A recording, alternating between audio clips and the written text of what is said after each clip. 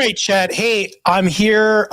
Let me go ahead and bring you guys in on my stream real quick. I know I'm like gonna tag you guys in here, share the stream real quick so I can. By the way, I'm gonna have you guys live, so that way my chat can see this as well too. Hey, you're good. Here we go. Back. Hello, Marte's chat. Yeah, say hello to one of the most based debate platforms now.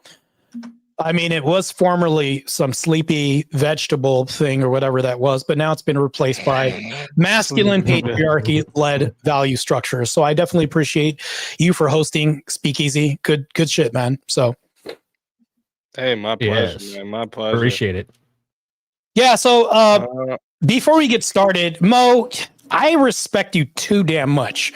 So I think that this is going to be a reprieve from what I've had from the black fatigue issue that I've had last night, the exhaustion everlasting that I've dealt with. Now it's like I deal with a fellow Christian. It's like I can actually have a conversation now. Like, you don't understand. This is like holy water. It's sanctimonious to somebody who's been dealing with black fatigue and sludge and the panelverse and all this other bullshit. Speakeasy, did you see I just went into the panelverse panel and just got attacked and I just went to war with these guys? I seen there was something going on there. Yeah, Mo caught a glimpse of that. So Mo with his based ass smoke right there. I'm kind of missing out right now. But anyways, yeah. There's fewer things more Americana than a pipe and good tobacco. Damn it! I hate you because you're so based right now. Why do you have to be this guy? I have to duel. Shit, bro. It's like I have to go to fisticuffs with somebody that I respect. This is wild, bro. It's crazy. But anyway, right, we'll get through it. Easier for us, and he likes it, so it's more power to him.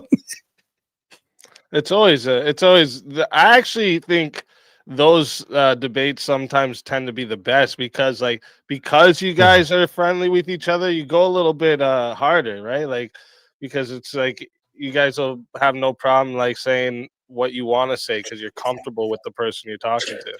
Yeah, that could be the case. I mean, I understand that Mo is a fellow Christian. He's leaning towards orthodoxy from what I gather, maybe inquiring, maybe, right? So it's like, but here's the thing though, even Speakeasy can attest to this. I don't personally attack people. So just think about it. Like, we're actually probably going to have more of a conversation here, but trust me, this is still blood sports. Don't get it twisted. We'll be friends after 2 hours or whatever this is. I'm just letting you know right now, just heads up. Fair is fair, bro. Just letting you know. No worries over here, my friend. Oh man. Look how he answered Speakeasy.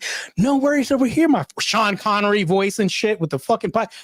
I hate that I respect you, bro. It's like, bro, it's like, all right, bro.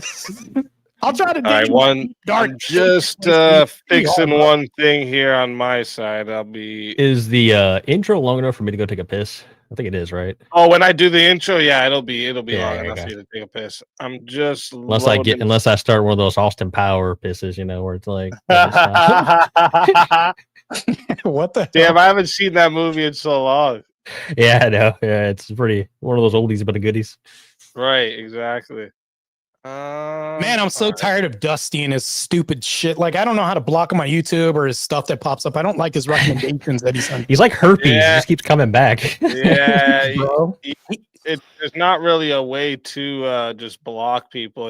It's inevitable. So I just ignore it at this point, right? Like, there's one guy that literally begs me every day now, like 4 times a day, like telling me that he's at the restaurant with his girlfriend. Fucking, it was like, I was like, oh, okay. He's like, I'm at the restaurant with my girlfriend when we both think you suck, and I'm like, are you his imaginary side piece? You're like his. It's so weird, bro. I was like, okay, I guess. You ever had a conversation with somebody in the past, and they were like, "What would your dream celebrity be that you would bang?"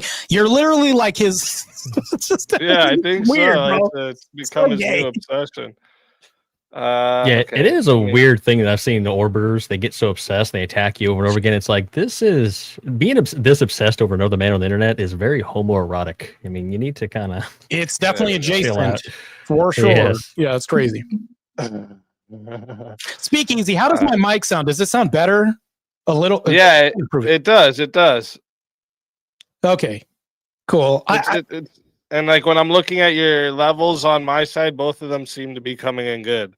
Because in the past, when I've debated First Amendment, it was like fucked up. It was so stupid. It was just. How do I sound? Do I sound pretty good? Yeah, both of you sound good, and I've like on my side, I've turned it down so that it's not hitting the red levels. Nice. Okay. Cool. So I got to turn my levels up. Okay, got it. Speak easy. you're good. Yeah, because it's on the StreamYard, right? I can see how high it peaks up, and I can see, like I was seeing both of you were getting right up to the red, so I just have it so now you're just both in yellow. So you both be able excellent. Speak easy with his fucking cigar. You're right there with the clock tower. The evidence is planted right there. Fucking speak easy over here with the fucking cigar pipe. Crazy, bro. All right, let me see. I got that ready. The intro's good. Okay. Oh wait, no. I need to add in one more thing. Shit. Oh, let me make sure I got my AI and Google Grok pull whatever they call that shit popped up so I can, defeat you. Yeah, make sure. Power of the fucking stupid. Where's hold on, I don't know what I think yet. It's loading. Yeah, I know. It's buffering. Hold on 1 second before my intro. Wait. Just wait. Where is it? What the fuck? Okay, you know what I'll do? I'll just Also, I guess we're all using Grok tonight. No, I'm just playing. I think I'll just have to skip the I usually have my the little advisory play at the starting, but for some reason. You know what you should have? Oh, I got it. Like the purge thing where it said all weapons are used except for like attacks on kids and this and that for the next. Instead of 24 hours, you're going to have like 2 hours or something like that with the purge thing. That would be awesome. Like, no. That's what I do for my open panel purges. I have like this announcement. It's like verbal combat level 4 and higher is available. You should have that for these, bro. That would be pretty cool, man. It wouldn't really match though, you know what I mean? Because it's kind of like the swords, sword fighting kind of thing. Purge means we got guns too. No, I like guns. You like guns? We can convince him to have like a duel at dawn, but only right now. That would be awesome, bro. Let's talk speed. Like John Wick 4. Let me see. Yeah, that one looks better. Let's do red. I like red better. All right. And then I also got to do I just set up the new, because in StreamYard, you can have the different brands. So I just set up this new one. So I was just making sure everything is going to look good when we start. Wait, do you use Streamlabs, Speakeasy, or? StreamYard. I use StreamYard. But I have OBS for my camera. So that I can do all the extra cool. Yeah, that's what I was talking about. Okay, all right. So I guess that's two people trying to sales me enough. You can boost the audio with add-ons and things like that. It gives a lot more to play with. And if you have a camera, not all cameras can do this, but if you have a camera that can support dual streams, you can have OBS open and then stream. You can play with it. Yeah, I'm right now. I'm on OBS. This is why I'm able to switch my scene. You see, I have the. Oh damn! This is a good Halloween. Yeah, it's it's cool little shit you can do. All right, let's. I think everyone's getting excited now.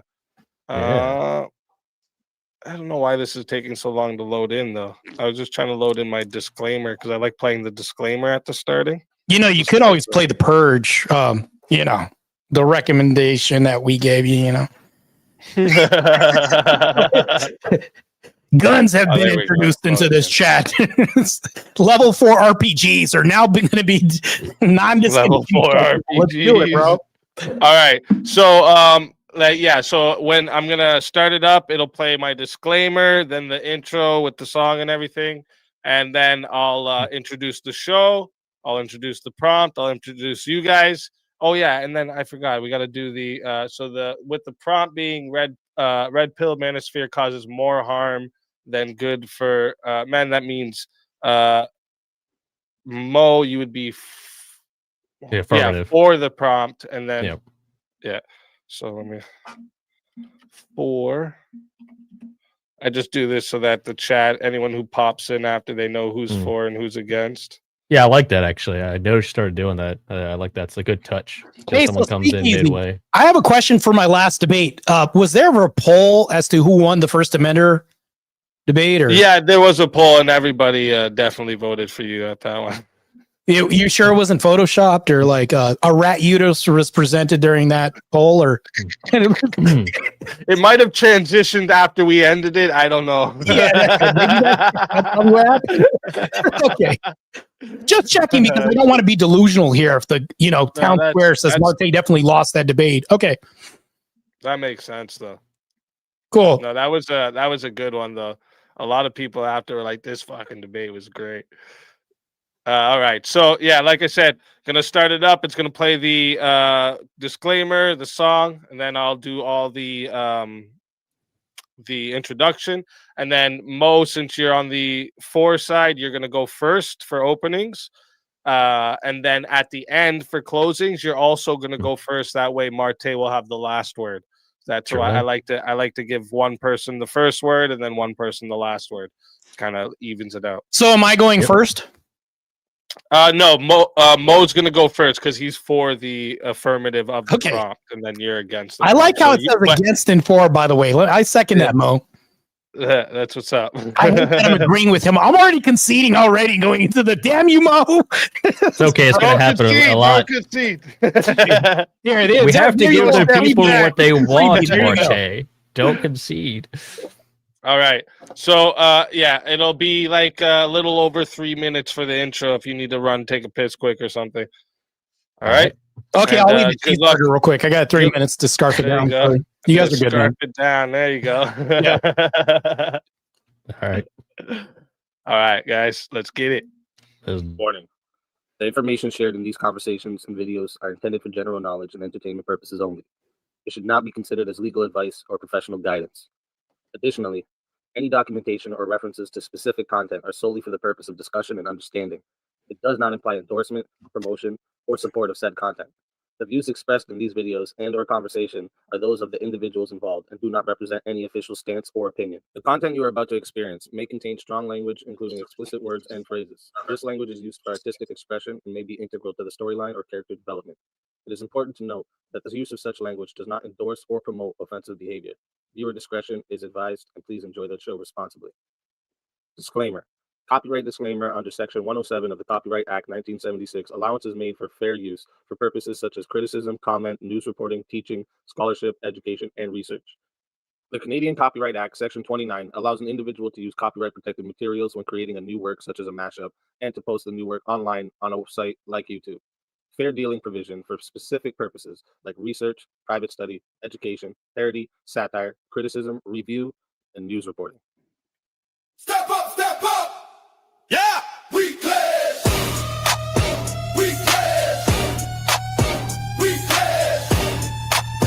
We clash! Yeah! Step in the arena, mind locked and loaded. Truth on my blade, every line's exploded. You swing your words, I counter with precision. Battle of reason, this is my mission. Raise your fist, let them know.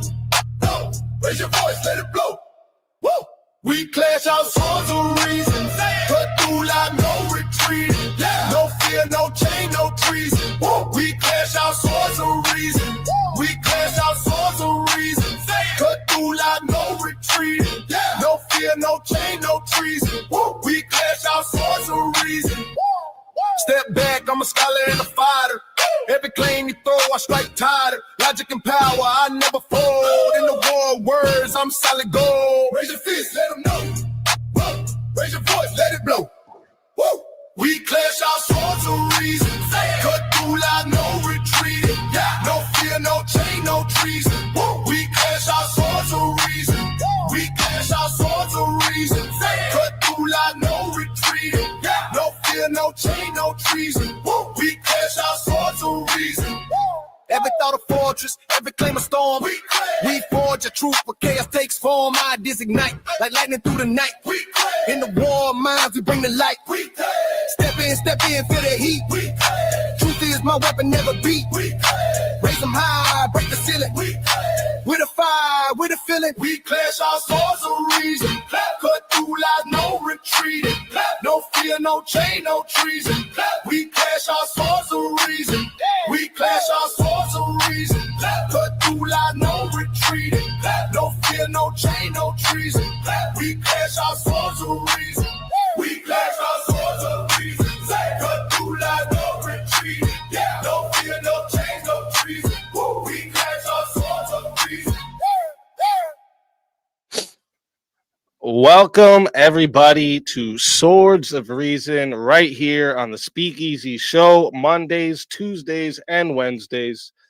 This is where logic meets passion. If you're new here, the format is simple. Each debater gets 10 minutes for opening statements, followed by a 5-minute uninterrupted rebuttal. Then we open the floor for a full hour of back and forth debate before wrapping it up with 5-minute closing statements from each side. After that, we'll spend 30 minutes answering your questions from the chat. I'll drop a live Q&A, and you can start putting your questions in right after they start their openings. And at the 30-minute section of the Q&A, the Super Chats, PayPals, and Cash Apps will be getting priority. And if they fill up the whole 30 minutes, your questions in the live Q&A may not get answered. So if you want to make sure your question gets answered because there's one you really want to hear the answer to, send in a Super Chat, make sure it gets answered. And once the formal debate is done, we open the doors to the community for a chaos and chill panel. That's where anyone can hop in, challenge, or question the debaters if they choose to stay, because this part is optional for the debaters. Today's debate prompt is red pill manosphere causes more harm than good for men. And now let's meet today's debaters. For the affirmative, we have Mo Rebuttal, who has a channel right here on YouTube where he doesn't post much, but I'm sure after today we're going to see much more content coming. So make sure you guys all go sub up over and give him some support. All right. And for the negative, we have Marte Reyes, a ex-IFBB professional bodybuilder with also a channel here on YouTube where he focuses on politics, social issues, and his relationship with God. All right. So debaters, you know the rules. Keep it sharp. Let's get this rocking. I'm going to bring up the timer here. And just one more reminder for the chat. Again, if you want to make sure your questions get answered, send it via Super Chat because there's only a 30-minute window after the debate for the Q&A. And since, Mo, you are for the affirmative, you will be going first for opening statements. So whenever you are ready, go ahead. I will start the timer up with your voice. And thank you both for being here. Get a little drink of water there. Well, first off, thank you, Easy and crew, for putting this debate together. Really appreciate it. And thank you, Marte, for showing up. I look forward to this discussion. But let's get into it. If you spend any amount of time looking into the red pill / manosphere, you'll find endless debates about what it is, what it isn't, and what it's for. Many arguments against it, especially from feminist and lower C Christians, rely on a straw man version of the argument. That's not my goal tonight. I'm going to steel man the red pill / manosphere best I can, because if you're going to challenge a worldview, you shouldn't beat up the weakest version of it. And I intend to show that even the strongest version of the red pill / manosphere is still deeply lacking and ultimately harmful for men and in turn society. The red pill / manosphere does get some things right. I'm sure Marte would agree with some of these. Men were lied to about relationships and masculinity. It gave men language for real issues like divorce, false accusations, and societal hostility towards men. It built brotherhood for isolated men. It encouraged fitness, discipline, and situational awareness.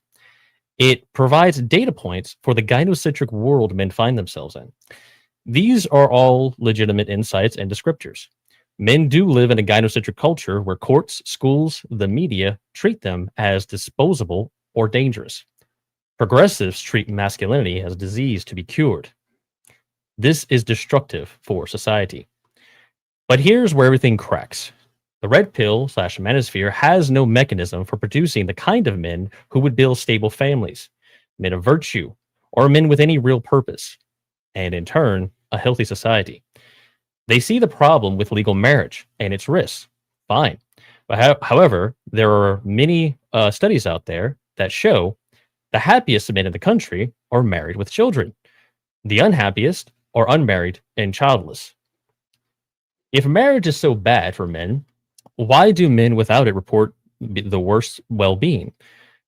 The red pill / manosphere has no realistic path forward to solve this because their prescription reduces down to materialism.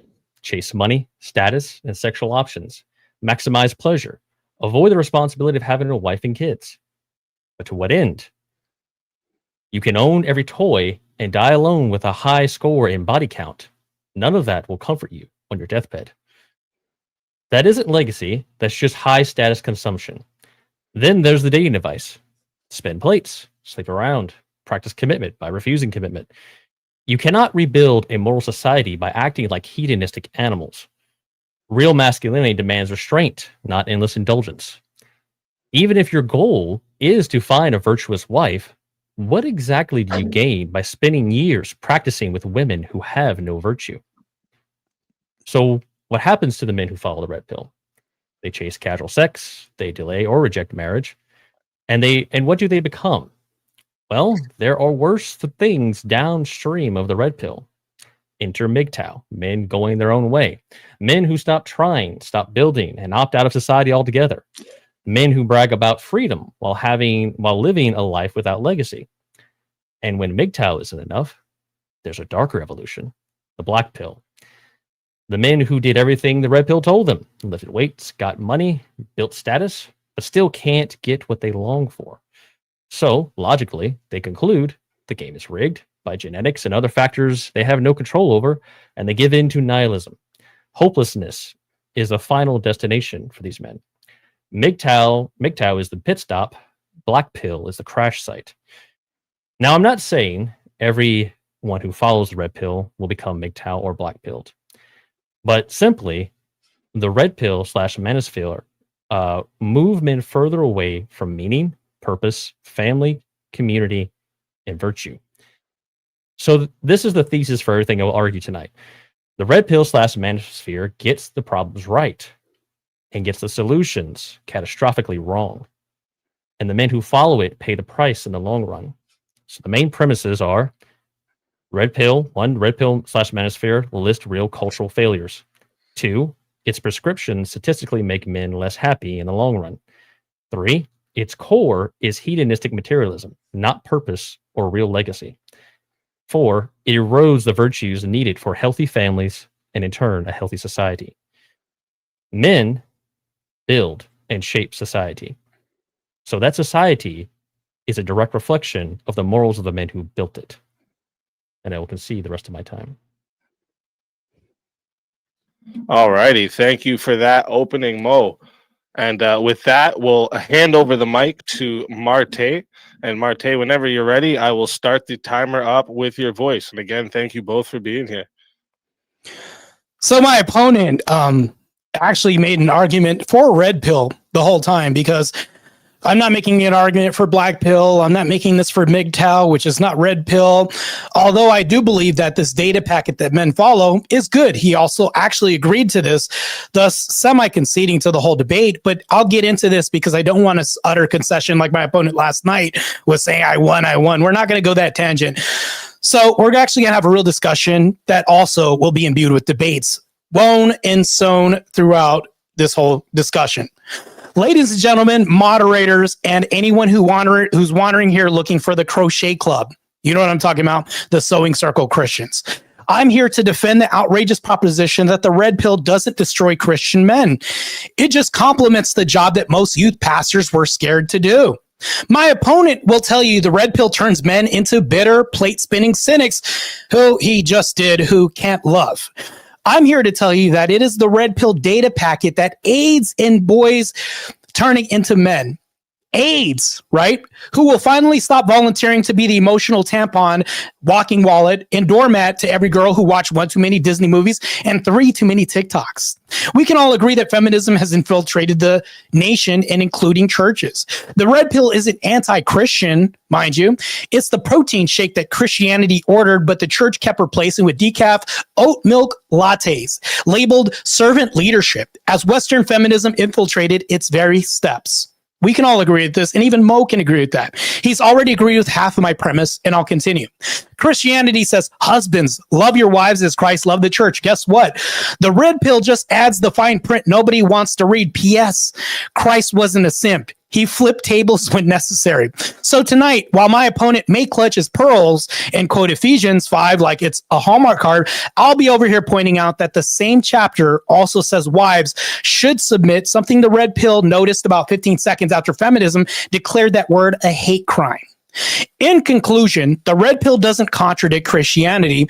It just removes the laugh track that modern churches added so nobody feels uncomfortable.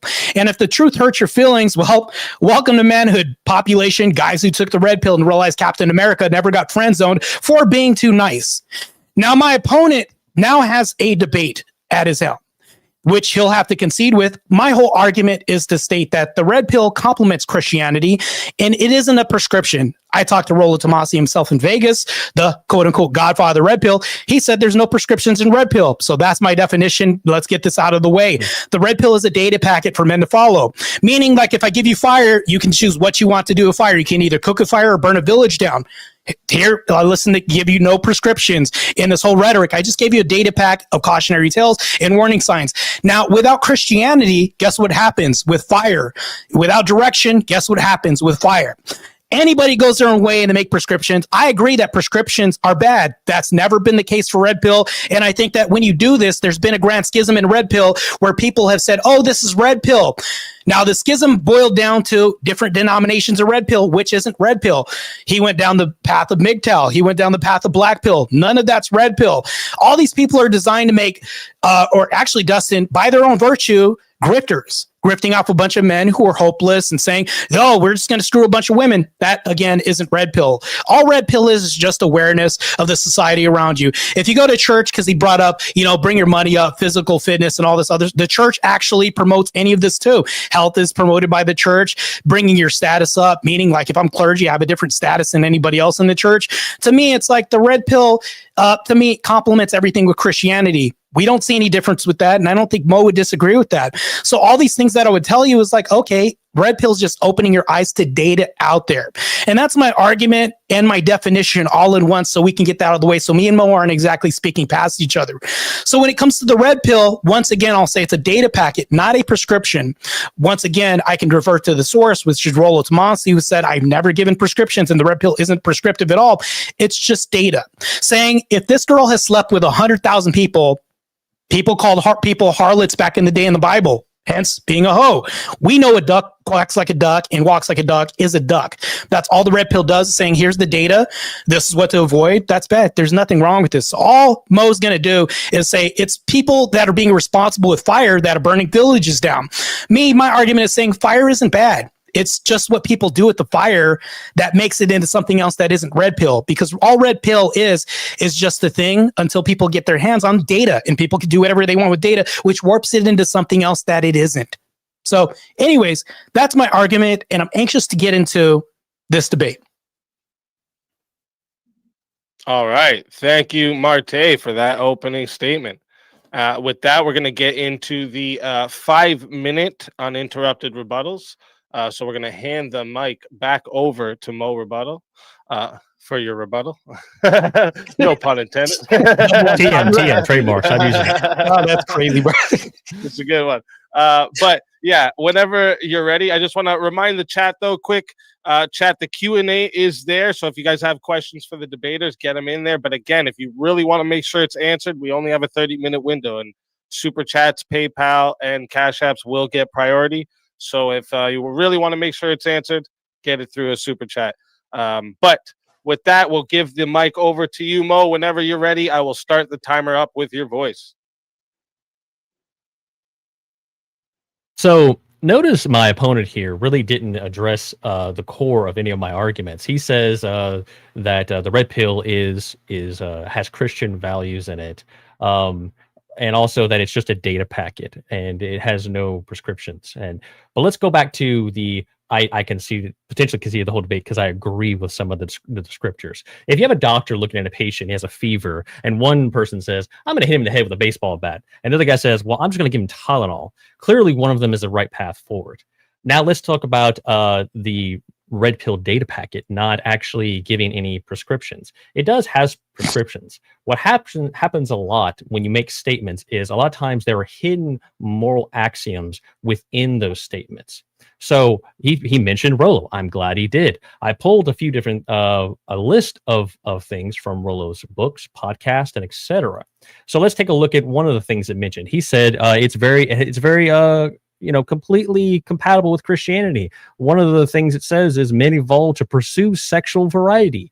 Marte, how does one pursue sexual variety in a Christian paradigm with a marriage with just one wife? I would love to hear his explanation on this. Going into the moral axioms, another thing that's listed is here, desire cannot be negotiated. Women are aroused by behavioral cues, not logic alone. So the men must be the source of confidence. Hidden moral axiom here, confidence is good. Men should be confident. Another one, frame is core to the male success. Another hidden moral axiom, maintaining frame is good. Losing frame is bad. You can't make some of these claims without having a moral qualifier to it. So this is just ridiculous. With that being said, I'd love to hear how Marte addresses some of these, and I'm anxious to get into it, so I'll just concede the rest of my time. All righty. Thank you for that. And Marte, whenever you're ready, we're going to hand you back the mic for your 5-minute uninterrupted rebuttal. Whenever you're ready, start it up, and I'll start the timer with your voice. Okay, my opponent actually didn't hear me say he conceded the whole debate. I said he conceded some of the debate. That's literally what I just said right now. But we'll go back to this and I'll address this point. So you have a paradox that's presented here. It's called the male sex drive is dangerous versus God-given paradox. And I'll actually explain this to you. Red pill says men are visually wired and have a powerful sex drive. Corn, OnlyFans, easy hookups, exploits that drive and ruin men. I mean, we can all agree with that. Even Christian men will agree with that. The Christian critic right here says red pill spaces obsess over female nature and make men misogynistic to some degree, and it leads them down the wrong path, thus giving them prescriptions. Well, no, it's just reality. The paradox that I'll present to you. The Bible repeatedly warns men that their sex drive is so strong that it could lead to death. This is from Proverbs. Also, and commands extreme measures through Matthew. So acknowledging the strength of male desire is not a red pill invention. It's coinciding with Genesis and other scriptures that we can bring in.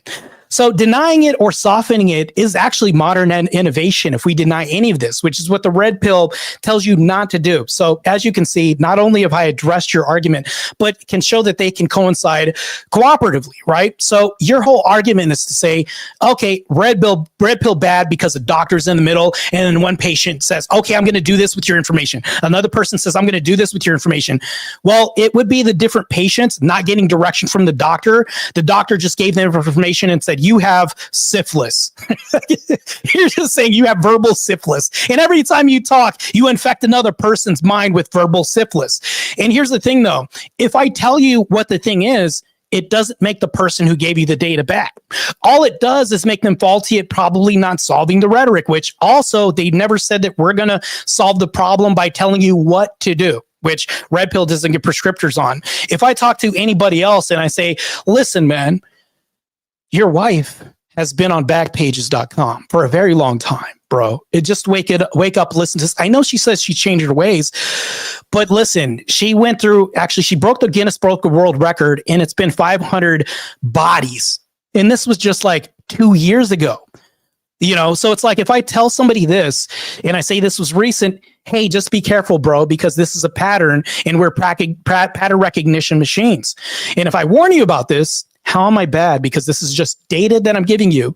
I'm not telling you what to do. with this information, which is a data packet. I'm just telling you, hey, this is a pattern that I see. You can do whatever you want with this.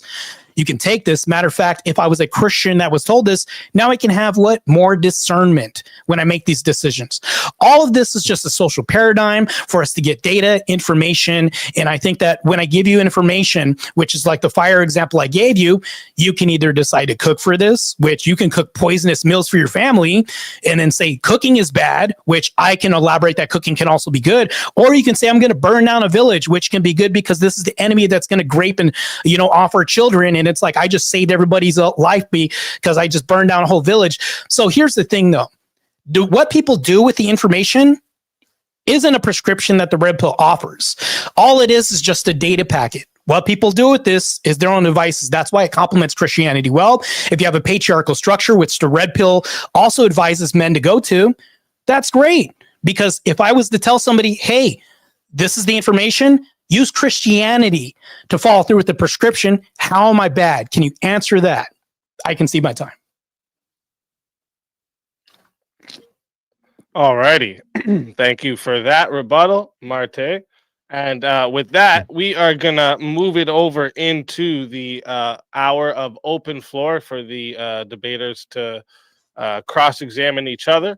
But just real quick, another quick reminder for the chat. Again, if you got a question, we got the live Q&A. You should see it in the chat there. Just click on the Q&A, send a question in there. But if you want to make sure it's prioritized, because we only have a 30-minute window after the debate for Q&A, send it via Super Chat, Cash App, PayPal. And also, it helps us keep bringing you these debates, okay? We also have more debates coming up. And if you are interested in debating, make sure you get into the Discord.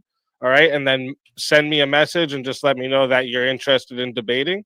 And I will set you up. We will get you lined up for one. And yeah, so with that, thank you both for being here tonight. Again, yeah, you will find I actually still have to add both of them to the description. So you will find both of them in the description. I'm going to do that right now when I open up the floor for the hour. So make sure you go sub up to both the debaters, show them support for coming out and giving you a show. And with that, whoever wants to start out with the open floor, I will start the timer up with your voice. And again, thank you both for being here tonight. Marte, you mentioned that you don't include the MGTOW and black pill part of the red pill. Is that correct? No, I don't include that as part of the red pill. Yeah, okay, but you would admit it's downstream of the red pill, wouldn't you? Cultures, when you talk about culture, it's downstream from theology. That's like saying you would admit that Jehovah's Witnesses are downstream from Christians, but that's not Christian, right? I concede that, sure, but that goes to my point that it did have a beginning. It came from somewhere. So would you say MGTOW and black pill? You would just outright say those are bad. Yeah, these are bad, but your argument, it basically boils down to you demonizing Christianity because it created sex like I'm not demonizing. Maybe you could say that or anything else. Not demonizing Christianity whatsoever. I'm glad you don't, man. I'm glad you don't. Because, no, actually, so it being downstream of that, though, yeah, it's talking about the MGTOW, it's like it's like men are supposed to be kind of the warriors of society. In modernity, it's more of like cultural warriors. But I agree. These guys, they never take up the fight. They quit before they even try. I don't call that a warrior. I call that a glorified street urchin. So I'm glad we're on the same page as far as MGTOW goes. But that is part of MGTOW, and red pill is part of the manosphere. So. No, hold on. It is downstream of the Jehovah's Witnesses are downstream from Christians, and then LDS is downstream from Christians. So it's like now you're still reconciled. You have to reconcile that, where it's like if a thing is good, and we could say it's a matter of fact, we could say a thing is good, right? Let's just say that the red pill is good, like Christianity is good. You would then say that Jim Jones and his offshoot in the Jonestown, thing that happened with drinking the Kool-Aid literally would say, well, that was caused by Christianity because it was an offshoot. Well, we can't demonize. Well, no, the opposite. Then, can we? The opposite is true. You would have to admit Jehovah's Witnesses and Jim Jones is good. No, I would never admit that that's good. Because I think that based on your own logic, you would have to, because you're saying just because, it's downstream, then it's you're saying that it's not good, right? No, that's not what I'm saying. So if you take something like fire, and you wouldn't inherently say fire is good or bad, right? Of course. Right. So it's the people who take this information, who take the fire, the thing that is neither good nor bad, they do with it what they will. You will recognize that there will be grifters in the church, grifters in the streets, grifters saying, you know what, I'm here to save you, lady, and take you off the street. The billionaire red pill guy that says, hey, I'm red pill Mo. I'm going to take her off the streets and save her. I don't want to marry her or do any of this other stuff. I'm just going to prescriptively take this person under my lens and say, you know what, I'm going to give her this lifestyle with the free agent lifestyle and everything else. Well, to me, that's not red pill, because this guy's actually taking the information and doing something else with it. Now, if he saw the information right then when he just observed the information, took in the information, that's red pill. But what he decides to do with it can be anything else. Just like I take Christianity and I say, you know what? The angel Moroni came to me and just built this whole new Bible. This is new, and there's a new prophet now and everything like that. Oh, hold on. Then we would say he's bad, but we would never say that Christianity is bad, because he himself decided what to do with this data packet of Christianity, right? So was the red pill divinely inspired by God? No, I would never. Well, here's the thing, though. I'll even tell you this. So you're actually. So how can we compare the two? How can we even compare the two in the same, like, use them logically? I'll even tell you this. Christianity itself is a giant red pill about human depravity, death, judgment, and hell. Yet no Christian says, don't tell young men about sin and wrath. It'll make them more depressed. Can you But we're talking about the red pill right now, though. We're not talking about. No, you actually talked about Christianity. You said, how is this not something that's divinely? You brought up Christianity. Right? Yeah, I brought that up. But you originally brought up Christianity to make the comparison. I'm just saying that one is divinely inspired, so it's kind of a false equivalence. Can't really compare the two. But hold on. Christianity itself is a giant red pill. Would you agree with that? I wouldn't necessarily classify as that, because that's giving the red pill way too much credit. Hold on. It's not, it's a label. It's not like a whole, like, direction or a movement. It's just information. It's just a label saying the red pill. And I'll tell you what this is. The Matrix came out, and, like, let's say Neo had his eyes open, and he's never had his eye open to the truth before. What I'm saying, though, when I say that the Christianity is a giant red pill, is it a giant eye-opening event for men out here? Sure, but we're not talking about Christianity. We're talking about the red pill. Right, but this is what I'm talking about. So when I say red pilling, I would tell you, okay, Mo got red pilled, or let's say somebody else. I'll even use the moderator, just cudgel him like I did the last time. So Speakeasy got red pilled throughout his divorce that happened through some imaginary person that never existed, because I have to pay respects to Miss Speakeasy, by the way, too. This is all imaginary, by the way. And this happened, right? He got red pilled. You'd probably say this. Would a Christian be bad for saying this? What would you take from that information? If I told you that, how would you interpret that? Well, you're using red pill terminology in a different context. So that's the context I'm using. That's the context that red pill is used.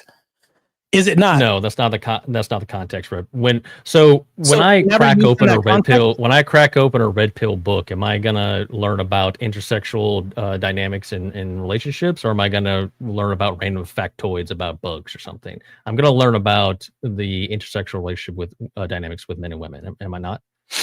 Yes, you're gonna learn about this, and that's just data. Now, what you talked about is, like, these are the dynamics.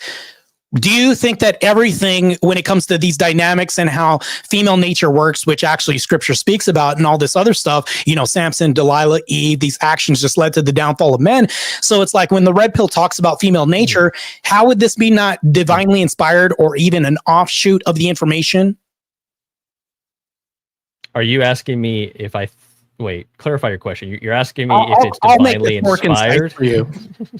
So if I was to say, I'm going to red pill Mo about Samson and Delilah, and say, you need to watch out, because if a woman tells you what she is the first time, you better believe her. Because if she says, hey, can you tell me the secrets to losing your power, Mo, in debate? Because I don't know, you just keep destroying these people left and right in debates. Tell me what your power is, and you keep denying this person. And I'm not going to tell you. I'm just going to misguide you and all this other stuff. stuff, but then you finally, in a drunken stupor, tell us when your power, and then Mo turns into First Amender's brother in the next debate and gets destroyed. It's like you're going to be like, okay, well, Marte was trying to red pill me and make me aware of this situation, but do you understand that this is just complementary to the Christian when we talk about the lens that we look through the world? And that's what I'm saying. So let me make this more concise, even more. When I talk about red pilling, I'm just talking about awareness of data, awareness of information. That's it. And the Bible's done this. Christians, we do this to each other. You've even told me I'm going to red pill you on like the microphone and tell you how to get your audio system better. And I was like, oh shit, he red pilled me on this. I need to learn because I'm a bumbling idiot when it comes to tech. So. Okay, but you're making up these scenarios to try to like justify something that I'm not even arguing against, right? So let's take it back to the red pill and what it actually states. In one of my rebuttals, I was talking about hidden moral axioms inside statements. So one of the things, and this is straight from Rollo's his blogs and his books and podcasts, you say it doesn't have oughts, doesn't have these should statements, but one is, desire cannot be negotiated. Women are aroused by behavioral cues. Men must be the source of confidence. The hidden moral axiom there is confidence is good. Men should be confident. So I'm not convinced that, sure, you can say some of these are just descriptors in themselves, but not all of them. And quite a few of them do have hidden moral axioms. How do you account for that? So here's the thing, though. So even if I was to just interlace these two things, they're complementary, and I can show you how. So we're talking about our Christian, our belief system that we have. It's full of warnings about adulterous women's, and people nagging. I'd rather be in the desert than probably the roof of a quarreling wife. You would then say, well, hold on, this guy's speaking red pill to me. And it's like, it's full of warnings. And all of this is, if observing, Mo, female fallenness, it is inherently harmful, then the Holy Spirit who inspired scripture harmed every man who ever read it. So to me, this doesn't really make sense, because it's like, if I was to tell you that female nature is bad, I'm probably telling you an aunt, according to you, by your statement. Because if I'm telling you, what you allow is what will continue with women, and you don't lead properly. Bad would be a moral bad. qualifier, moral value judgment. So yeah, you're sneaking in a moral value judgment in your statement. Yeah, that would be. But all this is. Do you understand that this is data? If we understand what female nature is, I'm not telling you what you should can say do. It's data, but you still haven't contended with what I gave you. I actually am contending with this, because even if you went on a bit of a TED talk there. I'm not looking for a TED talk. I'm looking for a spine. So can you please answer the question? You got a spine. So I'll even answer it again. I don't want to repeat myself again. So I'll kind of reframe it a little bit for your appetite in debate. So we're going to go ahead and go this route. So, okay. All right. The red pill will tell you that we are pattern recognition machines. And would you agree with this? You'd probably say, yes, we are. Christianity would say we are pattern recognition machines. My friend Marte, no. Same thing, man. You can't crawl away from data. To come back and look at it. You may not like the tune, but you have to dance, my friend. I'm dancing right now. I'm actually doing the two-step right now, bro. So going back to it, can you answer how men should be confident doesn't have a hidden moral axiom in it? Can you please answer that question? So if I'm confident, there could be confidence in good stuff or bad stuff. If we're talking about confidence, those are moral claims. Confident, those are all. Hold on, it's a very slippery slope that we're going down. So I can be confident in doing sin, and I can be confident in doing good. Right? That's neither good or bad. I don't think confidence is either good or bad. I think it's a means to an end. That's not what I'm asking. In action. Your claim is that it's only a data set, and I'm saying that these data set statements, there are moral axioms and should statements hidden in there. Men must be the source of confidence. What does that mean to you? Yeah, I think that, okay, so I'll even concede that part. Right, which actually supports Christianity. men should be confident. That's fine. That's headship, right? Christianity supports headship. It supports a patriarchal structure. And I think confidence builds all that. So I think to some degree, you are definitely right about that. But I don't think that really counters anything that I have as far as the red pill being bad. I think Well, no, I didn't say it wasn't a claim. That's good. It wasn't a claim that it's inherently bad. It's just going against the claim that it's only descriptor statements when they have moral axioms snuck into these statements. But you do understand. You do understand that if I tell you that confidence is good, I'm not telling you that you should be confident. I'm just saying that it's good. Now, I can also make the other referendum and say confidence is bad, right? You shouldn't be confidently strolling into the statement is men should be the source of confidence straight from Rollo. So this content. So if he's formulating this, he can also make the opposite argument and saying you shouldn't confidently walk into a marriage being ignorant. So I think that this can also be done. I don't think that was the context of the statement. I think that's reaching a good bit. It's not. The knife's cutting both ways, Mo. It really does. No, it is. It really isn't. My only point in this was that your claim was, okay, you just have a data set, but I've proven that even if I drill down to these data sets, there are hidden moral axioms inside. Some of that's them. That's actually not a hidden moral axiom. And I can explain why it's not. So if I tell you confidence, which is neither inherently good or bad, you decide what you want to do with this. Right?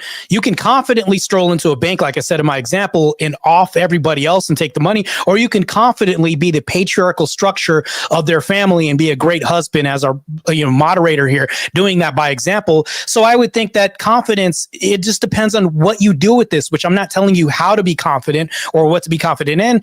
It's just saying that confidence is good in this arena. When it comes to the data set of the intersectional dynamics that the red pill covers, do you think Rollo was talking about robbing banks or dating women?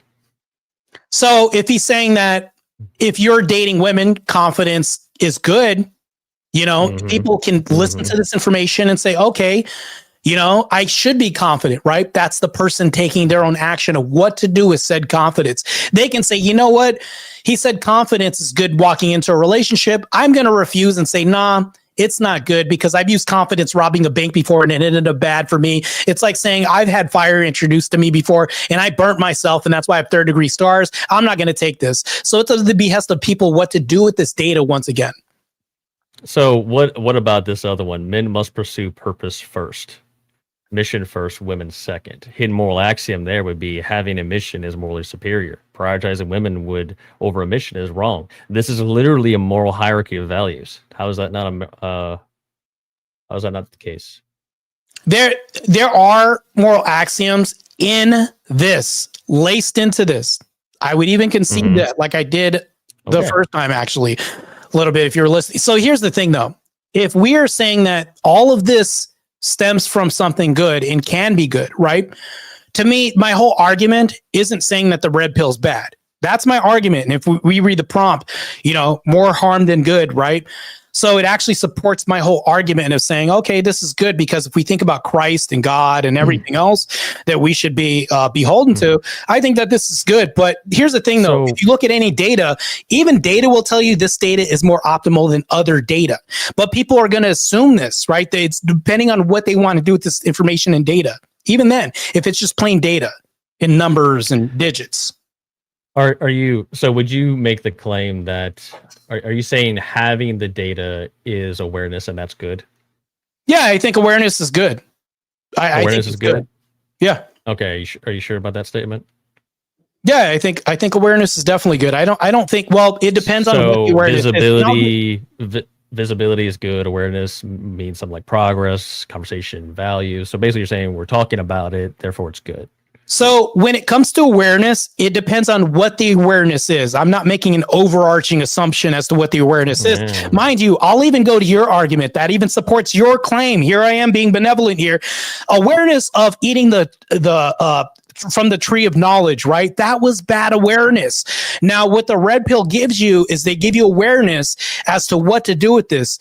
Like I said, I can look at this awareness and say, okay, this is definitely bad, but you still have to explain to me how this is bad, how getting information on female nature would be bad or any of this would be bad. explain how it can be bad and how it is bad. So I you, need to you get it. already admitted that not that you already admitted that necessarily awareness isn't good, because then if you sidestep this, but basically if you were to make that claim, then you would have to say, okay, well, terrorism raises awareness, that must be good. That's obviously nonsense. So in order to qualify if something is good or bad from bringing awareness to it, we have to measure the harm and the results that come from it. Would you agree with that?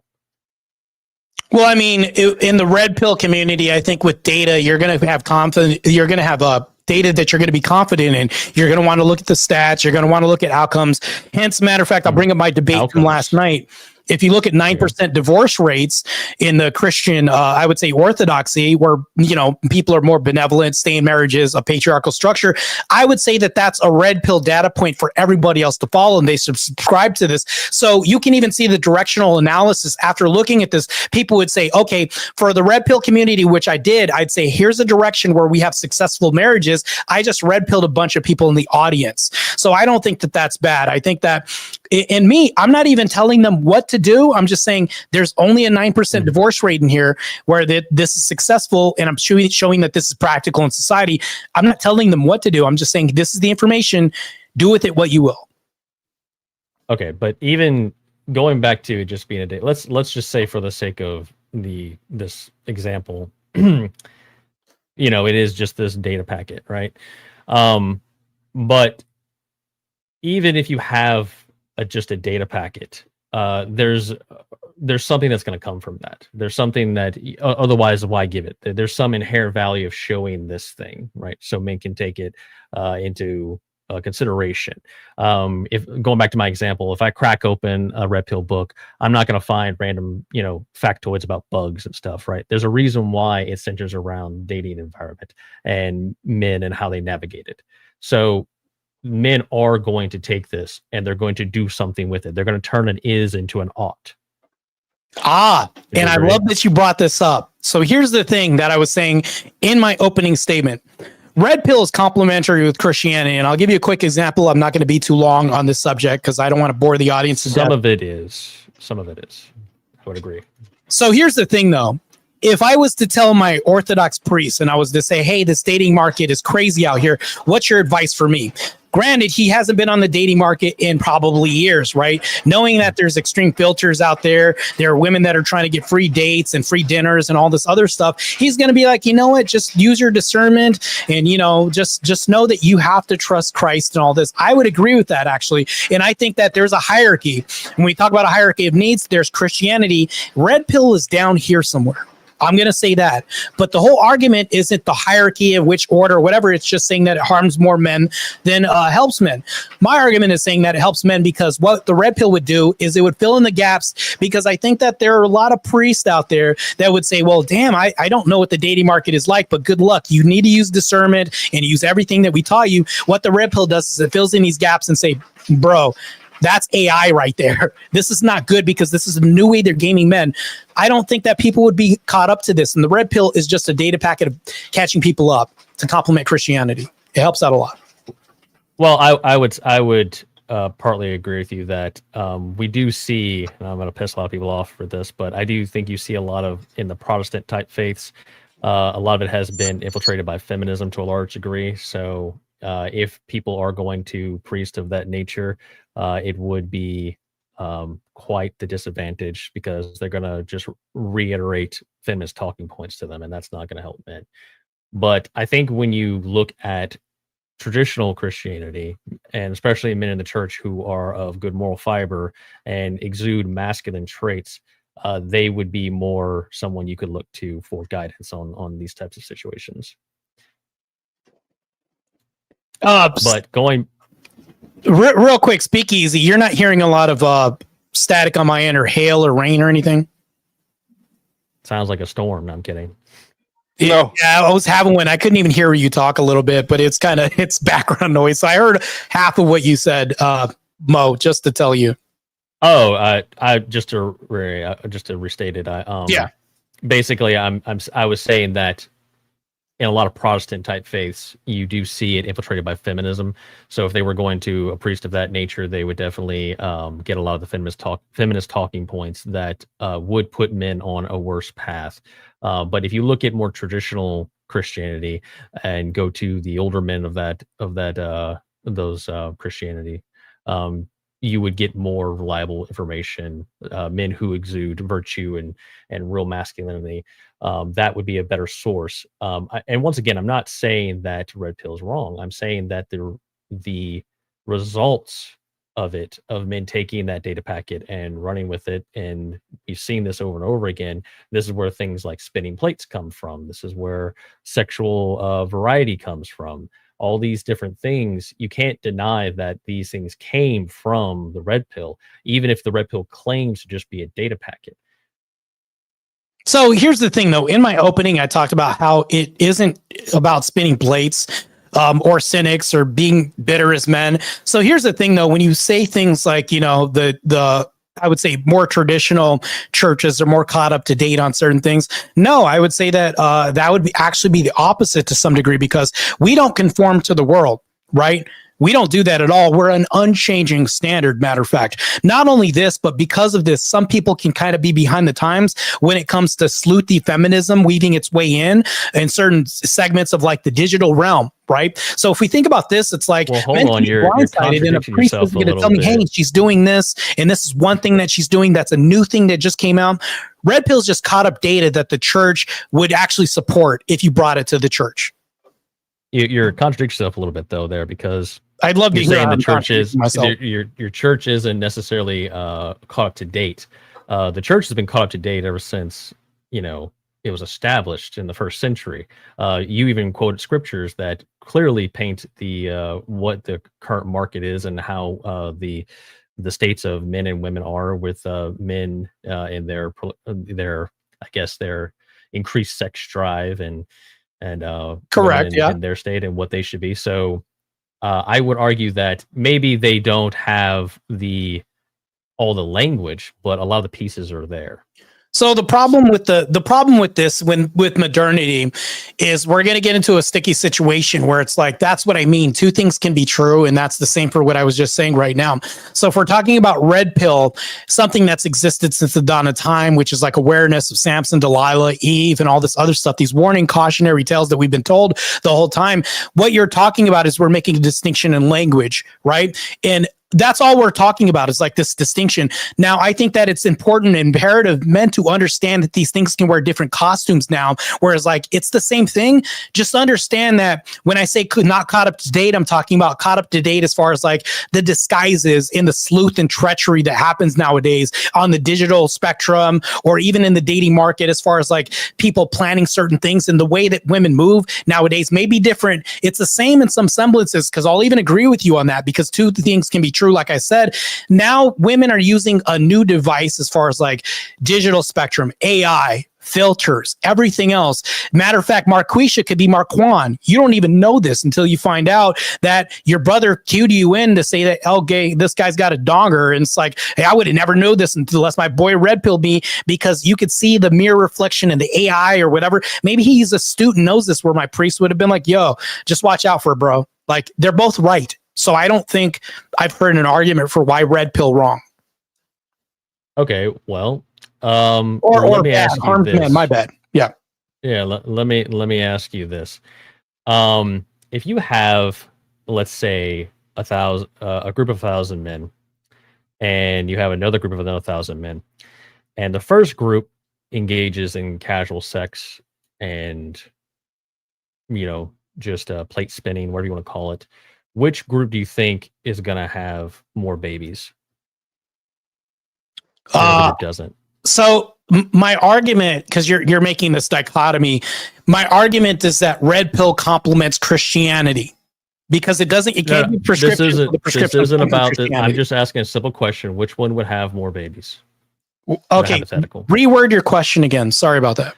You have one group, 1,000 men that engage in casual sex. Another group that doesn't. Clearly, the first group's going to have more babies, just out of the rationality, correct? The group that engages in casual sex is obviously Right. going to have more babies. Yeah. Exactly, obviously. Okay. So when you have that situation, we can look at data referencing U.S. government sources that 90% of homelessness is from single mother homes. This Department of Health and Human Services and Bureau Census, it's worth noting that it's 32 times the average rate of children with two-parent homes. It's also worth noting that when this data set was collected, two-parent homes in this historical database refers to children living with both parents, which at that time was overwhelmingly married heterosexual couples. So we know that fatherless homes is one of the largest contributors to homelessness. But it gets worse than that. When you look at homeless people in general, their unaliving rates are astronomical. They're up to 10 times higher than the general population. On top of that, men die by unaliving 3 to 4 times the rate of women. So if men follow the strategy of sexual variety and all these other things that are descriptive, how is that going to reduce the number of children born to single mothers? So I noticed what you just did there was really sneaky. You said follow the variety of descriptors. You inserted a prescriptor in a descriptor. So if we just leave it as a descriptor, you're not going to have a prescriptor. So let's separate the two and create the distinction right now where it lays. Well, hold on. So do people who subscribe to the red pill not spin plates? So if people take a data packet and they say, I'm going to decide to spin plates when the data packet didn't tell them that's what you should do. Yeah, people do this. But yeah, to measure harm, we have to look at the outcome, do we not? Marxism had a lot of things it recognized as being wrong, but its answers was catastrophic.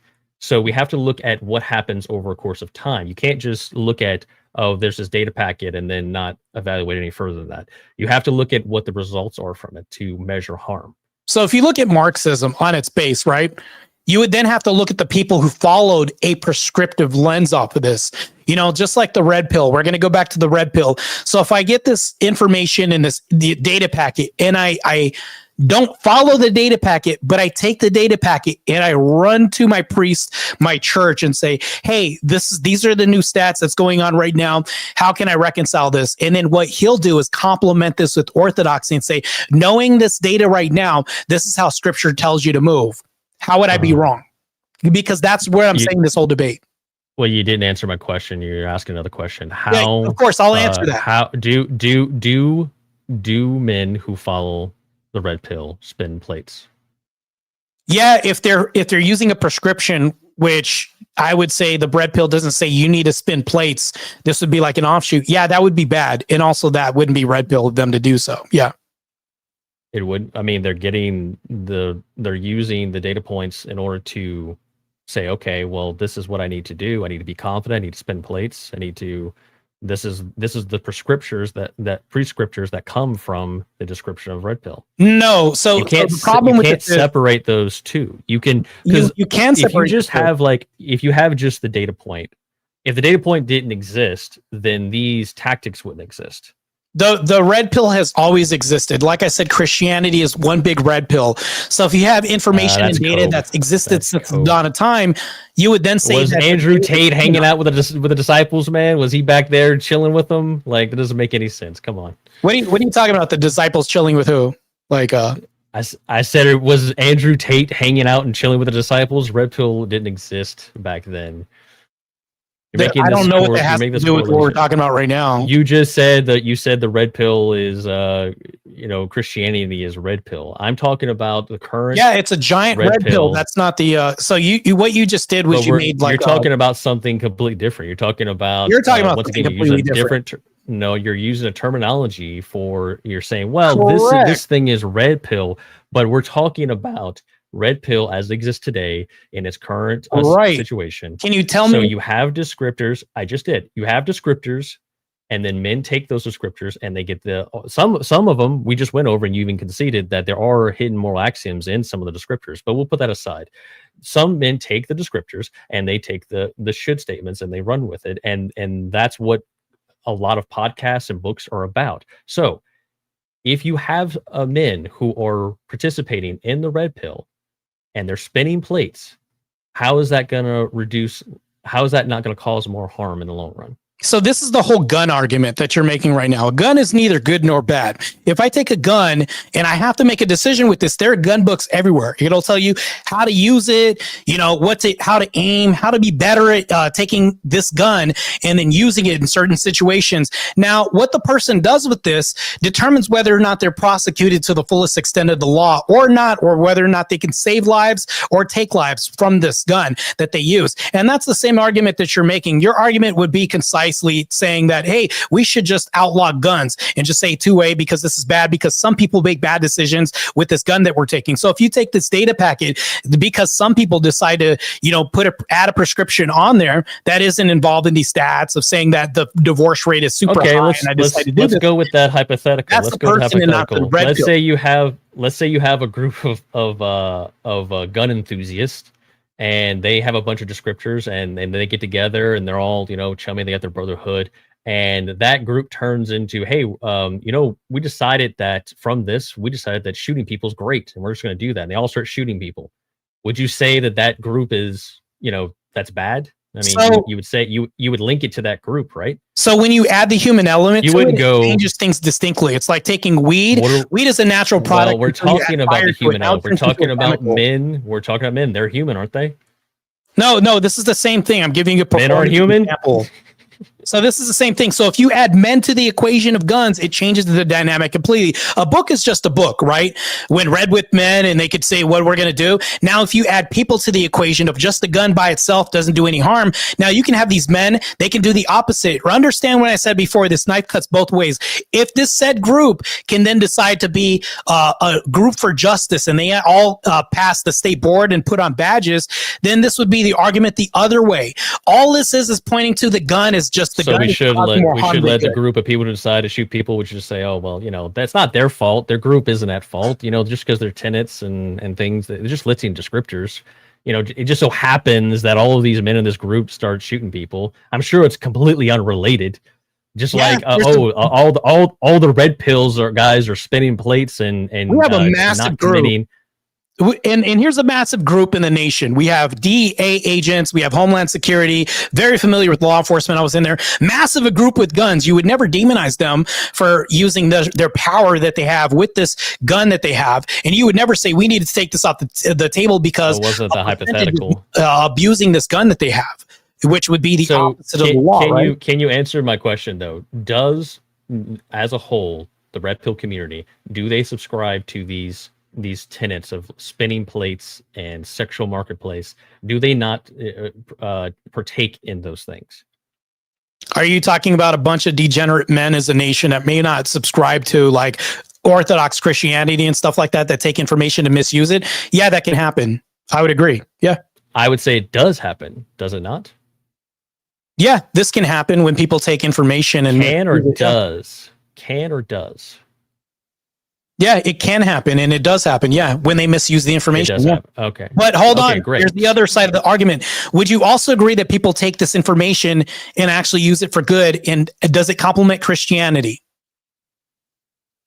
I would, with a qualifier, I would say just because you have a portion of something that is good and they use it for good doesn't mean that I would say the overwhelming majority of men who follow the red pill don't take that approach.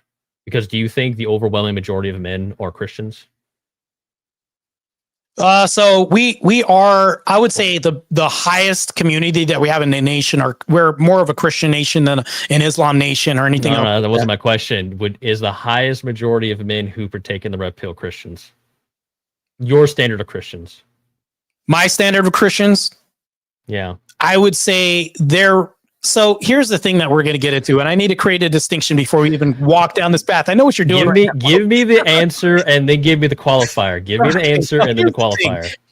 I get what you're saying, but let me at least kind of contend with the argument that you're making right now. Just give me the answer and then give me the qualifier. I'm going to let you talk.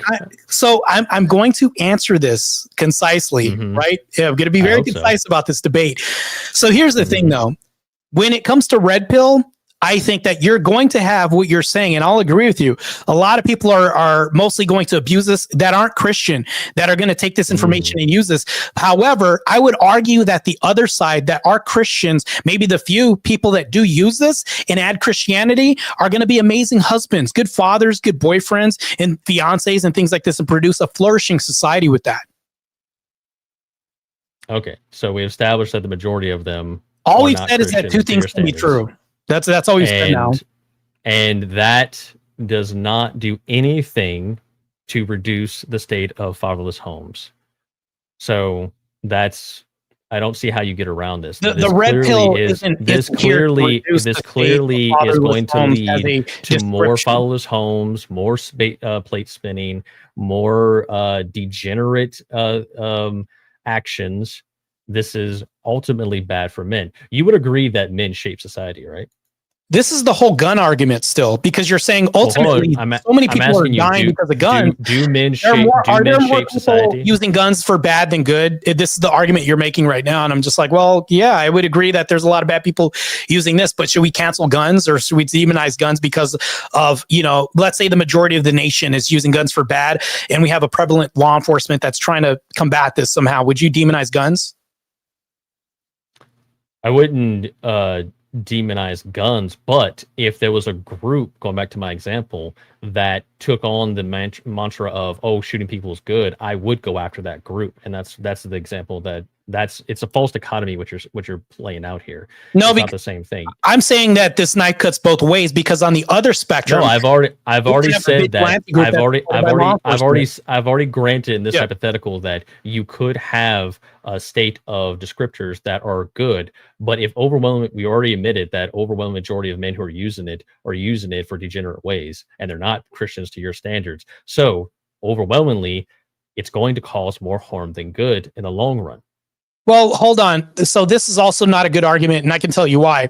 We would say that Christianity in the West has been demonized, infiltrated by feminism, and misused by everybody else. This data packet, which is a biblical standard that we have, traditions, and all this, right? Sacraments have been left to the wayside. People no longer practice any of that. Now, all of a sudden, we have Jehovah's Witness. But hold on real quick. We have all of this, and people are taking this and manipulate it and making it their own sects and things like this. Would you say that Christianity is bad because of all these decisions people decided to have with the schism that happened? Because the schism happened in the red pill as well, too.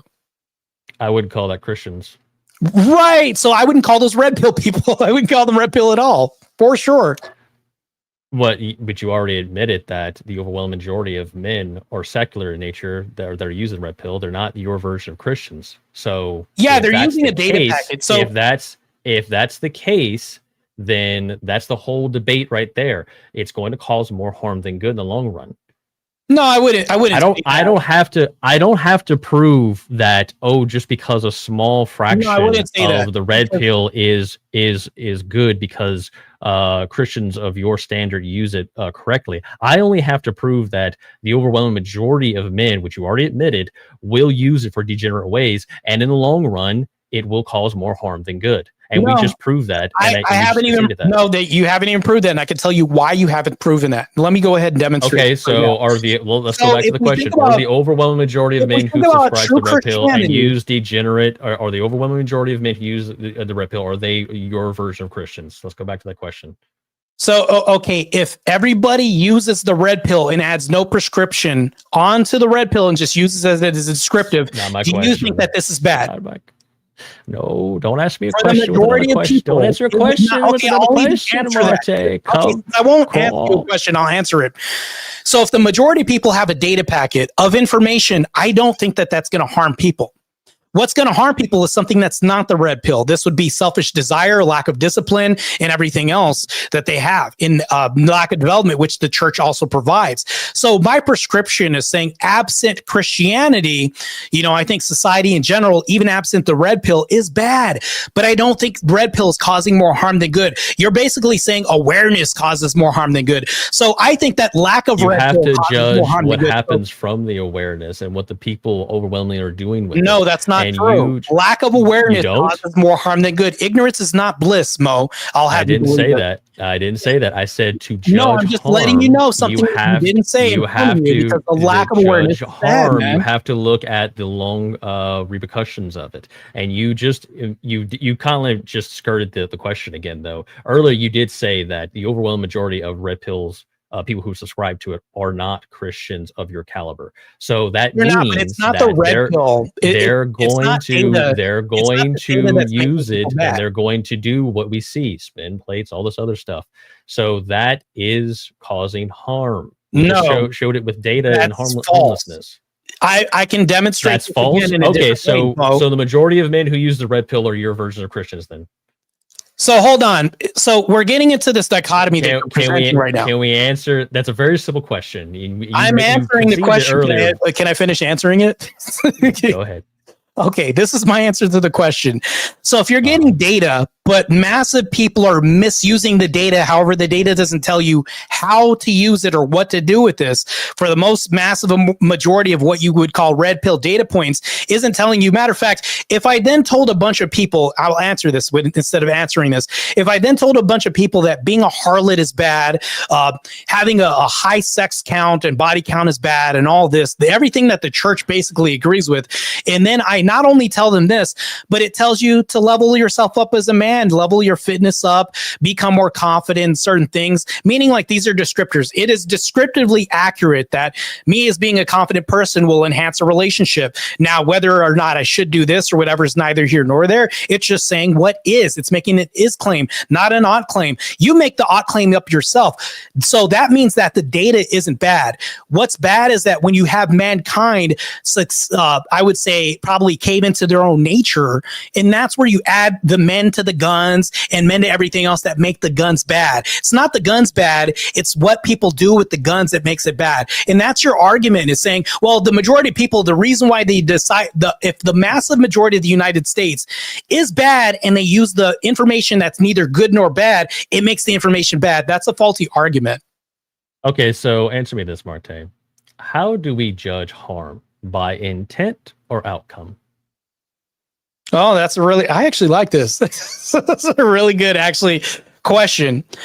So I would say that we judge harm by, I would say, referring to the ecclesiastical church, for sure. The red pill is something that would use that as a base to judge the outcome, would you not? Well, I'm not one of these people that is just dependent on outcomes. I don't function like that. And I don't think the red pill would say, well, these outcomes are really bad. You should do this or you shouldn't do that. So it's just Marxism was kind of okay because, not all the outcomes are like, how do you not judge harm from outcome? Fire burns people. It can have a bad outcome or good outcome. It depends on what you do with this. So you're the same question you asked me. So no. You can have all the good intent in the world, but if the outcome in the long run is bad for men, you have to judge it on the outcome. Yeah, fire. I didn't intend to push that guy off the bridge. It was kind of an accident. And he was, the outcome, he still died, didn't he? The outcome of guns saves lives and also murders lives. So it's like, yeah, the gun's not the problem. Right. Okay. Let's use that example. So you have someone who uses a gun, right? Uses a gun to defend themselves or whatever. And then you look at the state of it. He claims self-defense, but he shot the guy 5 times in the back when he wasn't even approach them. The outcome, you have to judge the outcome and see if it has harm.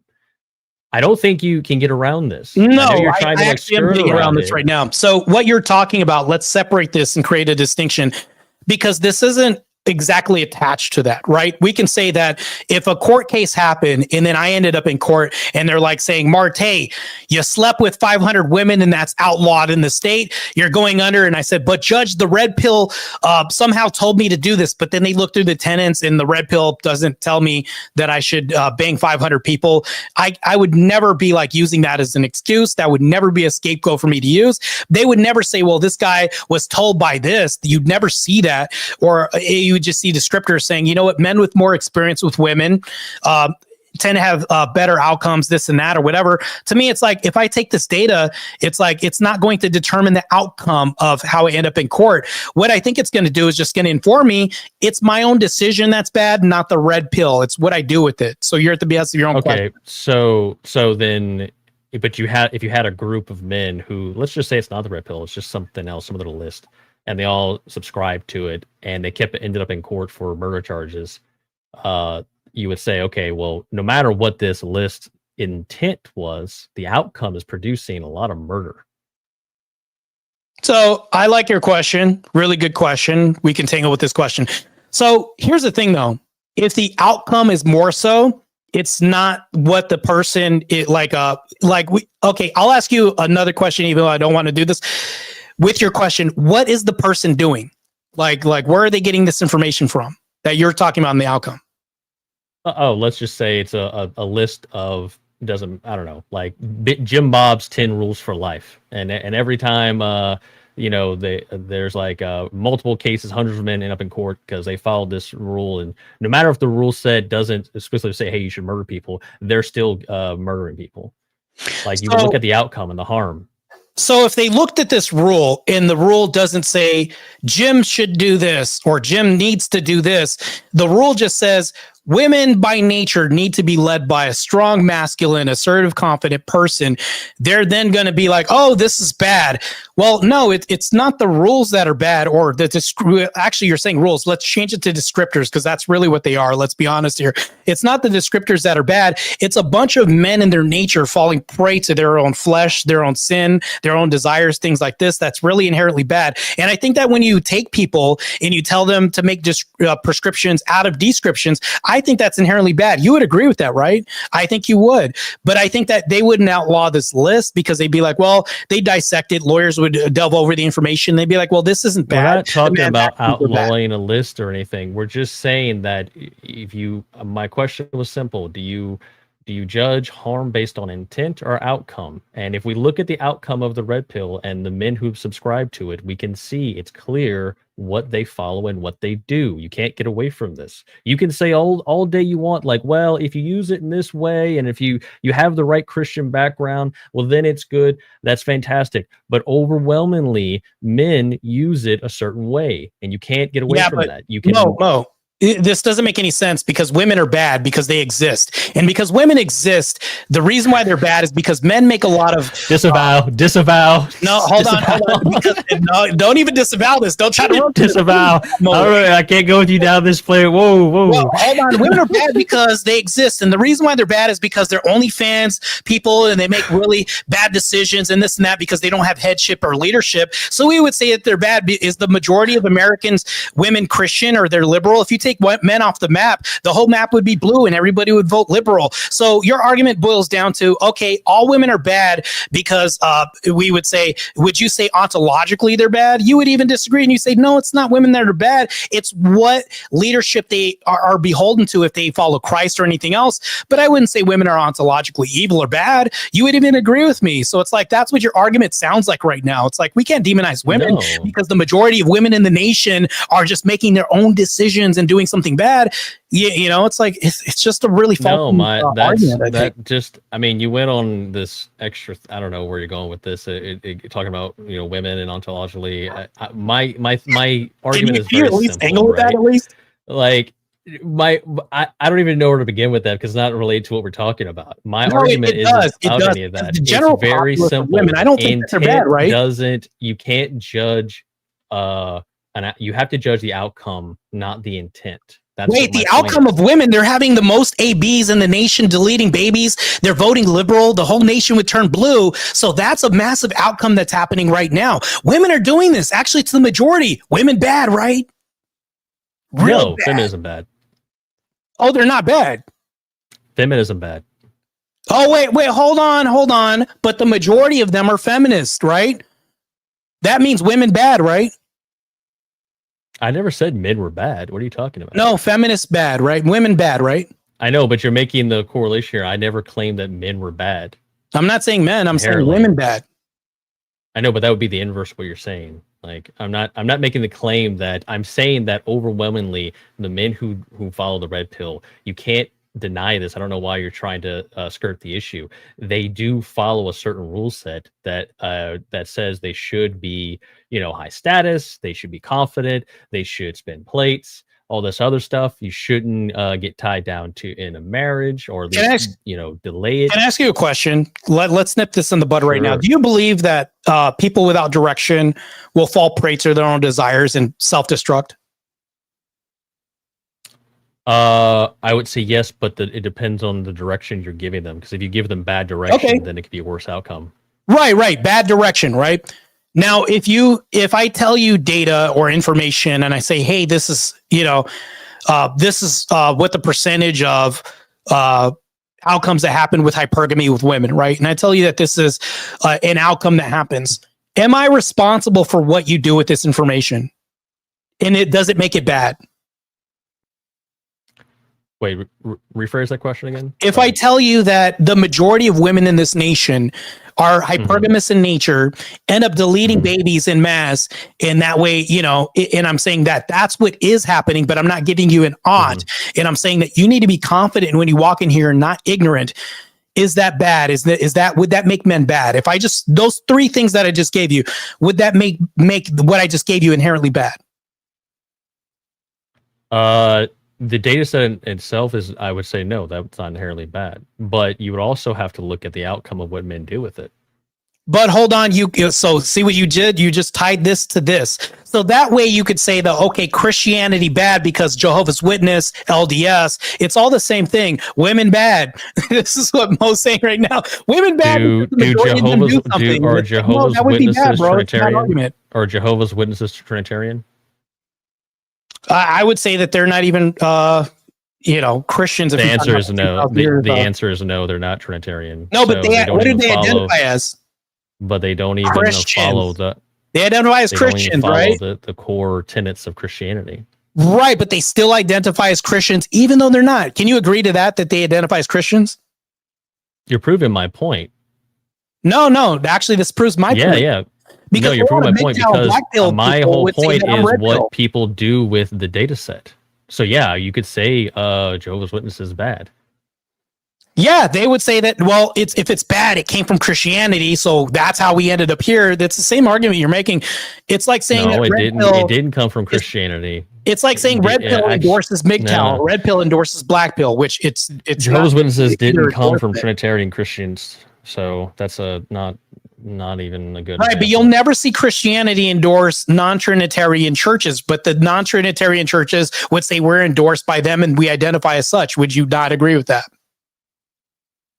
Wait, say that again. You would say what now? So the Trinitarian churches would say we don't endorse Jehovah's Witness or LDS, but LDS would say no, we're Christian. We're endorsed by all Christianity here. We're Christians. We identify as such. Would you not agree with that?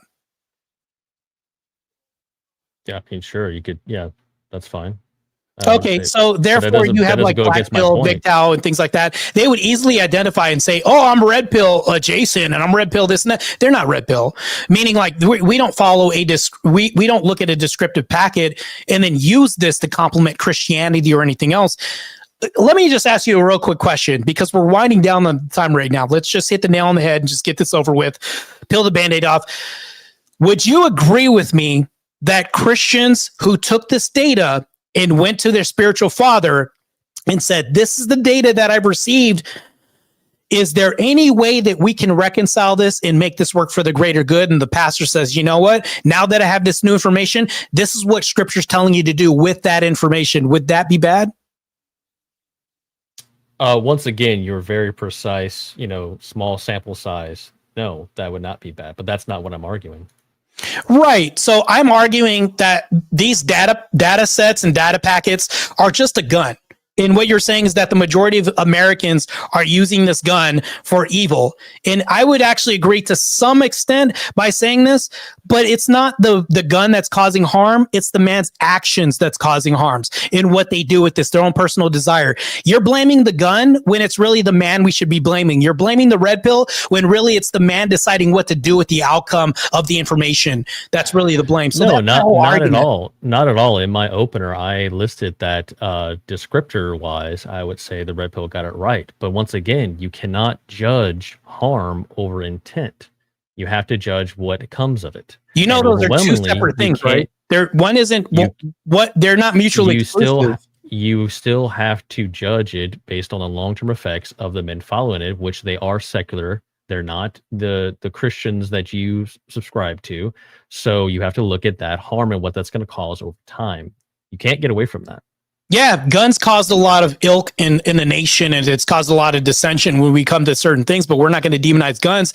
What people decided to do with this is bad. It's their decisions. It's man that's bad. It's not guns that are bad. You're demonizing the red pill data packet when really it's not the packet that's causing harm. It's actually men's I'm not direction and their demonizing the red prescriptions pill that they're data putting on packet. top of this that's bad. I'm not demonizing the red pill data packet. I'm saying that the outcome of the men who follow the red pill data packet has prescriptions, and those prescriptions are dog shit.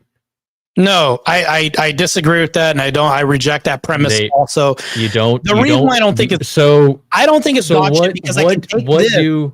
So you don't think the prescriptions are dog shit? I could take this to my spiritual father. He can reconcile this, and I can go to the nation. Hence, it's not the data packet; it's what people. So the prescriptions are good. All the prescriptions are good. Is that what you're saying? What are you saying? You're saying all the prescriptions are good? I'm not making that claim. That's not my claim. I've never made that. Sound like what I'm saying is I can take this data, go to my spiritual father, and say, "This is the information. These are the new stats right now. What can I do with this?" It's not the data that's bad. That's not what's harming men. It's their lack of going to a spiritual father or taking this information and finding guidance alongside this. What they're doing is they're taking something that's inert. I would say this is inert unless you do something with this. It's not really bad. It's what you do with it. Okay, then answer me this. Is the majority of the red pill community doing that, Marte? Yeah, let's say that all the red pill community didn't do this, right? Let's just say they didn't do this. And I'll even grant this, right? It still wouldn't be the red pill that's bad. It's just a lot of people adding. You're arguing against something I'm not even saying. You're arguing against something I'm not saying. This is separate. I'm not claiming that the descriptors are inherently bad. I'm saying you have to look at the outcome. Once again, intent versus outcome. No, I also reject that as well too, because what you're talking, we have to create a distinction. What people do with this can be bad, right? We can say that can be bad, but it doesn't inherently mean thing bad. It doesn't mean information data bad. It doesn't. That's not what causes the thing bad. You would have to, so you'll agree with me on this. Would you agree that sin is inherently all of us being born into this in this world? Would you agree with that? I would say sin is inherent, yes. Right. Sin is inherent. So it's like if most men are inherent with sin, that would be a very problematic thing, regardless of what information and data we have, because that can lead us astray more than a red pill data packet of like what is. It is true that when women sleep around, they're most likely to divorce, all this other stuff, but it's not that information that's going to lead you astray. It's just us following something else that isn't red pill and adding on top of it. Well, we're winding down here. I'll just mention that I think I've made all my points clear, but one thing that I did play around with is, and I didn't do it, but it would have been fun to take your video of the marriage dilemma and then quote back to you the 20 things in there and how basically majority of those things are on my side and what I agree with. But you know, yeah, unfortunately, I decided to be graceful debater. I am malevolent. I'm very generous. Yeah, you're very benevolent, man. This is good, man. You know what? This is actually kind of a refresher compared to what I'm used. I'm so exhausted from the black fatigue right now. Sorry, I'm recovering from that actively. So I appreciate your white eraser to the black fatigue. I don't know if I can even say that. I'd probably piss a lot of people off right now. Black card revoked indefinitely. Definitely. No, I enjoyed this. This was great. Yeah, it's good, man. It was fun. Yeah, I enjoyed it too. Actually, this was a really good one. And again, it's always great when I don't have to do much. Right? Both sides did great here. So with this chat, we are gonna wrap up the open floor part there. Again, massive respect. Both debaters holding their ground, keeping this sharp all the way through here. We're going to head into the closing statements. All right. Each debater is going to have 5 minutes, make their final case, leave their last words with you, the audience. And while they're giving their closers, this is your chance. Start dropping your questions for the upcoming Q&A segment. Again, it'll only be 30 minutes. And if the Super Chats and Cash App saw that, if they fill up the 30 minutes, we won't get to those other questions. So if you want to make sure it gets answered, send in a Super Chat. With that said, we're going to move into the closing statements here. Mo, you are going to go first because you had a first word with opening. So that's going to give Marte the last word. So whenever you're ready, again, thank you both for being here tonight. Whenever you're ready, I'll start the timer up with your voice. Yeah, well, once again, thank you, Easy and crew, for putting this together. I really appreciate it. Thanks for Marte for being a great debate opponent. Just to kind of reassert some things and go over some of the stuff we talked about. The topic tonight was whether the red pill manosphere causes more harm than good. I think after everything we discussed, I've made my points, and that remains undeniably true. We talked about the homelessness issues. We talked about, men just being degenerate and spinning plates, not really actually settling down and building a society worth inheriting. It's a situation where you have to look at the outcome, not the intent. I've already said I agree with that. The red pill in itself, this list of things it goes over, those aren't inherently bad. In fact, I agree with many of them, if not all of them. The point is, though, you have to look at the long-term effects. You cannot measure harm based on just a snapshot at the beginning. You have to look at what it's going to happen after the fact. My opponent already conceded the MGTOW and black pill is toxic, and then he thinks that's worse for men. That's part of the manosphere. So really, you just have to ask yourself some questions to the audience. Does the red pill / manosphere, does it build husbands and fathers? Does it make men happier for society? Does it produce real leaders? When men follow it, does it lead them to happier, fulfilling lives? I think the answer is clearly no. But that's basically all I have to say, and I'll concede the rest of my time. All righty. Thank you for that closing, Mo. And with that, we're going to hand the mic over to Marte for your closing statement. Whenever you're ready, Marte, I will start the timer up with your voice. I appreciate you allowing me to speak on your platform, Speakeasy. Also, hello to the Mrs. Very Based marriage going on here. By the way, I'll even present that. We need more traditional marriages, and I actually support that as well too. I am taking on a position that's a devil's advocate position. I don't call myself red pill at all. Let's get this straight. I'm an Orthodox Christian who doesn't lead with orthodoxy in debates. I just like common sense principles and traditional families, hence me mentioning the moderator's name. Now to my opponent, Mo, I appreciate you meeting me on fierce grounds of dueling. I like this.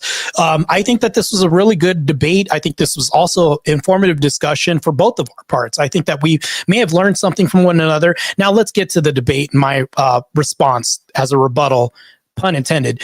Here's the thing, though, is that his argument never really conceded, it never really, I would say, rebutted anything that I said as far as my points of saying red pill bad, more bad for society. And here's why. So we can agree prescriptively that there are a lot of deaths that happen in America because of guns. You would say, have guns ever given life to anybody? Well, maybe it's saved some lives, but it's taken more lives off than anything else. Well, you would never, as a nation, blame the gun for all these deaths that have happened and say guns bad, wipe them off the map. You would then say, no, we need to craft laws around this. We need to give a prescription for these guns that doesn't exist when gun culture. That's why we have laws, things like this built around this as safeguards. They insert Christianity, which I brought into the chat. And now that we're talking about this, all I'm talking about is a gun. And his argument boils down to this.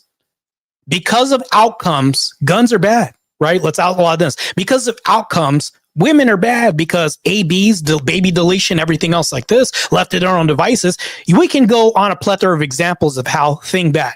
Well, really, if we boil down to this, we wouldn't delete women off the face of the earth. We wouldn't delete guns off the face of the earth because we realize that there's a purpose in a descriptive claim that we can use. We observe that a gun can do two things. It can either be good or bad. We can look at a woman, despite what Eve did or Delilah did to Samson or anything else, that can be either good or bad. It's the leadership with this information. It's your decision-making ability. I'm able to create a distinction and separate the two. Now, I can have a data packet of information.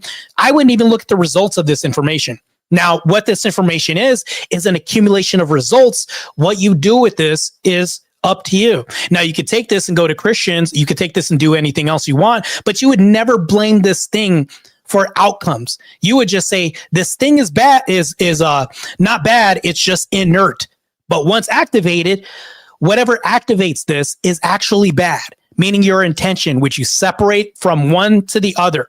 Now, your intention added on to this is what makes it good or bad, just like the gun. I could pick up a gun, save a life, or kill a life. I can take fire, cook food for a village, or burn down a village. I could take a woman, she could AB all my babies at Planned Parenthood, or she can build a patriarchal structure in a family and accommodate this in a communal setting. So this is what I'm saying.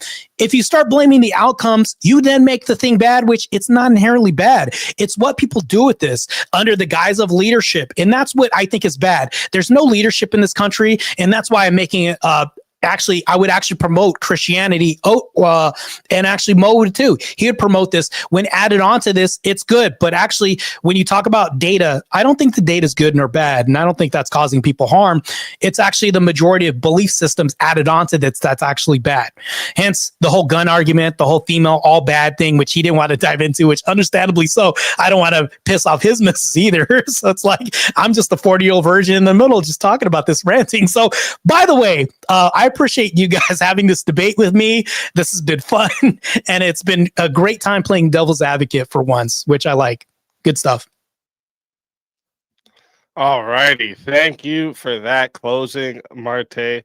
And reminder for everybody in the chat, if you hit refresh, because if you've been here from the start, it wasn't in there right at the start. But if you hit refresh, you can find both the debaters in the description. Make sure you go sub up to both of them. All right. Mo's, figuring out what he wants to do with his channel. And I feel like if you guys go give him some more subs, he'll be, even more motivated to start doing that. All right. And Marte, he's giving plenty of content all the time. So make sure you guys go and sub up for that over there. Okay. Give them both support for coming out and giving you guys a great show tonight. Okay. Are you both going to be staying for the after panel? I'll stay. Yeah, man. I'll save it.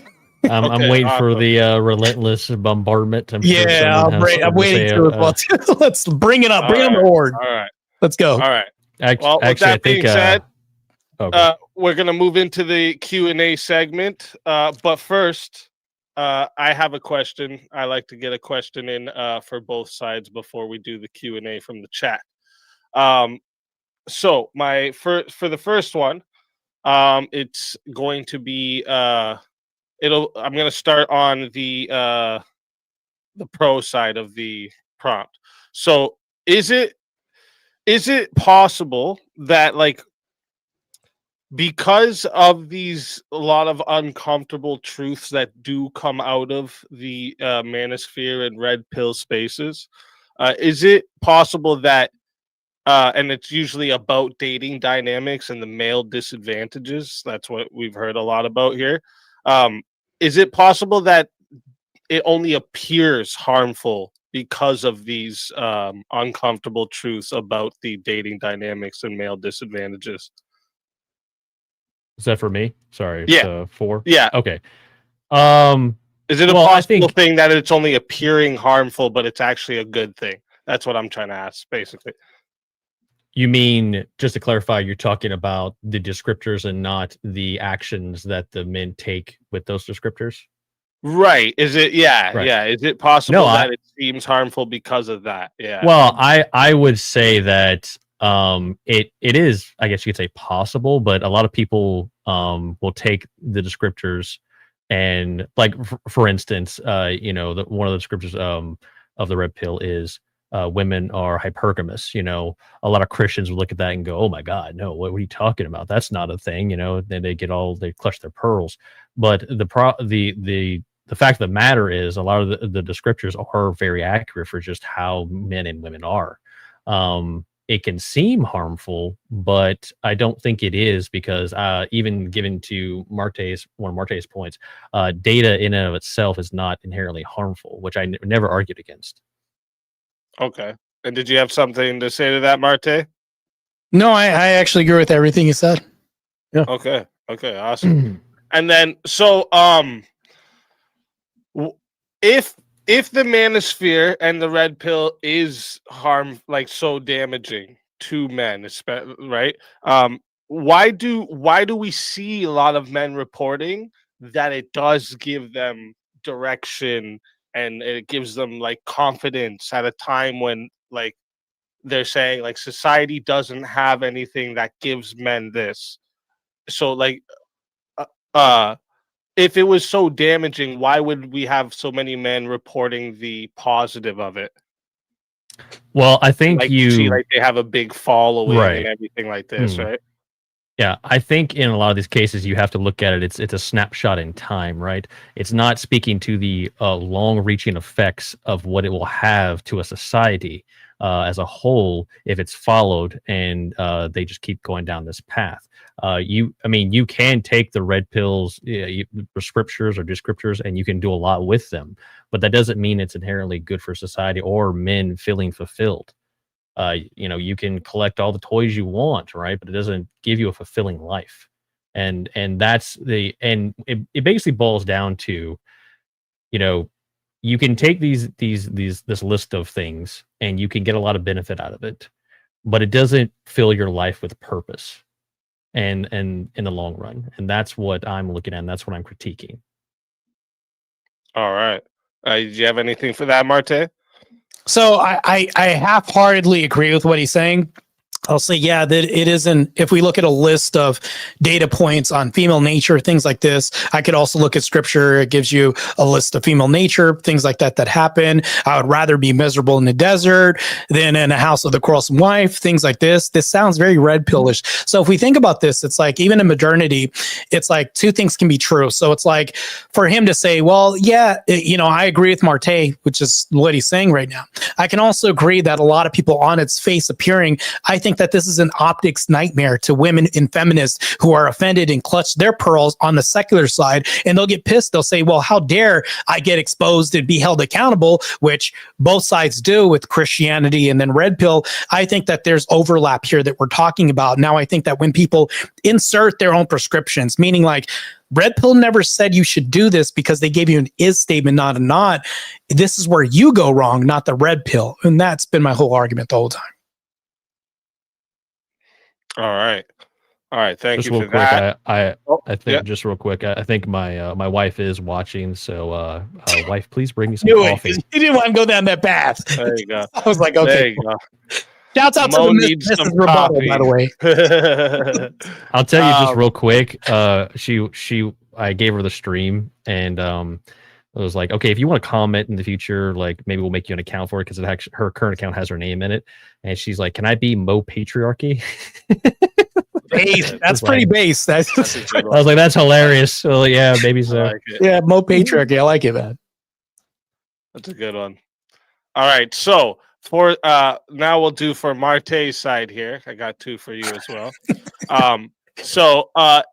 Okay, so if there is a like the manosphere and the packet, right? The packet of information, if this is truly helping men, why do we see with like most like the popular influencers, they'll promote things that would like actually seem around like paranoia and victimhood and like, like, oh, men have it so hard, fuck these women.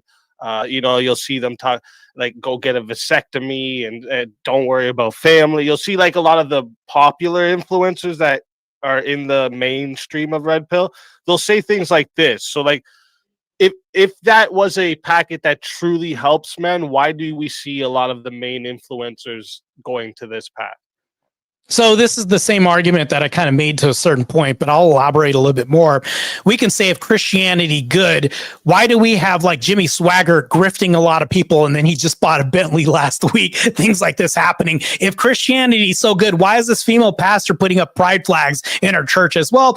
Let's look at the case, right? The case, for example, of saying like, we can even say, even on our platform, there can be grifters influencing the chat from another verse that happens, right? There are grifters that come in and they actually drama content off of the content that we have, meaning that they're hanger-oners, orbiters, and things like this. We can see this. So that's a performative example of what happens. Although I would say that your content is pure because you're firm, fair, consistent, and unbiased as a moderator. However, people can see this hate watch and then have little clips because you made a mistake and things like this. And they're saying, oh, look at him. He's really bad, this and that. And this is bad. Well, all of this originates from one point. And they would say like, okay, the moderator speakeasy is bad because he produced content for this other guy. And you would say, no, he clipped me out of context. And that's bad. So that's all this argument is like the red pill is a descriptor. What we have is a lot of hanger-oners, orbiters, and grifters who are in it to feed off of men's pain and punishment.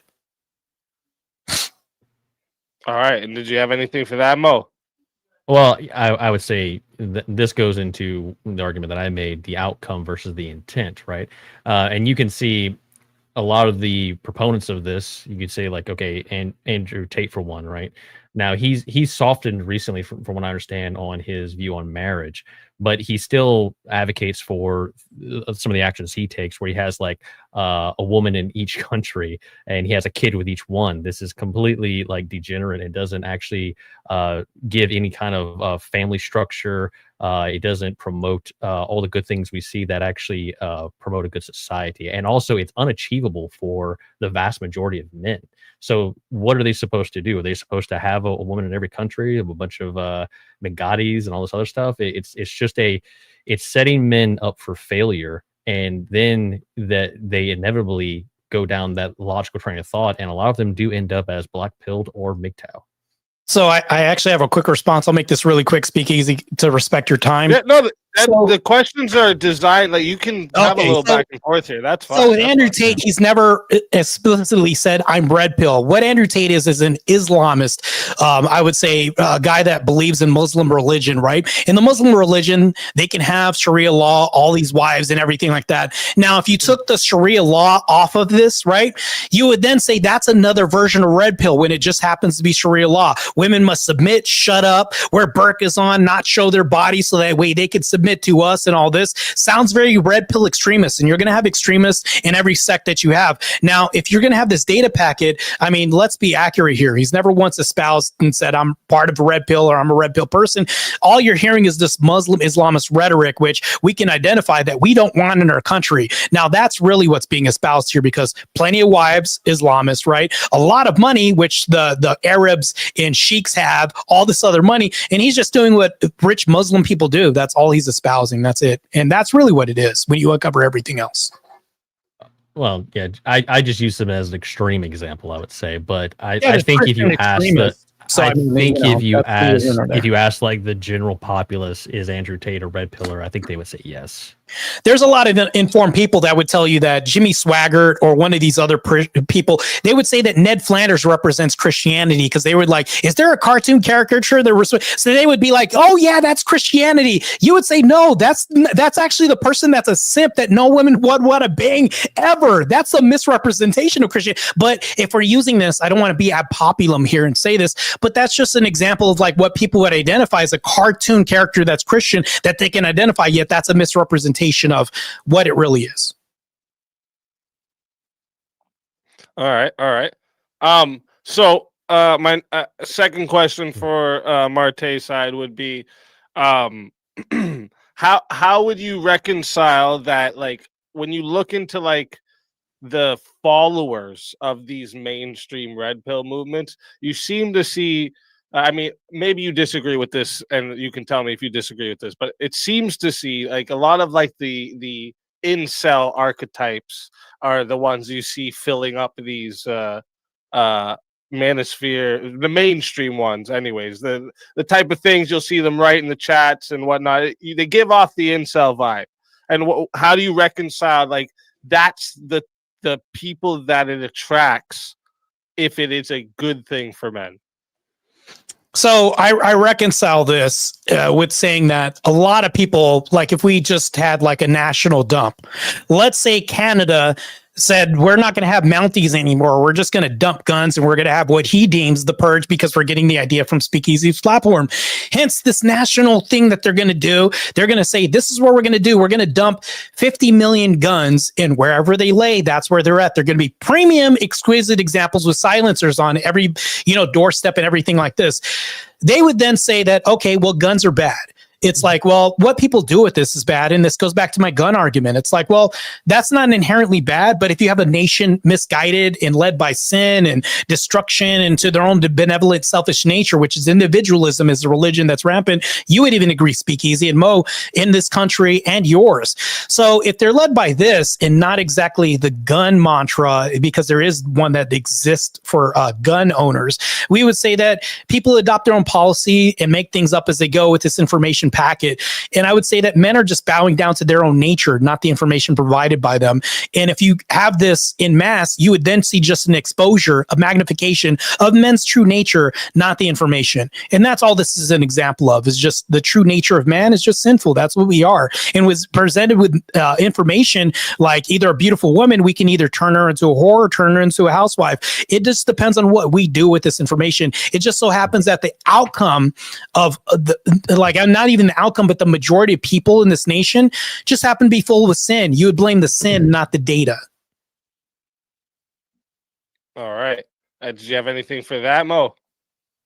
No, I mean, just going back to what I brought up in the debate, I do think you have to look at the overwhelming use of the data. And once again, I'm not critiquing the data and saying it in itself is bad, but men are logical creatures. So they're going to take this data points and they're going to extrapolate what they view as being logical.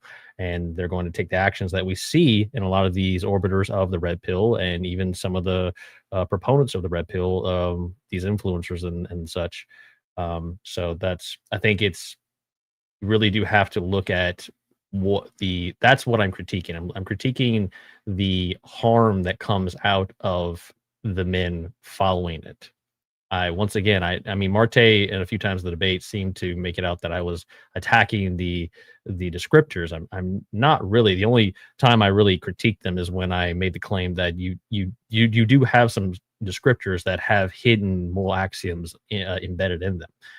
But I'm not critiquing the descriptors as a whole. That was not my argument. Well, just I have to respond to this. The gun can have like a hidden outcome and axiom with this too, because we all know that guns kill effectively. They're really good at doing this. So it's like, if we're talking, they overwhelmingly protect.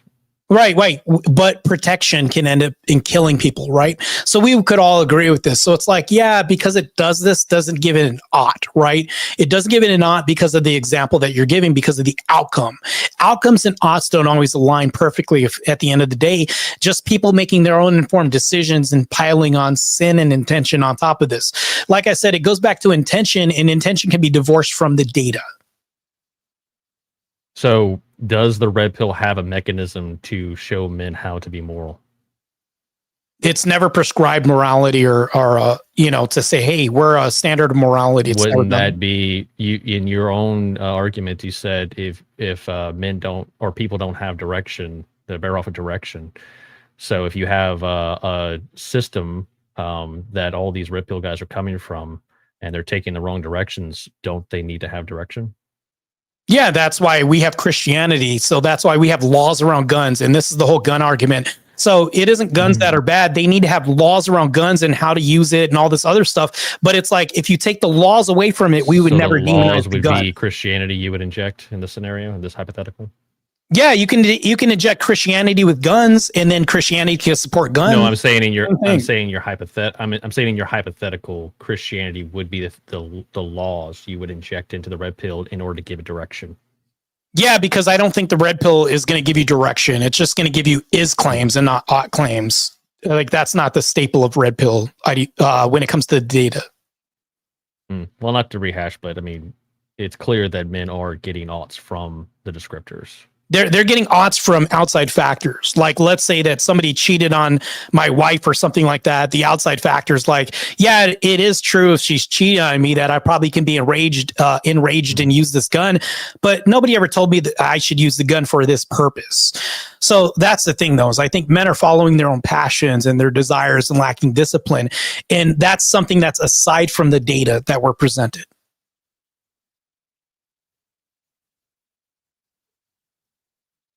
All right. So now with that, we're going to get into the Q&A. I'm going to start this timer up. Chat, like I said, we're going to do the super chats. I only see a couple here, though, and then we'll get into the Q&A.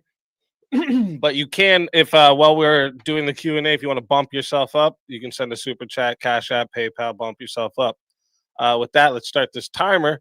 And we got Tay Gooch sends in $10 just to say for the goal, not one step back, and not one step back, sir. Tay Gooch, Nice. Thank you very much for the $10 super chat. The Cheap Chimp, I love this name. Is it okay for Mart Ray? He must have been doing speech to text. Is it okay for Marte to speak for a priest when you go and ask him questions about dating and relationships, or am I confused for both to answer? So whoever wants to answer first, and then the other one can.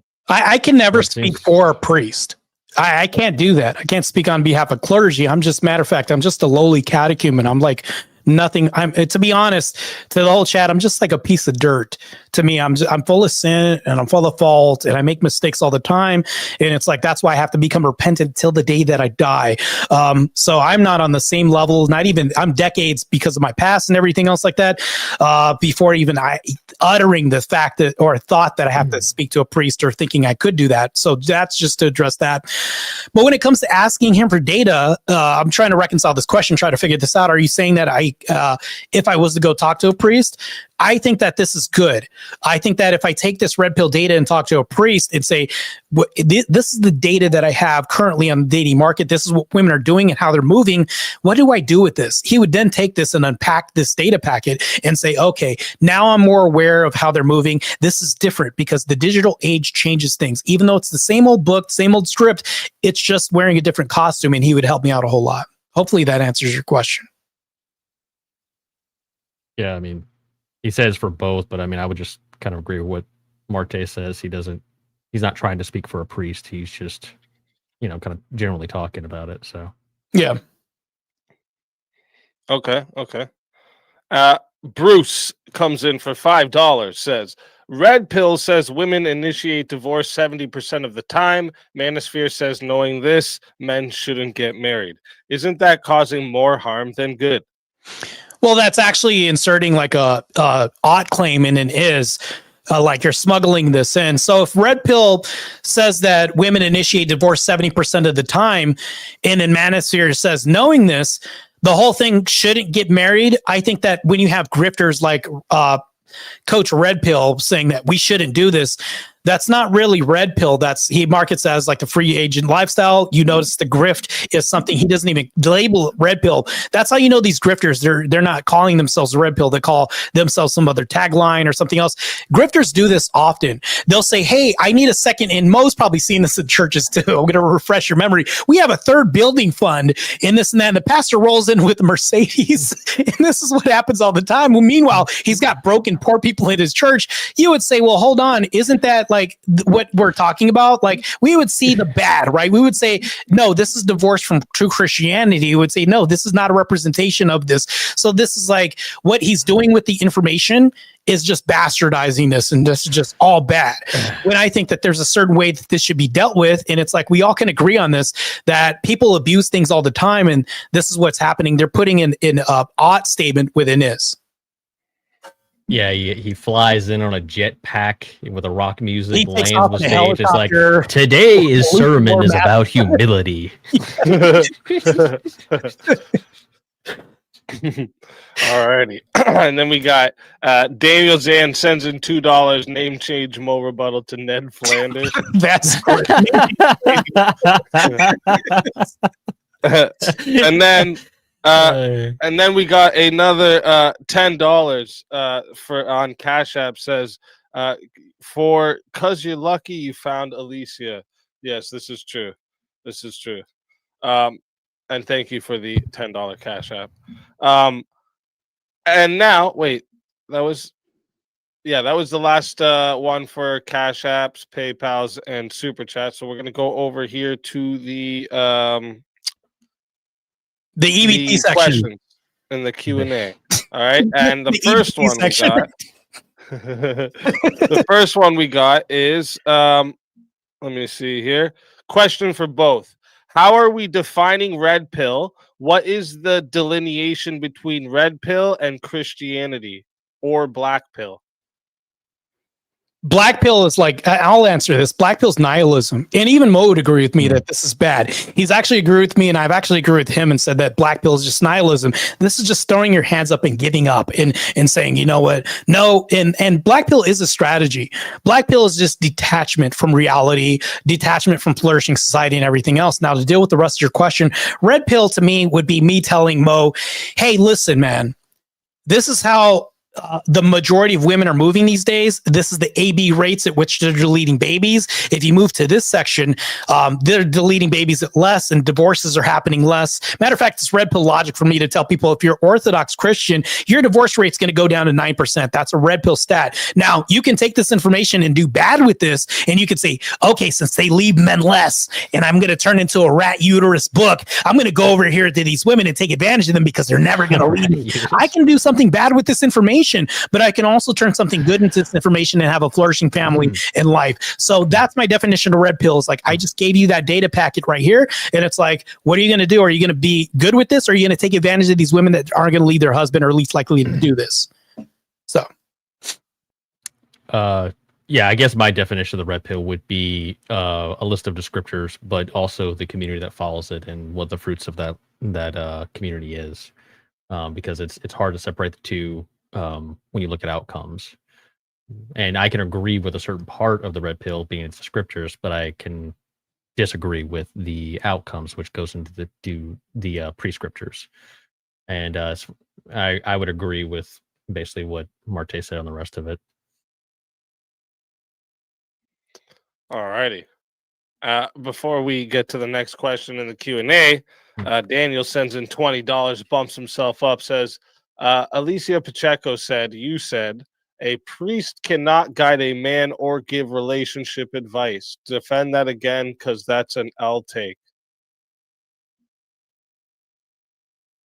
oh, wait, is that for me? Yeah, I'm guessing, yeah. I'm not sure. Yeah, Alicia a priest can give you advice. A priest give advice all the time. What I said is that you can't give advice and speak on behalf of priest. Like, you can't. Is that what you got, Mo? Because that's how I answered it, right? Like, I can't speak on behalf of priest, but what I can do is I can give priest information, and they can give me advice with the information. Yeah, I'm not sure this. I'm trying to make sense of this super chat here. I don't. Yeah, I don't know. think you're saying that you said a priest but cannot guide a man or give relationship advice. Said you said. yeah, it said Alicia said, but it's I'll answer that. I mean, my answer would be like, no, I've never said a priest can't give advice or guide a man. That would be an L take if somebody said that. I'll agree with that. Oh, it's for Mo. Wait, what? It's for Mo. You said a priest cannot guide a man or give relationship advice. I don't remember ever saying that. If I did, then must have. If I did, I misspoke, but I don't remember saying that. Do you remember, Marte? Did I say that? Yeah, I don't remember that, but if you did say that, I agree it's an L take, though. He's saying Marte said that. Yeah, they're both. I think it's maybe it was a mix-up of something said. Someone go back and clip it for us. Maybe we'll. Could be a panel versus invasion. You never know. These detractors are everywhere, bro. They're spot. Abby sends in $10, bumps herself up. Thank you, Abby. Says, why are there single men who follow red pill converting to Muslims? So that would be an assertion. And like, to me, I think that's unfalsifiable when we think about this on its face, because I was a red pill guy that followed the red pill, and I'm an Orthodox Christian. Granted, you're going to have red pill people that convert to LDS. You're going to have people convert to like Judaism. This thing happens. So it's like, you know, it's the whole outcome orientated thing. And you can't hold people responsible for the outcome by saying it's the whole gun thing. It's like, why are people dying in mass of guns existing? Well, it's like, well, lives are being saved and all this. It's just the decisions people make. And you have to separate their belief systems from the data that's presented to them. Did you have anything you wanted to say to that, Mo? I would say with a lot of the influencers, I would say you see a lot of them converting to Islam because Islam reflects some of the extreme prescriptions that come from the red pill. I think it more closely, you could say, okay, so Christianity, when it goes to the descriptors, a lot of it lines up. But then you could say the prescriptors that come out of the red pill lines up with Muslims. That's what I would say. Yeah, well, the same thing could be said for extremists on Christians, especially on the right. Because we have extremists that exist in every culture subset. And we could even say this, like it's layered throughout, that you're going to have extremists who are Jews, right? Or, you know, or even we would even say like LDS or anything like that. You're going to have extremes everywhere. But it's like, if you think about this, anything taken to the extreme and bastardized can be bad. Yeah, I think also basic.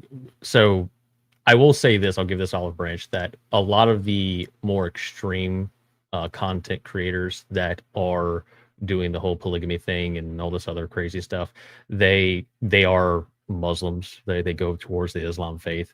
So I will extend that olive branch and say that in the red pill community, you do see a lot of that.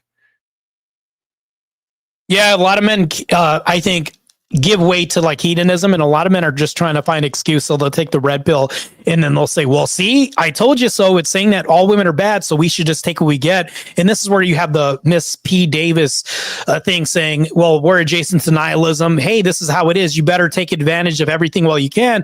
And it's while saying also in the same breath, well, I don't get prescriptors here and doing all this. Well, it's like, yeah, I understand that, but you're on a platform literally telling men like, hey, this is just how it is, and it sucks to give you an olive branch back to you, where it's like kind of in a way she's giving a prescription here when she says this is how it is, you're screwed and you're an idiot if you do this, but you're not if you don't do this. Because to me, I could even say that that's a semblance of a prescription, but it's not a prescription.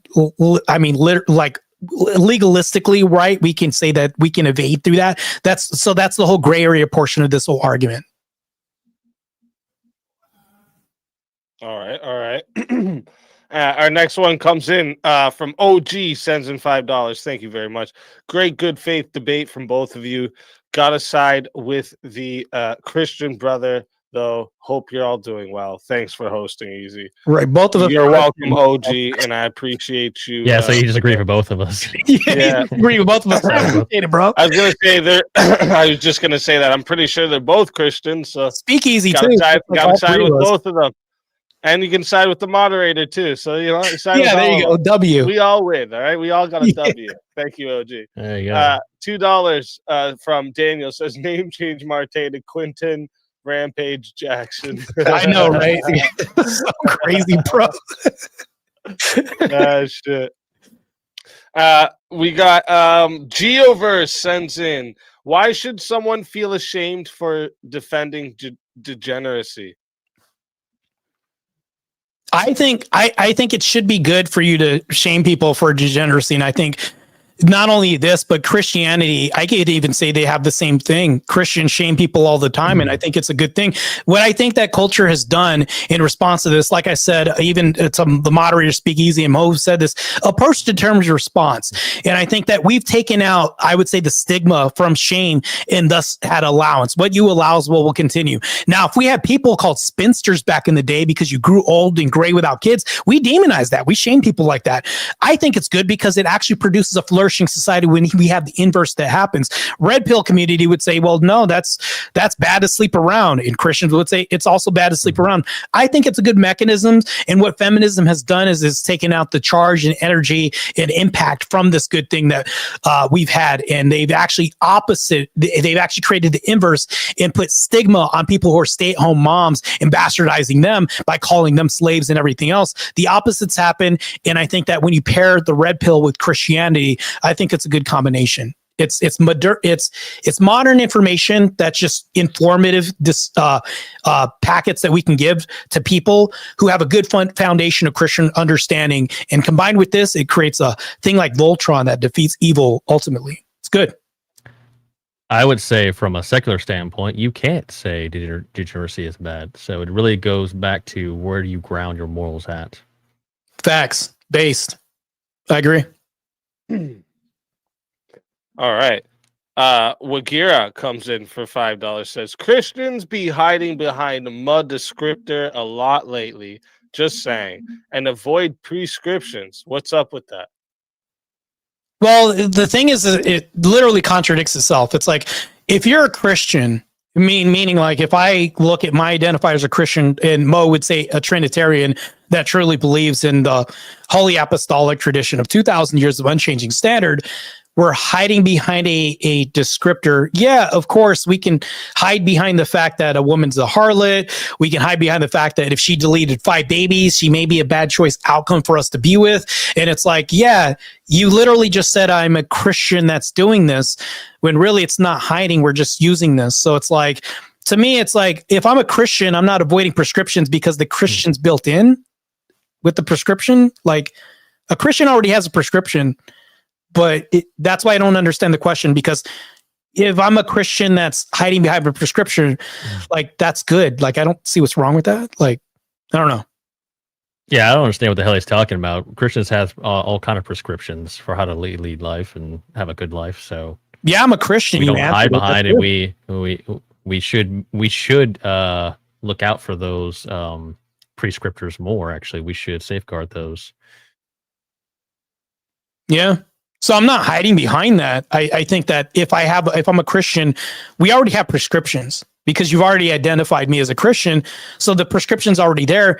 I would actually just use the descriptor. I would actually compare that with Christianity. I think it's a good mix. All right. Now we'll get back. That's it for Super Chats again. Oh, wait, nope. One more. Not $1 back to Sarah. Great debate tonight. I love it. That's the what's his name? Free from Pukin. Is that what his name is?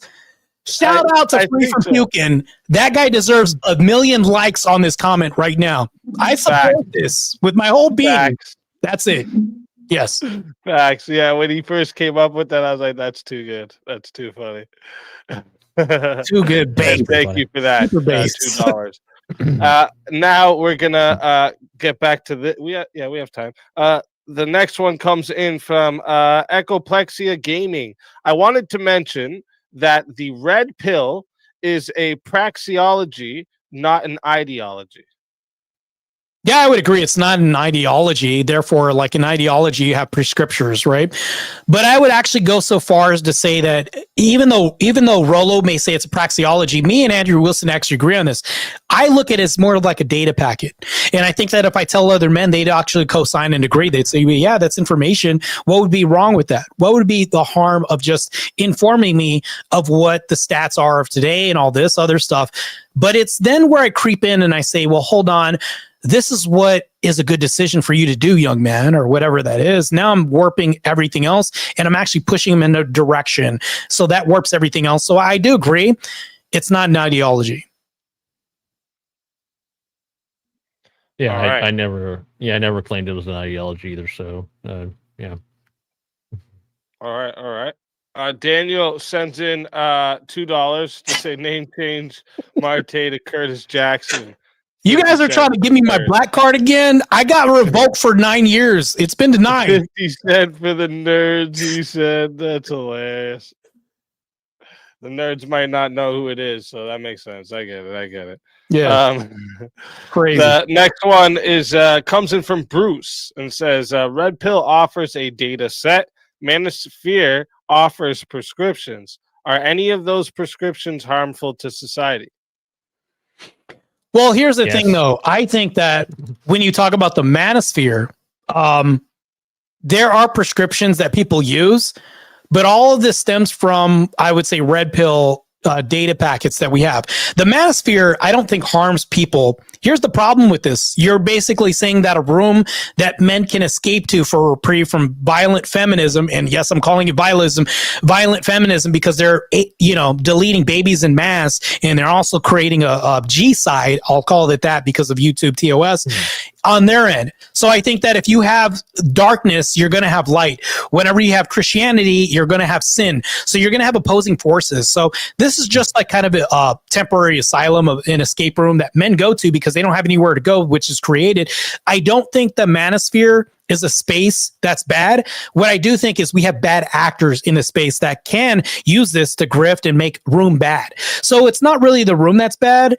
Who's in the room? That's the question. Do you have Coach Red Pill or anybody else? Then I'd say, okay, yeah, you're right about this, but it's the people, not really the space, because the manosphere is just a space, and then Red Pill is just a data packet. Yeah, I guess my rebuttal to that would be that just because you have a group of individuals that have a brotherhood doesn't mean it's inherently good. Gangs or a brotherhood doesn't mean they're inherently good. When you look at the manosphere, there are a lot that comes from it that does cause harm statistically. We went over the homelessness issue. You can't deny that a lot of the people in the manosphere, the tenets that they follow will lead to more single mother children, single mother households. So I do think that there is quite a bit of harm that comes from the manosphere. When you say tenants, that would be separate, because I don't think that anybody in the manosphere would say, well, I got these tenants from the manosphere. No, they got it from Coach Red Pill. They got it from a certain individual who added everything else in their own splash of flavor and sprinkled on a little bit of nihilism. They're part of the manosphere. Right? We went over the MGTOW and Black Pill. Those are part of the manosphere. No, so these are bad actors that you have in a room. The manosphere is just a space where anybody could exhibit. I, as a Christian, could be existing in the manosphere. Orthodox Christians can come in and say, yeah, I'm involved in the manosphere trying to help men. This is an outreach that I could say that I purport, but this is just a room that I'm in. Now, you can have bad actors in the sphere. That all the spheres is just a space. That's all they're talking about. Now, whoever's in this room, it's like you don't say the room's bad because the person's in it. It's the person that's bad that changes the I would say the temperature of the room and things like this. But this changes, right? Just like any other room. So the room isn't bad. It's just the people that are bad. I would say that Coach Red Pill's bad, not the space. Sure, but overwhelmingly, the vast majority of men in the manosphere that subscribe to MGTOW and all these other prescriptors, they make up the overwhelming majority of it. The Christian men who might find themselves in this group who apply the descriptors of the red pill and get benefit out of it, you can't use them to justify the whole. So nobody's making a justification of the whole, because that's like saying, well, we need to just delete the room because most of the men that inhabit this room is bad. You would never cause a demolition to a house because this is infiltrated by a group of Islamist people who just decide to have degenerate lifestyles or whatever it is they do. You would never destroy the house. If it had a bunch of termites, I would. And demonize the people who inhabit the house. If it was full of termites, I would. And that's what they are, termites. Yeah, but that would be like, okay, then it isn't the house, it's the termites. It makes my argument. So you would hire an exterminator, not a demolition man. That's what I'm saying. All right. Next one comes in from Daniel, just says, why are you gay? You mean happy? 50 years ago, why I think are you happy. Ray, it's the next one, says, Marte, making the comparison to guns suggests some form of regulation is necessary. So I wouldn't say it's necessary. I think the reason why we have regulation on gun, on guns is because of people's decisions that they apply with the gun. Like if I have a belief system to where it's like the old West and we duel out, like Roosevelt, I think it was Roosevelt who did like one of the most based presidents who had a duel on the White House lawn. If I'm accurate in my history here, had a duel. It's like, I think that that's extremely based, but it's like the same thing with the gun argument. I think that if you're going to apply principles on top of guns, it's not the gun that's bad. It's just the fact that people will do with it it's the whole do as thou wilt thing that's bad. That's really what it is. So if you have people falling into pleasure, into selfish needs and desires, and they have a gun, yeah, this could definitely be inherently bad, but it's not the gun that's bad. The reason why we design laws around guns is because, the outcome is like, well, a lot of people could misuse this, and we're trying to prevent misuse. So with the red pill, that's the whole prescriptive measure that I'm saying, add Christianity on top of this, and this complements it very well. This is the laws that we have. Red pill, me going to my pastor or priest and saying, hey, these are the stats. This is what the day market's looking like, and here's my Tinder profile. What do you think I should do? Yeah, those are the laws that I'm designing around the red pills using a Christian perspective.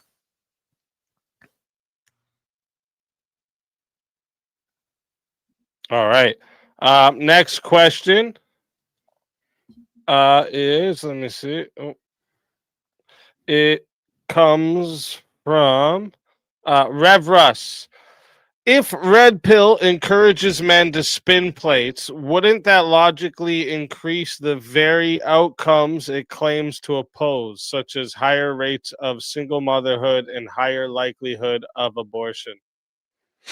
So you're talking about if a bad actor gets in data and says, you know what, this is what I'm going to do. And I'm the sneaky rat uterus guy. And I'm going to come in and say, you know what, I'm going to tell men that they need to do this with this information. Well, that's that man that's a bad actor.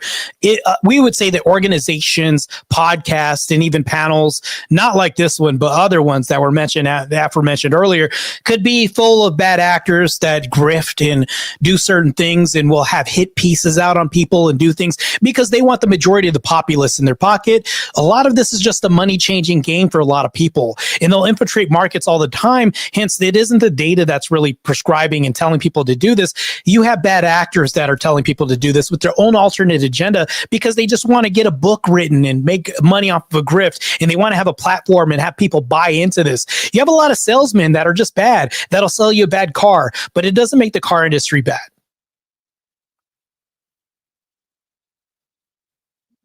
All right. Did you have anything for that, Mo? No, I mean, I could just reiterate what I said earlier, but I've kind of talked to this. It's you do have a lot of guys in the Red Pill community, and it's not just like a few. It's the overwhelming majority of them subscribe to a lot of the prescriptors. So unfortunately, that's the case. All right. Daniel pops himself up with 10. Says Marte, Roosevelt was married 1981 to 1985. She died, and then he married 1886 until his. Wait, did you mean to say 1986? How did he go back in time? What's going on here? Yeah, that's crazy. He Got that he flush met 19. Wait a minute. What? We got to go back. I don't understand. Wait, Marty guys- McFly, where's the Are you guys DeLorean at, reading bro? this? Are you guys reading this? 1981 to 1985. She died, and then he married 1886 until his death in 1919. He wasn't happy. He went back. He's like, I'm doing it over. 33 years with his second wife. He's not red pill. He's Mo side. You lose again. Your own idols, not red pill. So what I'll say in this outrageous fictional scenario where the time dilation just happens, I think there was a movie about this, which was very fascinating with Matthew McConaughey. I would say in this example, that would be actually really red pill. Red pill would say that if there's an outcome of success, that's just a fact, and that's just a data point. I never made it is claim or ought claim. I don't think Roosevelt was, I never said like he was red pill or not red pill. I'm saying that maybe the actions that he did, the red pill would agree with. They'd say, okay, well, if he was successful, then we wouldn't be against that. No red pill person would say, well, I'm against success if actually he was happily married. Like no red pill says, well, we're against men's happiness or successful marriages. Like that, no, not one red pill person that I've even heard, even on the bad actor side, has actually espoused or railed against successful marriages. I've never heard that once, but yeah, I mean, the Marty McFly reference here is pretty good, though.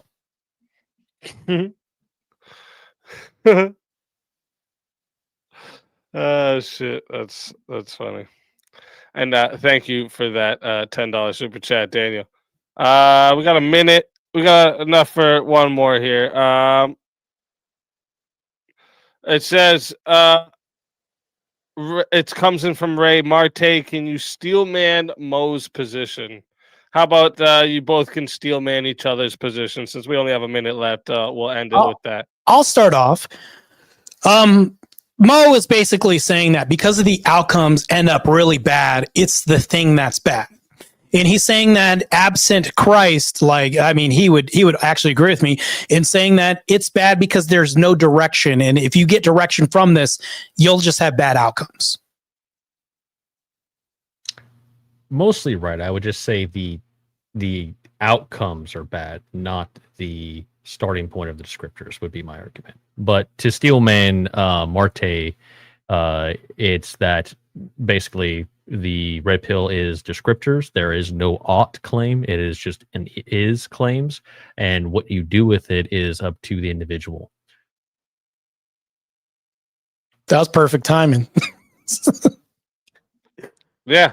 Yeah, that was he ain't no Justin Timberlake, but we're definitely in sync right there. So that was it. In sync is right. And listen, that is gonna wrap up the audience Q&A portion of tonight's debate. Again, huge thanks to everyone who sent in questions and showed support through the super chats, cash apps, PayPals. Every bit of that support helps keep the show running, make these debates possible. Right, big respect to both our debaters for stepping into the arena tonight. Again, like I always say, whether you agreed or disagreed, it takes actual courage to come up here, hold your ground, test your ideas, and do it all in front of a live audience. So make sure you go find both debaters in the description so you can sub up to both of them, show them support so they can continue coming back and giving you guys debates as well. What we're going to do is we're going to roll the debate outro. This runs for about 3 minutes. That'll give the debaters, you, the chat, and myself a quick breather. Go take a piss, get a drink, anything you need to do.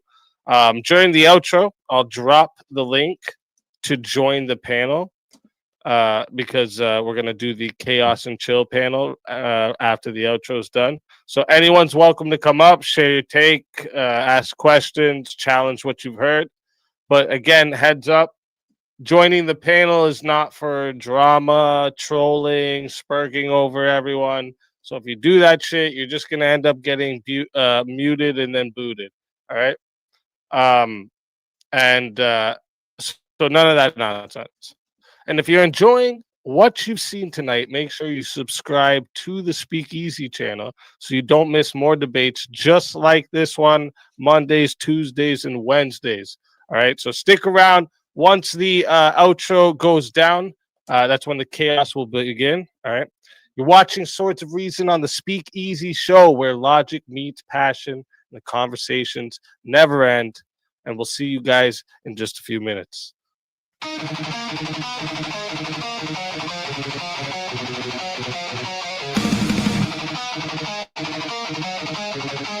all right, guys, that was actually a pretty good show, man. I actually like that. Really good show, man. So I am barely just seeing the super chats right now. I was playing devil's advocate tonight. As you guys know, I'm not a red pill guy. I'm an Orthodox Christian catechumen. I'm not a guy that defends the red pill at all, typically, but these are my beliefs. If I do believe it's a data packet. I think that I'm definitely not pro black pill. at all, right? So I'm gonna have people up. If you guys want to talk about this for a bit, we can do like a post debate conversation, things like this. Let me go see some of these. Oh, my fearless moderator AJ was in the chat. Does this guy not believe in free speech? Does he think that everyone has the right to be offended no matter what the intent is? He wasn't defending himself. Yeah. Well, you know what? If I give you information to help, it's like either hurt or heal you. You know, it depends on what you do with the red pill information. To me, that's my definition of what red pill is. Matter of fact, AJ does this all the time. He goes over current events and news and things like this. He doesn't make prescriptions. He says, well, this is what all men should do. And this is like a biblical example of what red pill is. He doesn't say this. He just says, look at this fool. She's an idiot for doing this. She has a weave and doing all this other stuff. It's like, and then you make your own decision what you want to do with that. So all this information, and to me, I don't think that red pill is causing harm. I think it's just men making stupid decisions with said information. If I tell you something and you're wise before it, yeah, maybe you'll do something right with it. But then maybe we have stupid people in our population that with good information, right, and then choose to repeat the same stupid mistake, being selfish and individualistic. So yeah, all good stuff. But yeah, hold on. Let's get back to this because I know that there was a super. Oh, here we go. Great job. I had no idea you were arguing devil's advocate. Yeah, for sure, man. I'm never gonna do a devil's advocate if it morally goes against my own premise, right? But I inherently think that the red pill complements Christianity really well. It's not exactly a devil's advocate position, right? For sure. Let's go ahead and view some of these chats real quick. Harry Ludwig said, blah, blah, blah. Yeah, does this Mo guy admit that what women do wrong? Is the red pill right about women? Yeah, it's descriptively mostly right. I would say that. Yeah, I agree with that. Why doesn't this Mo guy talk about what women are doing wrong? Because, yeah, that would be good information to find out, right? For sure. Harry says this seems undirected. Is there any sense to this discussion? Yeah, there is a sense. I'm saying that the red pill doesn't cause harm to them. Overwhelmingly. Cool Vic says, let's effing go Marte. I agree with that whole sentiment. Crucible Crusader, let's effing go. Relentless said, let's go with the Crucible Crusader. Eric AF said, LFG, let's fucking go. I agree. All right, back down here, the chat. All right, I guess I gotta really scroll down kind of crazy there. The intro's still playing, by the way. That's why I'm talking to you guys right now. Okay, let's get back to the show. I'll pin it and put it back up. Hold on, let's see if I can bring this back up.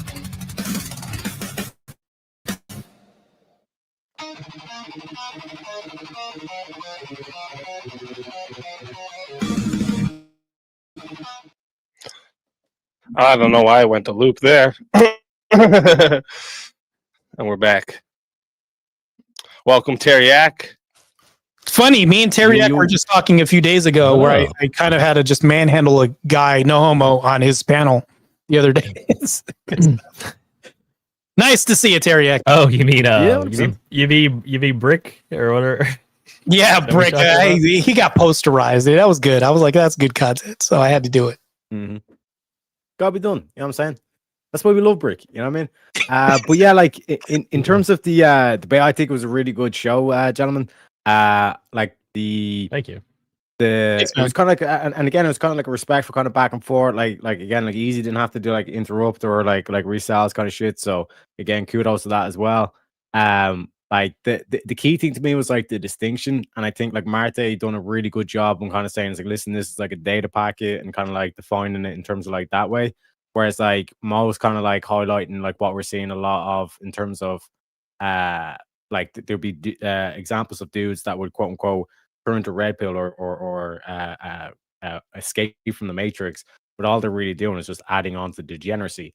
Like a key moment that kind of like wasn't it's like a more kind of like popular kind of like thing is when Andrew Wilson went on to Fresh and Fit and literally correct like went against Myron's all claim of you need to sleep with 50 women. You know what I mean? To which Myron's changes to you need to have the experience, like as if you the were experience. Yeah, if we were, yeah.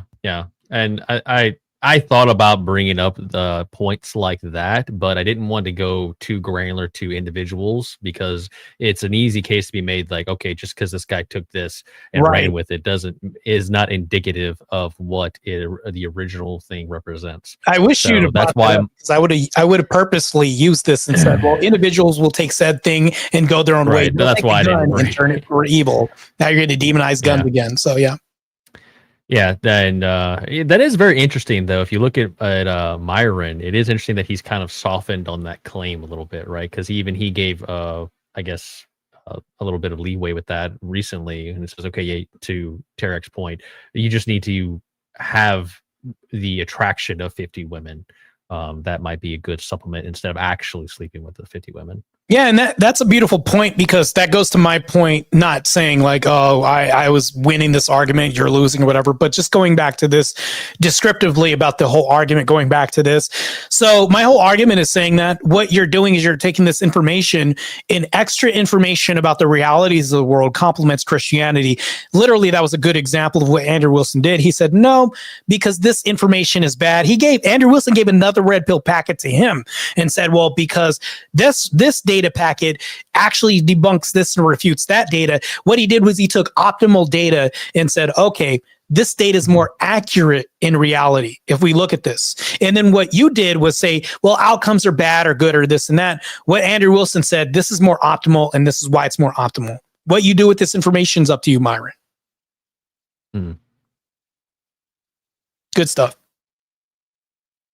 Because I truly think that like the red pill, like the reason why they explode is because that is a needed conversation to have, because a lot of people are kind of along the lines of, if we just become a Christian nation, then we'll basically be in the promised land. But like I point to like Northern Ireland, for example, where it's like they were all Christian, but like even in terms of this dynamic where it's like you're starting to see the purity culture, and again like Andrew Wilson and Jim Bob and all the boys that like they call that shit out. They like the Stone Circle Christians, like that's what he called it in terms of like this purity culture where it's like it goes the complete opposite end.